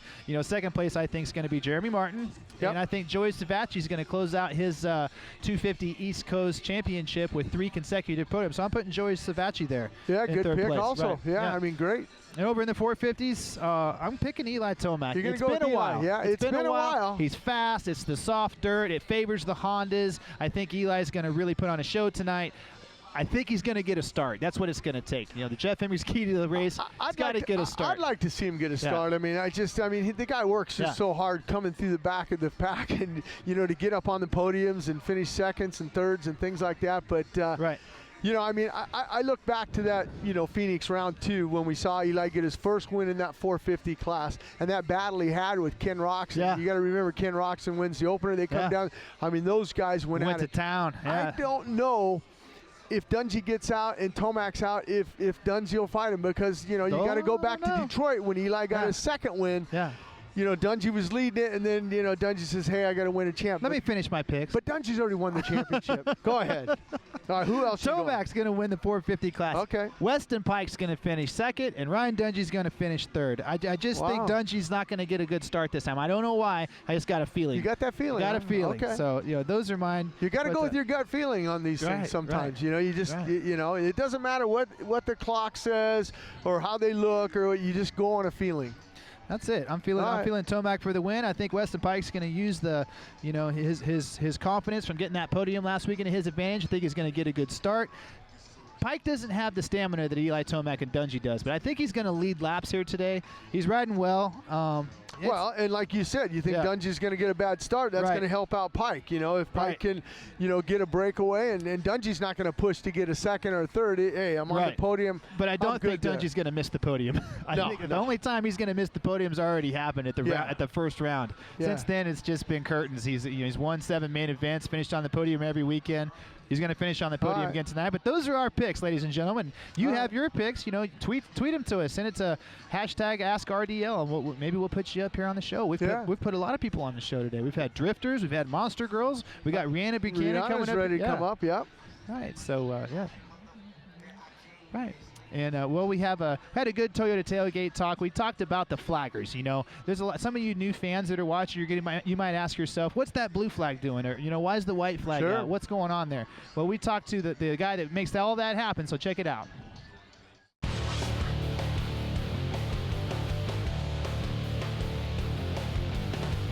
Andy Boyer with Race Day Live, and this is this week's Toyota Tailgate Talk. We're here with Robert Kelly from the AMA. First off, you've been with the AMA for a long time. How many years, brother? Well, this is actually my 38th year. Started out as a volunteer at 18 years old. You do the math. Been here a long time. That's awesome. You're in charge of a group of people that are really, really important to the night's festivities, the flaggers. Tell us about how you groom the flaggers and teach them how to do their job for the night's racing. Well, the flaggers that we try to use have done numerous races and try not to use guys first time around. Obviously what they do is very important. It's also extremely dangerous. So we want to use guys with as much experience as we can possibly get. They're out here, they're volunteers. They're out here at 7:30 in the morning until the end of the show tonight at 10:30. Now these guys are fans. They watch the sport, they know what's going on, or do you have to teach them? No, most of them of course are riders or racers themselves, minimum age of 18 years old. They do go through a safety class in the morning that I hold, and then also Feld has a little safety class of their own, so everything's kind of reiterated. Yeah, it's based on experience. They have guys been doing over 20 years. Yeah. Well, you're in charge of the flaggers, but go ahead and explain some of the other flaggers for our viewers that our new viewers and might not know what the blue flag is and the Red Cross flag. Please explain that. Well, the blue flag's actually pretty funny. To me, the blue flag, there's a race going on, and if you're getting the blue flag, you're not part of it. You're supposed to hold your line, not get in the line of the riders that are actually racing for a position. You have the Red Cross flag. When that comes out, the riders are supposed to roll over each and every obstacle. They're not supposed to jump. It doesn't mean that they don't, and if they do, they actually get penalized. Of course, you have the white flag, which is 1 lap to go. That's it's not a flag that's I'm trying to think, it's a courtesy flag. Right. They don't have to get it. Of course, you have the yellow flags, which we went over. The green flag, of course, is the start of the race. And there's a flag that, the red flag is the race is getting stopped. There's an obstacle on the track. It could be a down rider or something that's extremely dangerous on the track, so we stop the race. And if you get the black flag, your day's done for whatever reason. Get off the track, right? Get off the track. Now, Robert, you've done this for 38 years, so I know you've seen some crazy stuff. Tell us the story.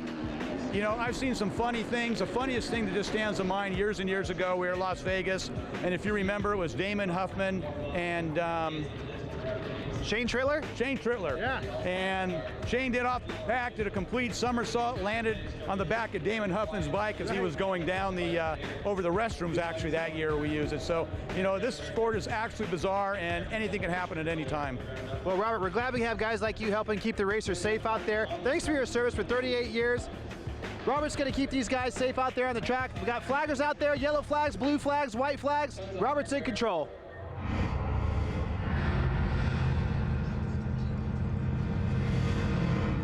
Hey, and welcome back to Race Day Live at MetLife Stadium here in the parking lot. And joining us is the beautiful Rihanna Buchanan, all the way from Australia. You've been watching her today over there, running the microphone for the party in the pits. Tell us about it. It's been a huge crowd. Absolutely huge crowd here at East Rutherford. Having a whole lot of fun. We got so many different action sports in there. There's BMX, FMX. We got freestyle trials. Yeah. Drift. Yeah. The Monster Energy Mustang's been out there drifting around, having a whole lot of fun. It's absolutely incredible. Sports bikes as well. Yeah. And we've actually got a special guest out there right now. The boys are just having a bit of a jam before we get some more action underway, and then we've got a big throwdown at 1:30 with everyone all together out there having a whole lot of fun. The gentleman from the Northeast Chill Sport Bike, he chunked his tire out there. I mean, he's gone. Yeah. The tire was gone. Yeah, I saw little chunks. I go, Andy, I think that guy's not going to be able to finish that. Anytime that thing's just going to start throwing bigger chunks. Yeah, he was supposed to make it all the way through today with that one tire. Yeah. But the crowd was making so much noise, and he just got so into it. He went, you know what? I'm going to blow this thing, and just held it on. Yeah. I don't know.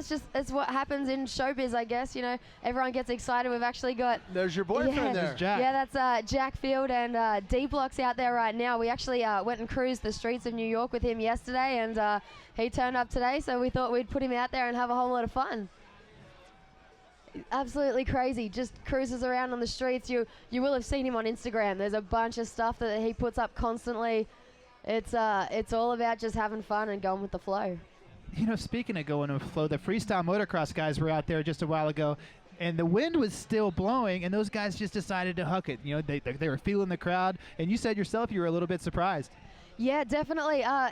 It's one of those things, you know, all of these performers are out here for the crowd. So if the crowd gets right behind them, these guys, they're going to pull out all the stops. They're going to go as big as they can. And what we're seeing right now is just literally a jam session with D-Blocks there and Jack Field. Now, Jack's on the Gas Trials bike. It's not like competition trials. Competition trials is slow, controlled movements. It's all about technical skill, which is what we're seeing from Jack. Yeah. But it's speeding things up, drawing inspiration from other action sports such as BMX and freestyle motocross.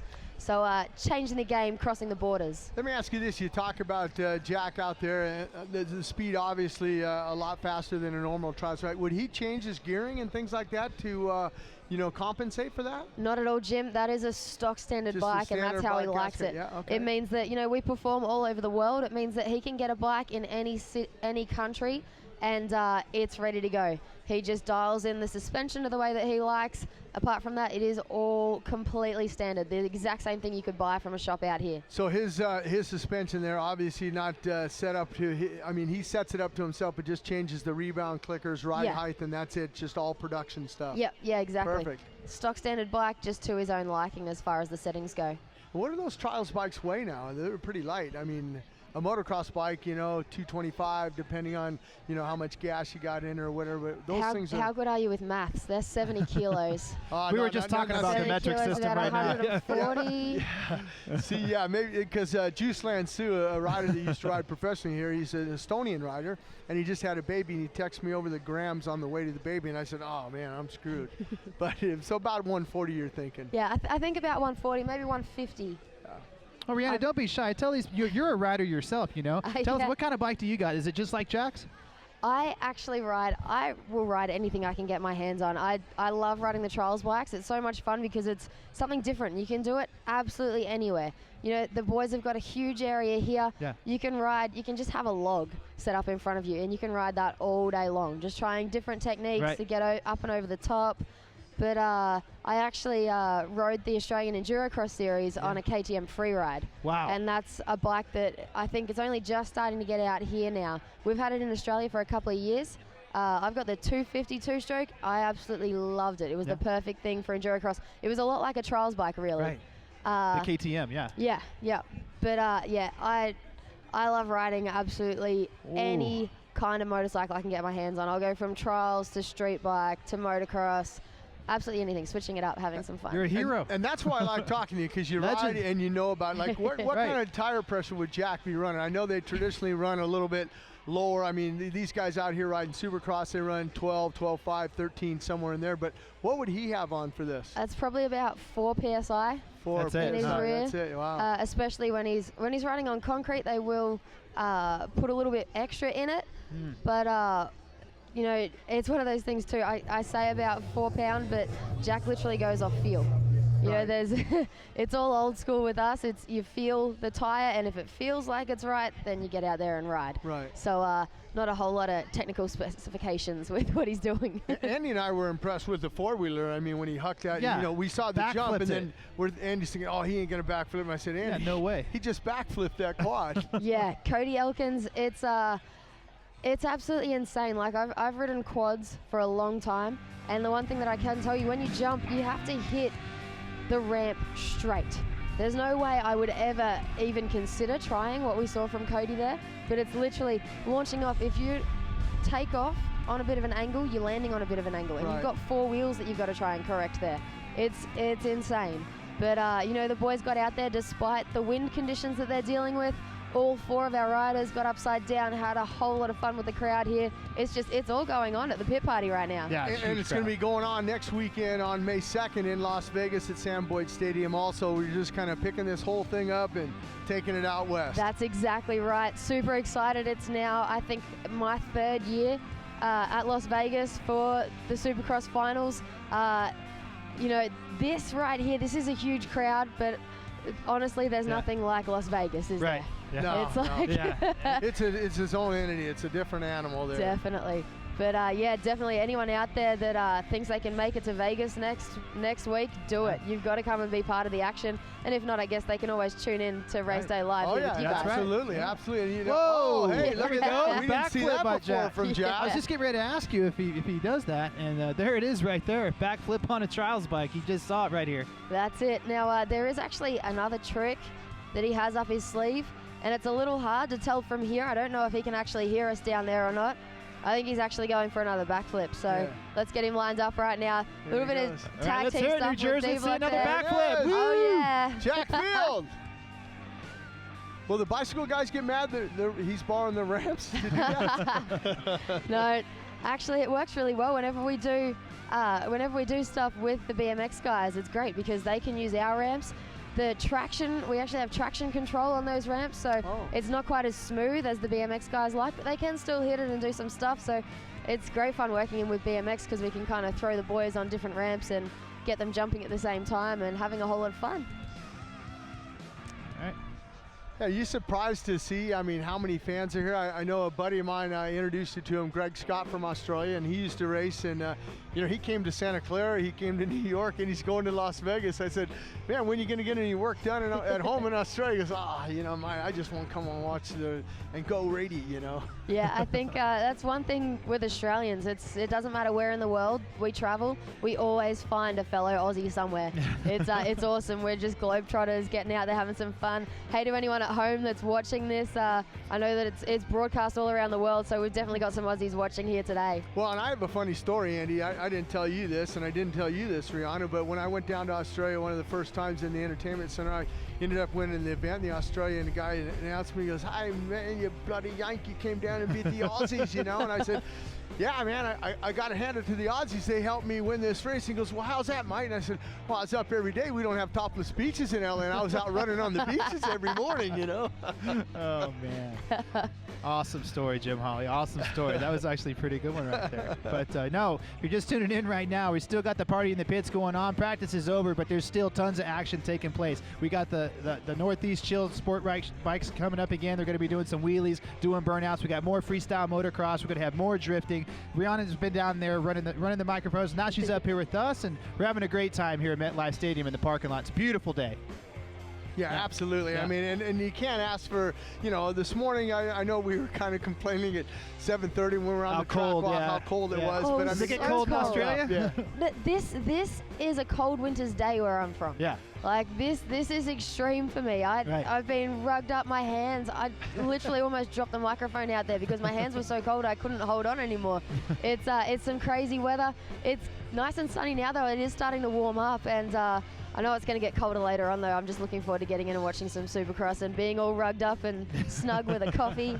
It's going to be great. Let me ask you this. You know, you talk about the Northeast Chill Sport Bike team here, and we were watching it, and you were announcing, and we saw a girl up on there. Was that something you would like to try? Like if one of the guys offered, hey, Rihanna, why don't you jump up here? We'll get you a helmet. And would you try something like that? Yeah, definitely. I have actually done a little bit of stuff like that at home. We've got a couple of Australian street bike riders that we do shows with constantly, Matt Mingay and Lukey Luke. Yeah. I've done some tour up stuff with them. It's absolutely crazy. You know, I take my hats off to all the guys that get out there and do their thing, and Amy out there, she was absolutely killing it. It's the first time I've ever seen someone actually climb onto a bike while someone else is already, you know, cruising around doing some stunts. So that's her name, insane. Amy. We were wondering, Amy, yeah, she did a good job. I mean, we were kind of checking her out, and you talk about it with your boyfriend Jack Field there. You know, the bike weighs 140. We talk about the Supercross guys at 225 with their bikes, but those sport bikes,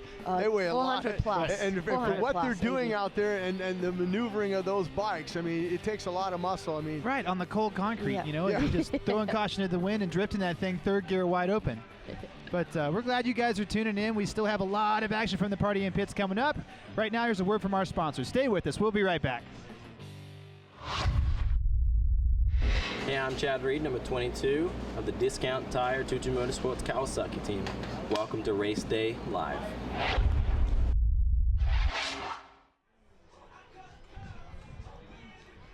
And we're back here with Jack Field. You were just out there tearing it up, throwing some backflips, throwing some huge nose wheelies. Welcome to Race Day Live. Thanks for having me. Yeah, you do a great job out there. I mean, you were in tandem with the bicycle guy, and I thought at one point maybe you're going to take your front wheel and touch the back of his helmet there.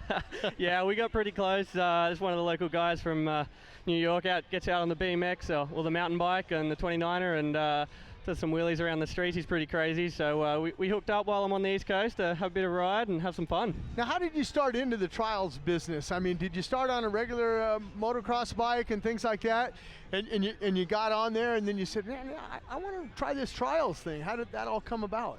Yeah, well, actually, you know, I started on a Pee Wee 50 when I was about 4, like most kids, and then my parents have always been into motorcycles, and they rode dirt bikes and trials as well. So I had the option of both, and I rode dirt bikes. Well, I still ride dirt bikes, but I rode competitive trials up until I was about 16, and had a whole lot of fun with that, as well as just playing around on a motocross bike and that, just for a bit of cross training. And then from then on, once I finished school, it just went from there. Sort of snowballed with the shows, and now I travel all over the place, riding my trials bike. Don't really do any competitions. Race a little bit of enduro cross just for some fun. But yeah, I just get to get out and show everyone what trials can do. And you talk about traveling all over the world. Rihanna was on and told us that you know that's a complete stock bike. You can buy it off the show. You don't change anything. You don't change suspension. You just change some clickers and ride height and things like that. Maybe some air pressure, but it makes it easier when you go to each country and perform. I just need a stock bike. Exactly. That way I can, you know, as long as it's a gas, I know I can jump on it, and it's going to be just like any other bike. You know, those things have been pretty bulletproof for the last, I don't know how many years. So even if it's an older one, I can jump on it and I know it's going to feel good. We're getting a chance here. We're seeing some of the Northeast Chill sport bike guys. Have you ever been on one of those and tried one of those? Because, I mean, those things are heavy beast. Yeah. Actually, I got one a couple of months ago and started riding it for the first time. And it is really hard. Yeah. I thought heavy. Yeah, really heavy, and it's not as easy as I thought I'd pick it up. So I'm struggling on that, but it's something that I'm cross training on, learn a few tricks on, and these guys are absolutely killing it out here. They're going out there in the cold. Those tires are definitely not sticking to the ground too well, but they're doing their best and doing some really cool stunts out there. Awesome. What do you think about New York City? You can see the skyline from here. Isn't it crazy? It's my first trip here. We're in East Rutherford, but literally New York City's right there. Isn't that amazing? Yeah, it's really an amazing spot to have the Supercross here. Such a great crowd. People from all over the place come to check it out, and yeah, it's amazing. You're a big Supercross fan, and you've watched the series this year. Have you been was you cheering for Reedy when he won there in Atlanta? Yeah, I've got a few mates that race and stuff, and yeah, definitely always cheering for the Aussies. Baggett's going pretty well out there as well, right. And I'm just I'm cheering for a lot of guys out there that are just having some fun. Been a lot of surprises like Weston Pike, Jason Anderson, Cole Seeley getting a win. Yep. It's a pretty cool, season it's a very cool season, and today it really culminates to be here live. It's our first broadcast on a Fox Broadcast Network, and you're part of Supercross history today, Jack. Yeah, it's great to be here. What else you got coming up? Obviously, you're going to be in Las Vegas. This whole thing moves west to Las Vegas, and we're going to duplicate this show in Las Vegas. Yeah, for sure. We've got the Endurocross happening the day before the Supercross, so I'm going to be there having a race in that, so just for a bit of fun. So just to get warmed up for the Supercross the day before, and then I'll be back out at the pit party doing the shows, and then Rihanna and I fly straight out to Monaco early in the week for a show over there. So Monaco. Nice. Yeah. Wow, now that's going to be fun. Yeah, it's for the Formula E. It's like the Formula One electric cars. Oh, okay, nice, cool. nice. Should take your trials bike and do some stuff on some yachts. Yeah, that'd be pretty cool. Yeah. you talk about the Endurocross. Rihanna going to be the mechanic there for you? Yeah, for sure. She's always out there pitting for me. But you know what? If we can get her a bike, we might even get her out there racing if she doesn't get roped into commentating. Perfect. We'll see how we go. So are you all done for the day, or are you still going to ride for us some more? No, I've got plenty of energy left. I'm warmed up, ready to go. Yeah, he's got a couple more. The heck with the schedule. We got time. Let's get him back out there. No, I'm keen. So as long as the crowd's here, I'm going to be riding. They really enjoyed that backflip that you did on that bike too. Yeah, it's something different on the trials bike. You don't need a lot of space, and weather conditions aren't such an issue with the trials bike. So it's really good. You can do it just about anywhere. How many years have you been doing that? When was the first one you threw? Wow. It's probably been 7 or 8 years I've been doing the flip sport. Wow. So did you do it into a foam pit first, or you just hit a tree log and said, wow, I can flip this thing now? No. One of the Aussie freestyle motocross riders, Matt Schubring, he had a foam pit back in the day, and I went and learned the flip there for the first time. And once I got it dialed into that, had it safely and went to dirt.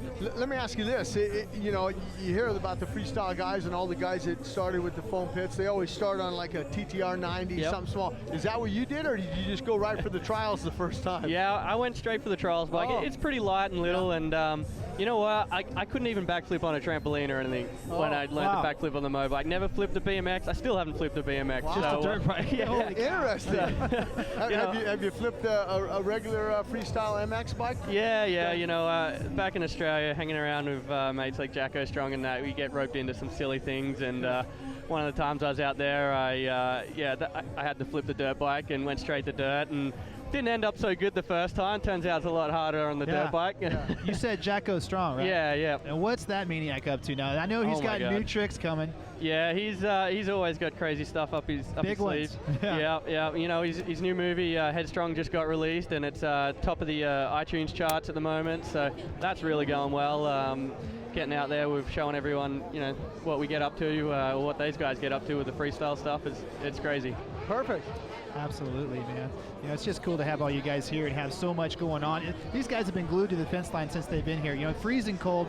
I'm from Florida and you're from Australia. Yeah. These guys from New Jersey are tough. They're out here, been with you guys for hours. They're still there, and I'm just glad the guys like you came to put on such an awesome show. I'm happy to be here. We've got some perfect sunshine happening right now, warming up, thawing out, and the guys are getting the tires warmed out up there on the street bikes and keeping the crowd cheering. Did you get a chance to go across the Hudson into New York City, you and Rihanna, and do a little sightseeing in Times Square? Yeah, you know what? Yesterday with D Blocks, the guy on the mountain bike that I was out there riding with before, he did did a bit of a tour with him on the bicycle. Whoa. So that was a great fun. Well, one of the guys tipped over there, but it's all part of the game, you know. Right back up. If you don't fall off, you're not trying hard enough. Right. Cool. Well, hey, Jack, thank you for joining us here on Race Day Live. Good to see Thank you. You put on a Keep great up the show good for work, these and fans, man. We'll be look cheering you forward on. to seeing you out there again. No worries. Thanks for having me. Cool. Yeah, we're going to have some more guests coming up. We're going to have Trey Canard, who's made his way over here to the set. So, yeah, we're going to say goodbye to Jack and let him get back to do his thing, do some big backflips, do big nose wheelies, everything that he does. But awesome to have him on. And it's going to be cool to talk to Trey and see what he's been up to and see how that arm's doing. Yeah, no, it's Mandy down there, the Honda PR gal. She's down there, Trey's wife and things. That, you know, so he'll get up here in a second. You know, we had a good piece that we were working on with, Fox, and they went with Geico Honda. They have Mike LaRocco, Iron Mike LaRocco. They have RJ Hampshire. They have, the champion Bogle. So he has a big, mix of guys and talent he's been working with. It's a really cool piece. Check this thing out. We'll be right back.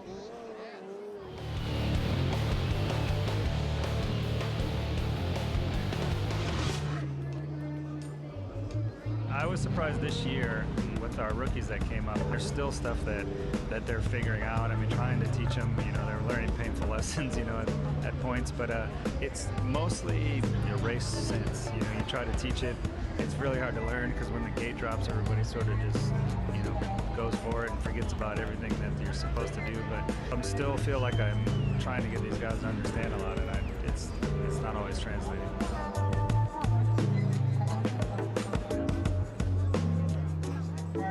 The guys that grew up winning, they know how to win, and the guys that haven't, it's really hard to, you can have whatever it takes, but until you kind of get it figured out mentally, it's really hard to do, and that's something that you can't really hand off. I mean, they got to kind of learn it themselves, so it's difficult to get them to kind of cross that line. When the team's winning, everybody feeds off of it, and that's one luxury we've had the last few years also.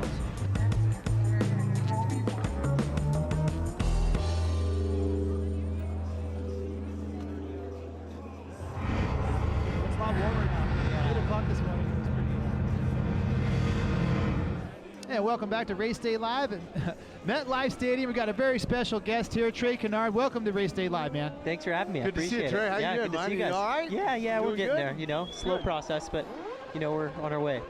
You ready for that first outdoor national? It's not looking like it at this point. Yeah, it's as much as we want bones to heal faster than they really should, we just got to wait on it to heal. So I'm doing well though. I got full range of motion and everything is fine. Just wait on the bone to heal.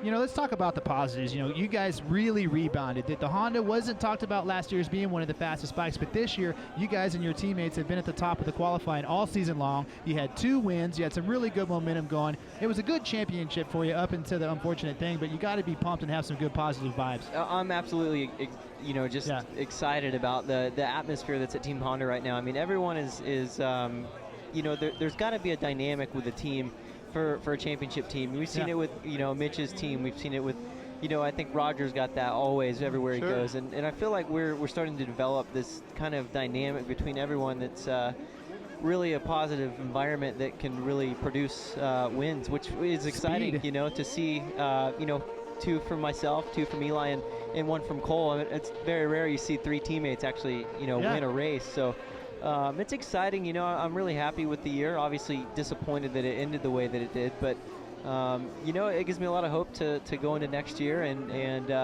try to finish out strong. It's fun being fast. It's a lot easier to leave the races, with a good night, or at least knowing you have the speed. So it's been a really fun year, just a good environment. The win that I thought this year, when you won your first of 2015. Oakland, man. Oakland. I mean, after everything that happened between you and Reed the weekend before, and, I did an interview with her. I said, look, Trey, I don't want to ask you about it. I don't care about that. I just want to see how you're preparing yourself for Oakland. And you went out and won that one. I thought that was pretty huge. And came from 10th. Who was back there chasing you number 22? And that's crazy how that works out. It's funny how that If you believe that Supercross was scripted, I mean, that would have been a night to go, look at that. It couldn't have written a book better. So, man, it was a fun time, especially for me to get a win after a long drought. So, hopefully we don't have to wait that long next time, and really we can try to give these guys a good shot next year. Well, and you didn't wait that long to win your second. San Diego, Petco Park, first time we're there. It's always nice to be the first winner there when it goes there, but I watched you that night. Kenny had a lot of pressure on you. He was trying inside, outside, but you didn't break under pressure, and there were some corners there where he could have went underneath it. That was a tough win for you. Yeah, absolutely. I mean, Oakland was kind of one of those dream wins, where you just are comfortable and really, once I got in the lead, I really had no pressure. Where, San Diego was a tough fight, all the way from the beginning. So. Yeah, I just enjoyed being able to win. I mean, as a racer, that's what we all shoot for. So I was glad to be able to do it this year. Talk about HRC's, recommitting to your team again and being back involved this year. It's not a coincidence. They're back and you guys are fast again, and all of you are fast. Cole, yourself, Eli. How much has HRC really had a part to play in that? It's been huge. I mean, just the influence from Japan. I don't know that I've seen, this kind of excitement around the racing program since I've been there.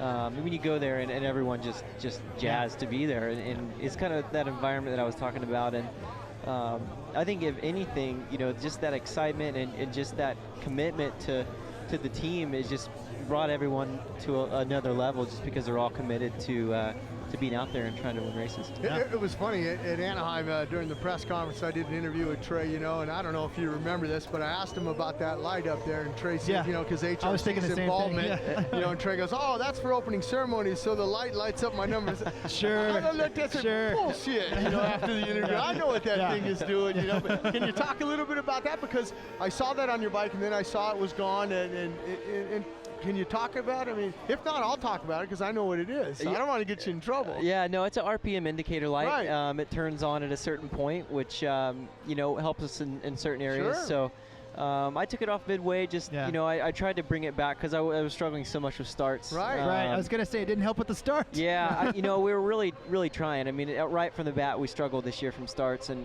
I really feel like myself and Eli, Cole's kind of been the exception to the starts. Sure. But I really feel like if we would have had the starts dialed, we would have been a lot closer in this thing.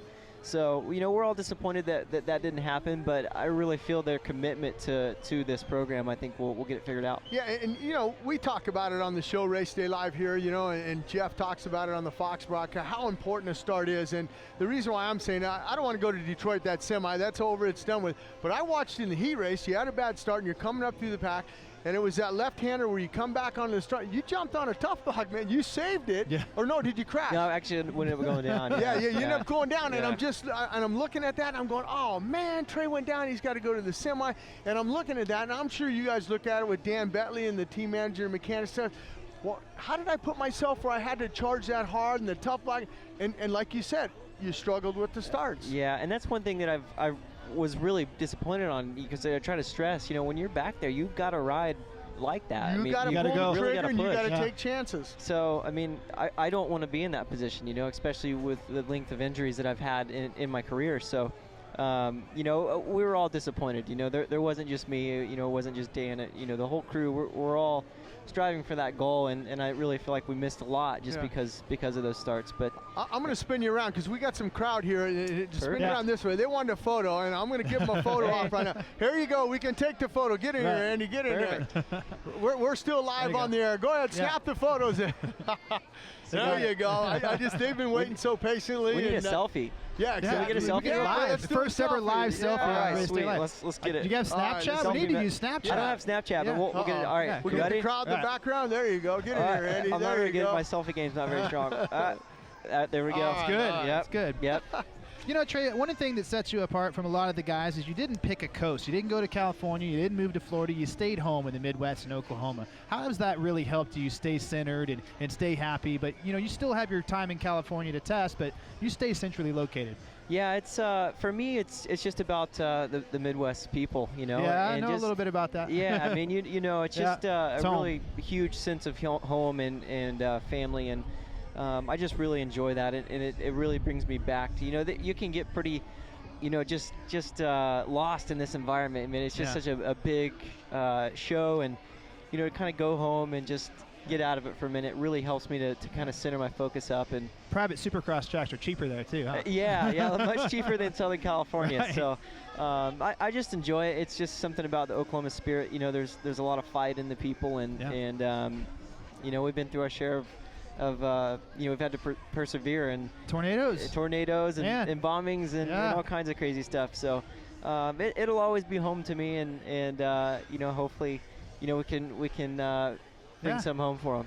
Championship. Yeah, it'd be awesome. You still got to get one of those, you know, and I think Supercross was going to be close for you this year, and I know you're really looking forward to starting the outdoors out strong. I really was, man. Yeah. It's disappointing. It's kind of like you lose one championship, you hope not to at least be able to try for the another. other one. So, you know, definitely disappointed. But if anything, you know, I've just got to look at it as, you know, last year I ended strong, and it really gave me a lot of momentum coming into the Supercross series. Sure did. So, you know, we just got to try to end strong in the outdoors and really look forward to 2016.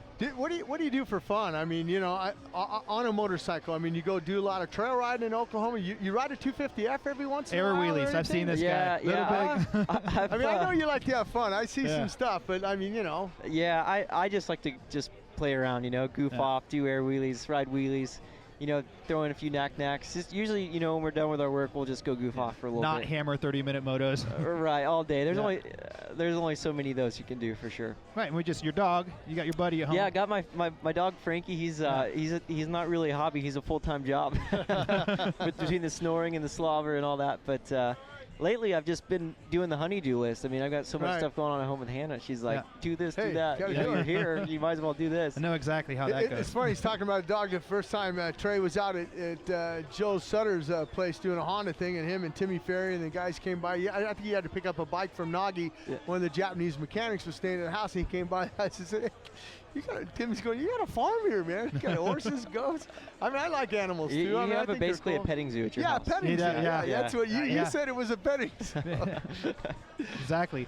You know, what do you think about this, Trey? Here we are making Supercross history. The first ever broadcast on live broadcast or Fox Broadcasting Network where the NFL plays. It's really cool. You know, from Loretta Lynn, did you ever think that the sport would grow this big?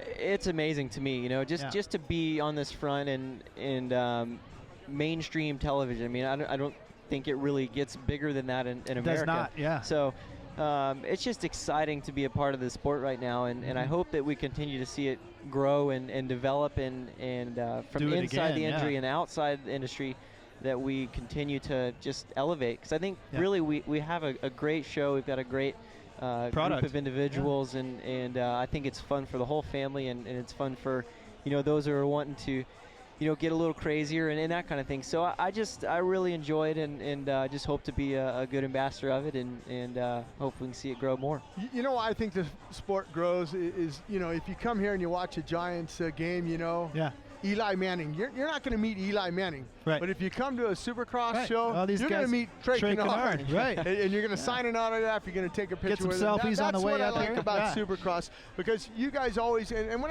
I was racing, I always made it a point in my career that if it wasn't for these guys, we wouldn't have a job. And I know you're the same, Trey. You always give your time back and take an autograph and things like that, and sign pictures and things like that. And you know, I still do it today. They were waiting, hey, let's take a photo. You know, I just feel bad that, you know, that you know, they don't get an opportunity. But how cool is it, you know? And like I said, I go to Dodger games, and I'd like to meet Clayton Kershaw, but I'm not going to meet that guy, you know? So I only go to one game, but that's why a lot of these people come to all 17 rounds, because you get a chance to meet your heroes. Well, I think, you know, all of us on this stage have been that kid at one point, you know, where we saw our guy, and you know, we kind of just were looking up and hoping to at least say hi. And I know I got to see a lot of my heroes growing up. I know you guys probably did as well. And Guy Cooper. Now he's got a team, you know. I remember 59th and Douglas just watching him jump, and I was just like, Guy Cooper. That's so cool. Yeah. Well, man, what's cool is that you came to see us on Race Day Live. We know you're really busy. Hey, Mandy's healing up from an injury, too. Check her out. You know, I know, Mandy's looking hot today. She should come around. Yeah, what's up, Mandy? Get over here and say hi to the crowd real quick. Come on, Mandy. Real quick. Come on. She's all shy. Get over here, because we can't turn that camera around. She's working hard today. This is your PR gal. She does a lot. There you go. Look into that camera and say hi to your friend. Yeah, we got a headset. Check it out. We got a headset for you here, Mandy, because I want to ask you, you know, some insight about Trey. You know, he's probably one of the easiest guys guys to work for. Well, that's what most people think. She's going to tell you the truth, though. Okay, all right, what's the truth? You know, you set up these autograph signings and things like that for Trey, and you do a lot of stuff. Has he ever said no once? No. No. As long as you have snacks, right? Water, okay, and you make sure you have hand sanitizer. Hand sanitizer, Yeah. yes, that's big. Man, we got to get some hand sanitizer. Got everything else. I got some trail mix. I got some water for you. But Actually, I normally have some in my pocket, but okay. it's in my other coat. Well, Mandy, how are you healing up? Because you had an injury too. I mean, you were on crutches and you were busted up. Yeah, I broke my femur before Supercross started, but everything's good. This cold weather is kind of brutal. Yeah. Makes it a little sore, but we're healing up and getting ready to ride next month. So. All right, cool. Well, we're gonna let both of you go, but I just wanted to put you on, Mandy. You were sitting in the sun, you had your shades. I go, Mandy, you need to get up here and do some work, girl. I am working. He's here. now she's got to go through this mob of people with Trey. Yeah. Sorry we created this, and it'll be a little time since you get back to the raid. But sorry. We're gonna sneak out. So. All right. Thanks, Trey. All right, man. thanks, We'll guys. see you at the Appreciate races, it. man. Yeah, heal up and come back strong like you All always right, do. See you later. Got some BMX Thank you, guys Mandy. up now, Andy. Look at that. I rode a little BMX back in my day there. You did? Yeah. I did too. I got a story about that too, Andy. You do? Yeah, I broke my collarbone on a BMX bike. On a BMX bike, Yeah, dangerous bicycles. Yeah, no suspension. I cased something, threw me on the ground, broke my collarbone. Eric Herding and the boys, they were big bicycle guys, and they took me out to the teen center in the valley. And I come back. I never forget my dad was so pissed. You jump a big double or something? Yeah, and I missed it. I'd been doing it all day, but you know, at the end of the day, I'm tired of pedaling, but I wanted to do one more. and I just one more. clipped that thing, one more scenario. Yeah. That's always great. But these guys are incredible, though. Yeah. 360 tail whip there. Yeah, it's. I enjoy watching these guys. I mean, these, you know. And you talk about 140 on the weight of a trials bike, and those things. I picked one of those up one time. Oh my God, they weigh nothing. 20 now. pounds. They know right. nothing. Yeah, look at the gigantic crowd. All this, the New Jersey strong faithfuls out here. We got everybody from the New York states here. I feel just bad for thousands Trey of and people. Andy. He's yeah, gonna now get Trey's mobbed got to now have as to make he his way walks through all down these. there. Yeah. He never says no, you know. Yeah. He said, "Hey guys, wave up here to the camera. You guys enjoying Supercross? There's Trey. Don't miss Trey." They're having a great time here. They can't wait till 3 o'clock, or actually 2:30. Right. Opening ceremonies. I talked to the pyro guys. Like, hey, it's daylight out. What do we? Oh, well, we'll have loud More booms, stuff. more stuff, booms, and you know they have different fireworks. You know, Well, for it's an open night. air stadium. Yeah, Yeah. they have a. It's a little bit more. You got to spend a little bit more to get the fireworks to light up during the day. Like watching these BMX guys roll around here. Let's see what this cat's going to pull off. Well, he's pumping hard, Looks that's like for he's gonna- sure. There he's setting He's it getting up. ready, yep. Oh, nice. Big backflip. It's unreal on what Liked these having guys Trey do. on here. I always like talking to Trey, man. You know, you just can't get that guy down. Look what he's been through. Look what he's still going through, and he doesn't skip a beat. He's ready to get back on his bike and go racing. Yeah, I'm disappointed that he's not going to be in the outdoors. Me just too. like him. I Man, thought he was maybe gonna he'd be bring it. ready, but Yeah. he'll probably. It sounds like he might. He's not going to be there for the opener. Maybe not the one, but he'll enter into the series. But you know what? When you're injured like that and you can't make the series, and you're not gonna. You come back with a different mindset when you start the series. Get some wins. Just Yeah. get wins. Yeah. That's all I'm looking for. Just wins. If I can go back-to-back wins, and I'll be good. He'll be fine. I think he'll definitely win this summer for sure. He won twice in Supercross, and who knows how many wins he would have had if he wouldn't have broke his arm. Maybe would have got a couple more wins down the stretch. Oh, I'm sure he would have. Right. They would have figured out that start, like you said. It's Cole Seeley's got Cole's it down, figured though. it out. Yeah. I think he's a little taller though, and but hopefully he has a good outdoor when he gets back to it.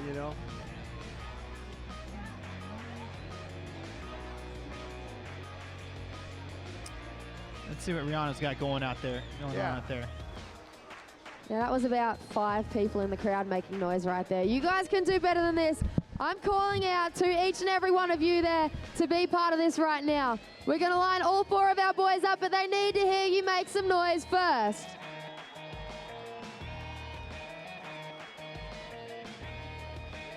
That right there is what we needed. Check this out. All 4 of our boys heading back in one final time. Let's give it up for them. Eddie. Yeah, Jake. Oh, yeah. Let's hear it for Corey. Yes. And Vinny, our division of BMX crew.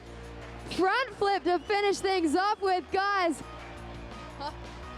Absolute incredible stuff from our BMX team down here.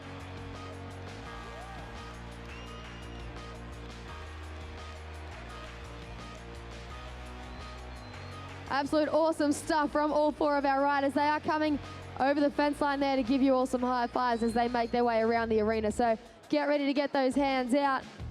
This is the boys' way of giving back to you guys for getting loud, making as much noise as possible.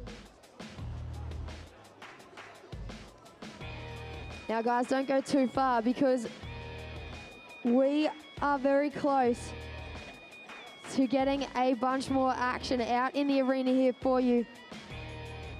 At 1:30, we will have every discipline you have seen throughout the day all in one spot, all throwing down together. There'll be BMX, FMX, freestyle trials, sport bike stunting, and of course, Chris Forsberg in the drift car. Speaking of Chris Forsberg, I think we're about to send him out right now. You guys ready to see a little more drift?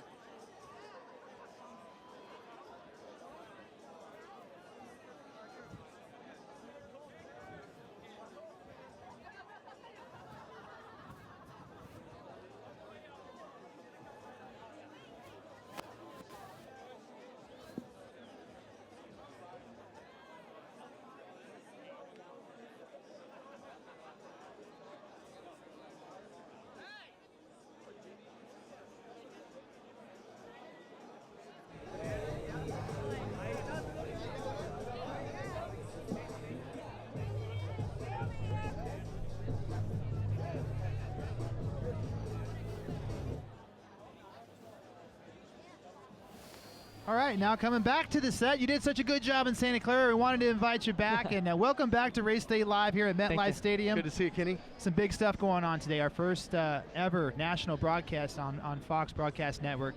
Pretty cool. We're glad you're here. You're not racing, but we're glad you're here. Yeah, that's huge. No, I'm glad I'm here. Obviously, I would rather be out on the track. Yeah. But no, it's great to have that coverage on Fox. It's amazing, and I think that's exactly what the sport needs.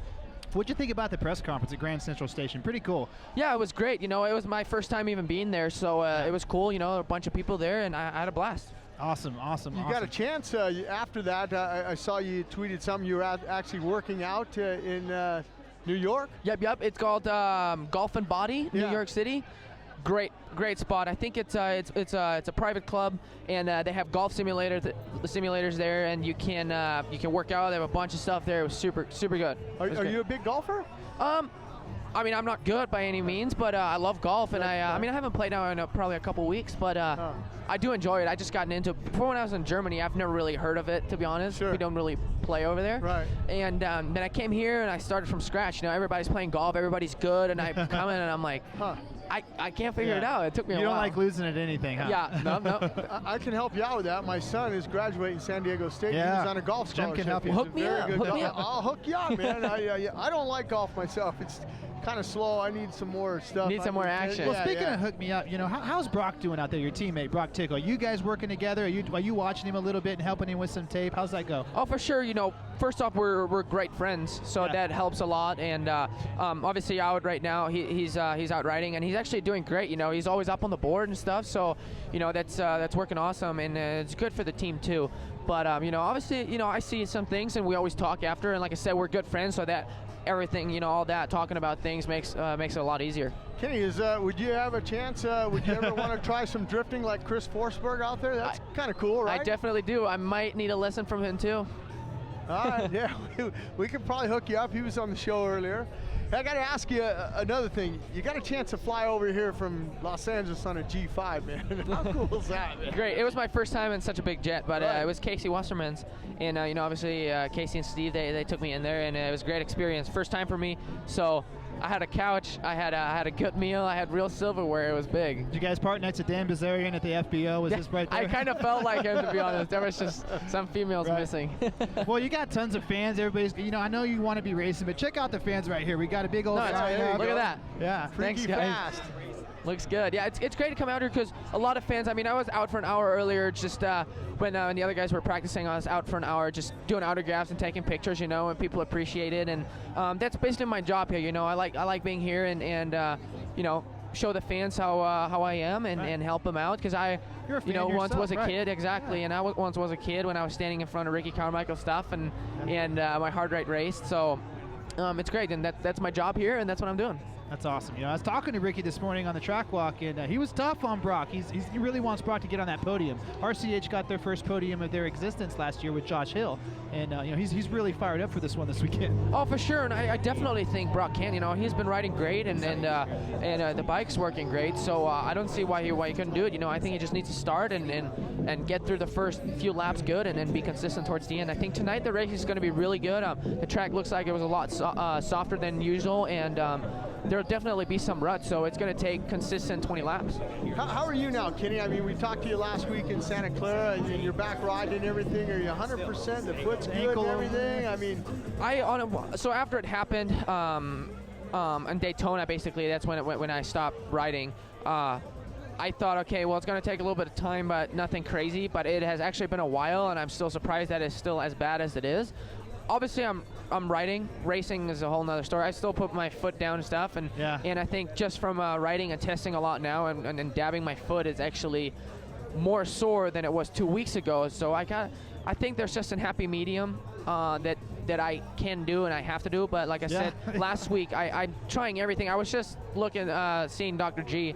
I was just trying to do as much therapy on it as I can. And when I'm at home, I do my stability exercises, balance stuff on the ankle too, just to strengthen it. And I mean, that's all I can do. Other than that, I can just wait. Yeah. And what'd you think about all the freestyle action? Did you see the guy on the four-wheeler flip that? No, I didn't see it, but I didn't. Yeah, pretty crazy. I think it's great. We go to the races, and it's cool to see something different, especially for the fans. I mean, look how many people are around here seeing that, and it's cool. I think I might hang around after a little bit and check everything out. Yeah, a couple of guys out there waving to you, Kenny, way out there and stuff. Cool, Kenny Roczen here. It's got to make you feel good when the girls jump up and down. Yeah. That's not just the girls, all the fans, the kids and stuff. That's true. That's true. It's awesome. No, it is awesome. Let's talk about the track a little more in depthly. I always like to hear your guys of your stature's perspective. What's the toughest part of the track? The whoops look really, really big, and then that rhythm section out at the dragon on top of the table. Is that what you and Brock are working on the most? Definitely, and I know from obviously my own experience that I'll look at the TV, I'm like, dude, the track looks super good and stuff, and then you hear Brock, he says, dude, it's gnarly, it's rutted and stuff. I think it looks great. It's going to definitely be some great racing tonight. Obviously, I could tell you more if I'd be doing laps out there, but for right now, what I can see from the TV and stuff, it looks really good. I think the track workers are going to do a good job prepping it. And like I said last week, the practices, I feel like that's when the track's always the gnarliest. So I think that, they're going to steamroll it and do their thing, and I think it's going to be good for racing. Let me ask you this. Did you talk to Brock? Because a little bit of a different format as far as practice. I mean, they're out there at 7:30 doing the track walk. They're out there practicing at 9 o'clock. They don't have a free practice. They just get right into the time practice and 2-time practices, and that's it. I mean, did you talk to him about that, or what are some of your thoughts? Because I know that Marvin Muskin said, hey, I'm okay with just 2. I like just 2 practices. What do you prefer when you're racing Supercross? It depends. We're not getting a lot of track time in general always. It's always just a 10-minute practice. So there's pros and cons. I think it's going to be cool to be racing in nice weather right now and during the daylight. On the other hand, people are on West Coast time, so that's 3 hours difference. They had the track walk at 7:30. It is super in the morning. Yeah, super early in California, so that all plays a role. And I couldn't tell you because I wasn't here for track walk and stuff, so I couldn't tell you how it is. I think most of the riders actually probably prefer the old way where you race at night. Yeah. Are you a morning guy? I have to say no. I mean, obviously, I forced myself to wake up early, but I used to be the kind of guy that kind of likes to sleep in, for sure. Yeah, who doesn't want to sleep in? But with all these people here and this huge crowd, I think there's going to be 65 to 70,000 people. The biggest Supercross of the year. Round 16. It's been an amazing season. Major bummer we lost you to Atlanta, but you really killed it at the beginning of the season. You still got to carry some positives from those 2 wins. Winning 2 out of the first 3 was huge. Yeah, for sure. The whole season up until then actually was great. You know, you can't expect to win every single race, but no, it was great. Obviously, for me, it's just hard sitting out right now because I'm used to racing. I've done 129 races in a row, so now being out with an injury, actually feeling all right standing here, it's just super difficult. Yeah. What's your perspective on the 250 East? You think Muskin has his thing locked up? But you know, anything can happen. We saw when your championship with you and Tomac, you know, you missed the main event, and then Tomac couldn't even ride around the track. It's just anything can happen still, don't you think? Oh, definitely. You know, it's not over till it's over. So I hope Marvin wins because he's had many years in this class now and has been out with injuries, and he deserves it for sure. Yeah. Cool. Yeah, well, Kenny, thank you for joining us. No again. problem. It's always a pleasure. We hope you heal up 100% for the outdoors and go get that championship. Yep, I will. Yeah. I'll give my best. Cool. Well, stay tuned. We're going to have the big grand finale coming up, but for right now, here's a word from our sponsors. Stay with us.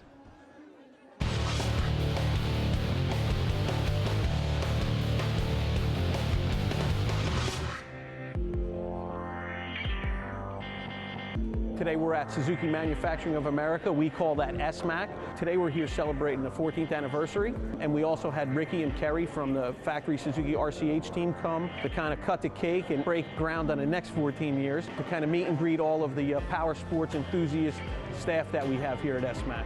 I think it's great for a morale booster for the employees to, see us when they see us on TV and at the races where, these guys are working hard at assembling quads and motorcycles. It's good for us to come here, but then on the flip side, I get a lot out of it. I love to come see how all this stuff is made. This is the cool part. To be able to come here at Rome, Georgia and see that they're making the frames here, they're stamping out the plastic, they're assembling, they're doing so many things here, and everything is touched by human hands. It's not all robots. It's crazy to just walk 100 yards to go from raw tubing to a finished product. I think there's something that's prideful about these machines are made here in America, assembled here in America, and a lot of the parts are made here in America, and I'm glad to be part of that.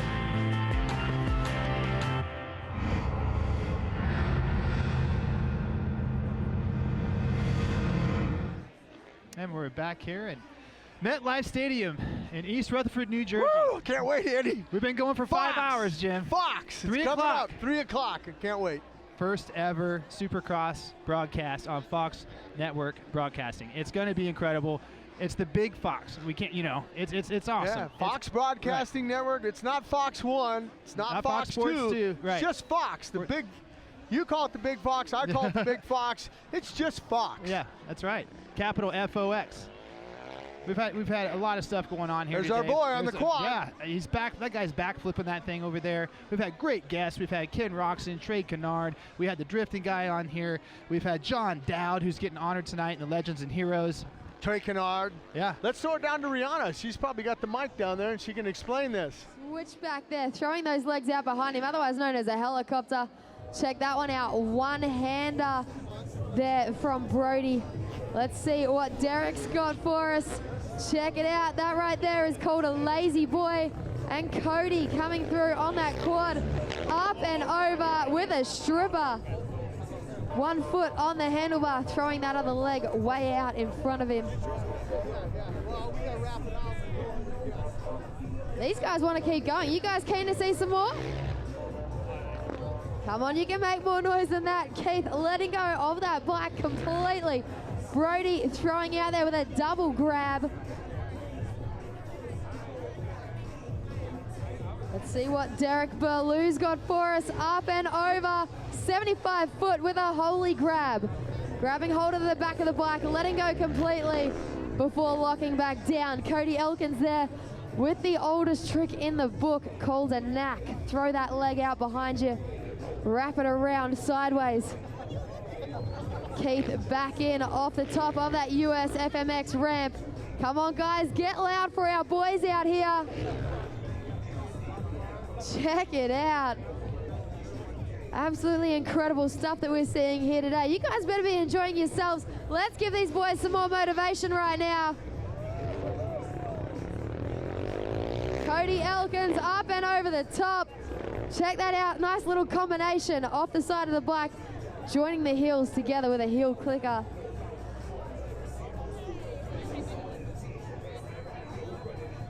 How about it? You guys liking what you see? You want to see some more freestyle motocross? No-handed catwalk there from Keith Sayers. Brody Wilson going huge with a ruler there. Come on, guys, let's hear it. Derek Burlew lining himself up right now. Oh, yeah, who here likes a turn down? Cody Elkins. Huge Shaolin right there, pushing both those feet through. Coming back through, these guys want to hear you make some noise. Let's give it up for our freestyle motocross team.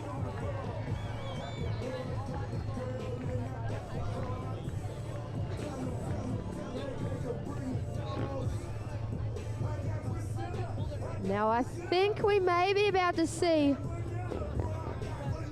we're going to see some more action from these boys right now. Keith going big. Brody Wilson getting upside down, guys. Give it up for a backflip. Derek Burlew right now. Yeah, going big. Nice one-hand heart attack look back. Oh, come on, guys. Let's give it up for Cody Elkins on that quad. He is throwing down some massive tricks on that four-wheeler there.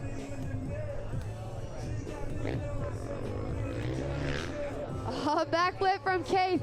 He heard the noise you guys made before. Let's keep it coming for all four of our riders.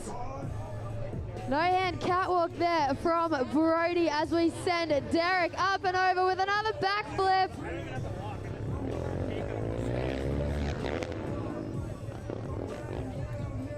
Cody sailing through the air right there.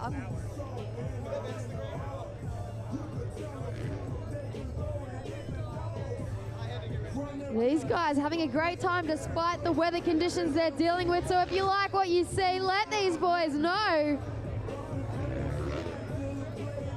Backflip there from Brody Wilson. Come on, guys, make some more noise for our freestyle motocross team.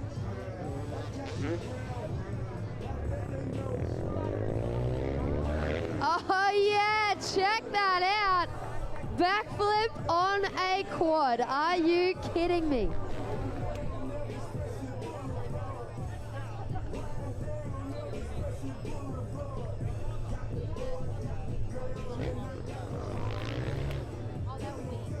These guys absolutely loving it down here.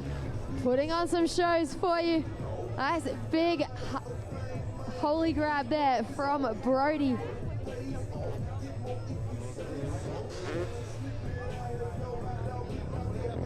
Double grab heli there, and Cody with a knack flip. Guys, give it up for Cody Elkins.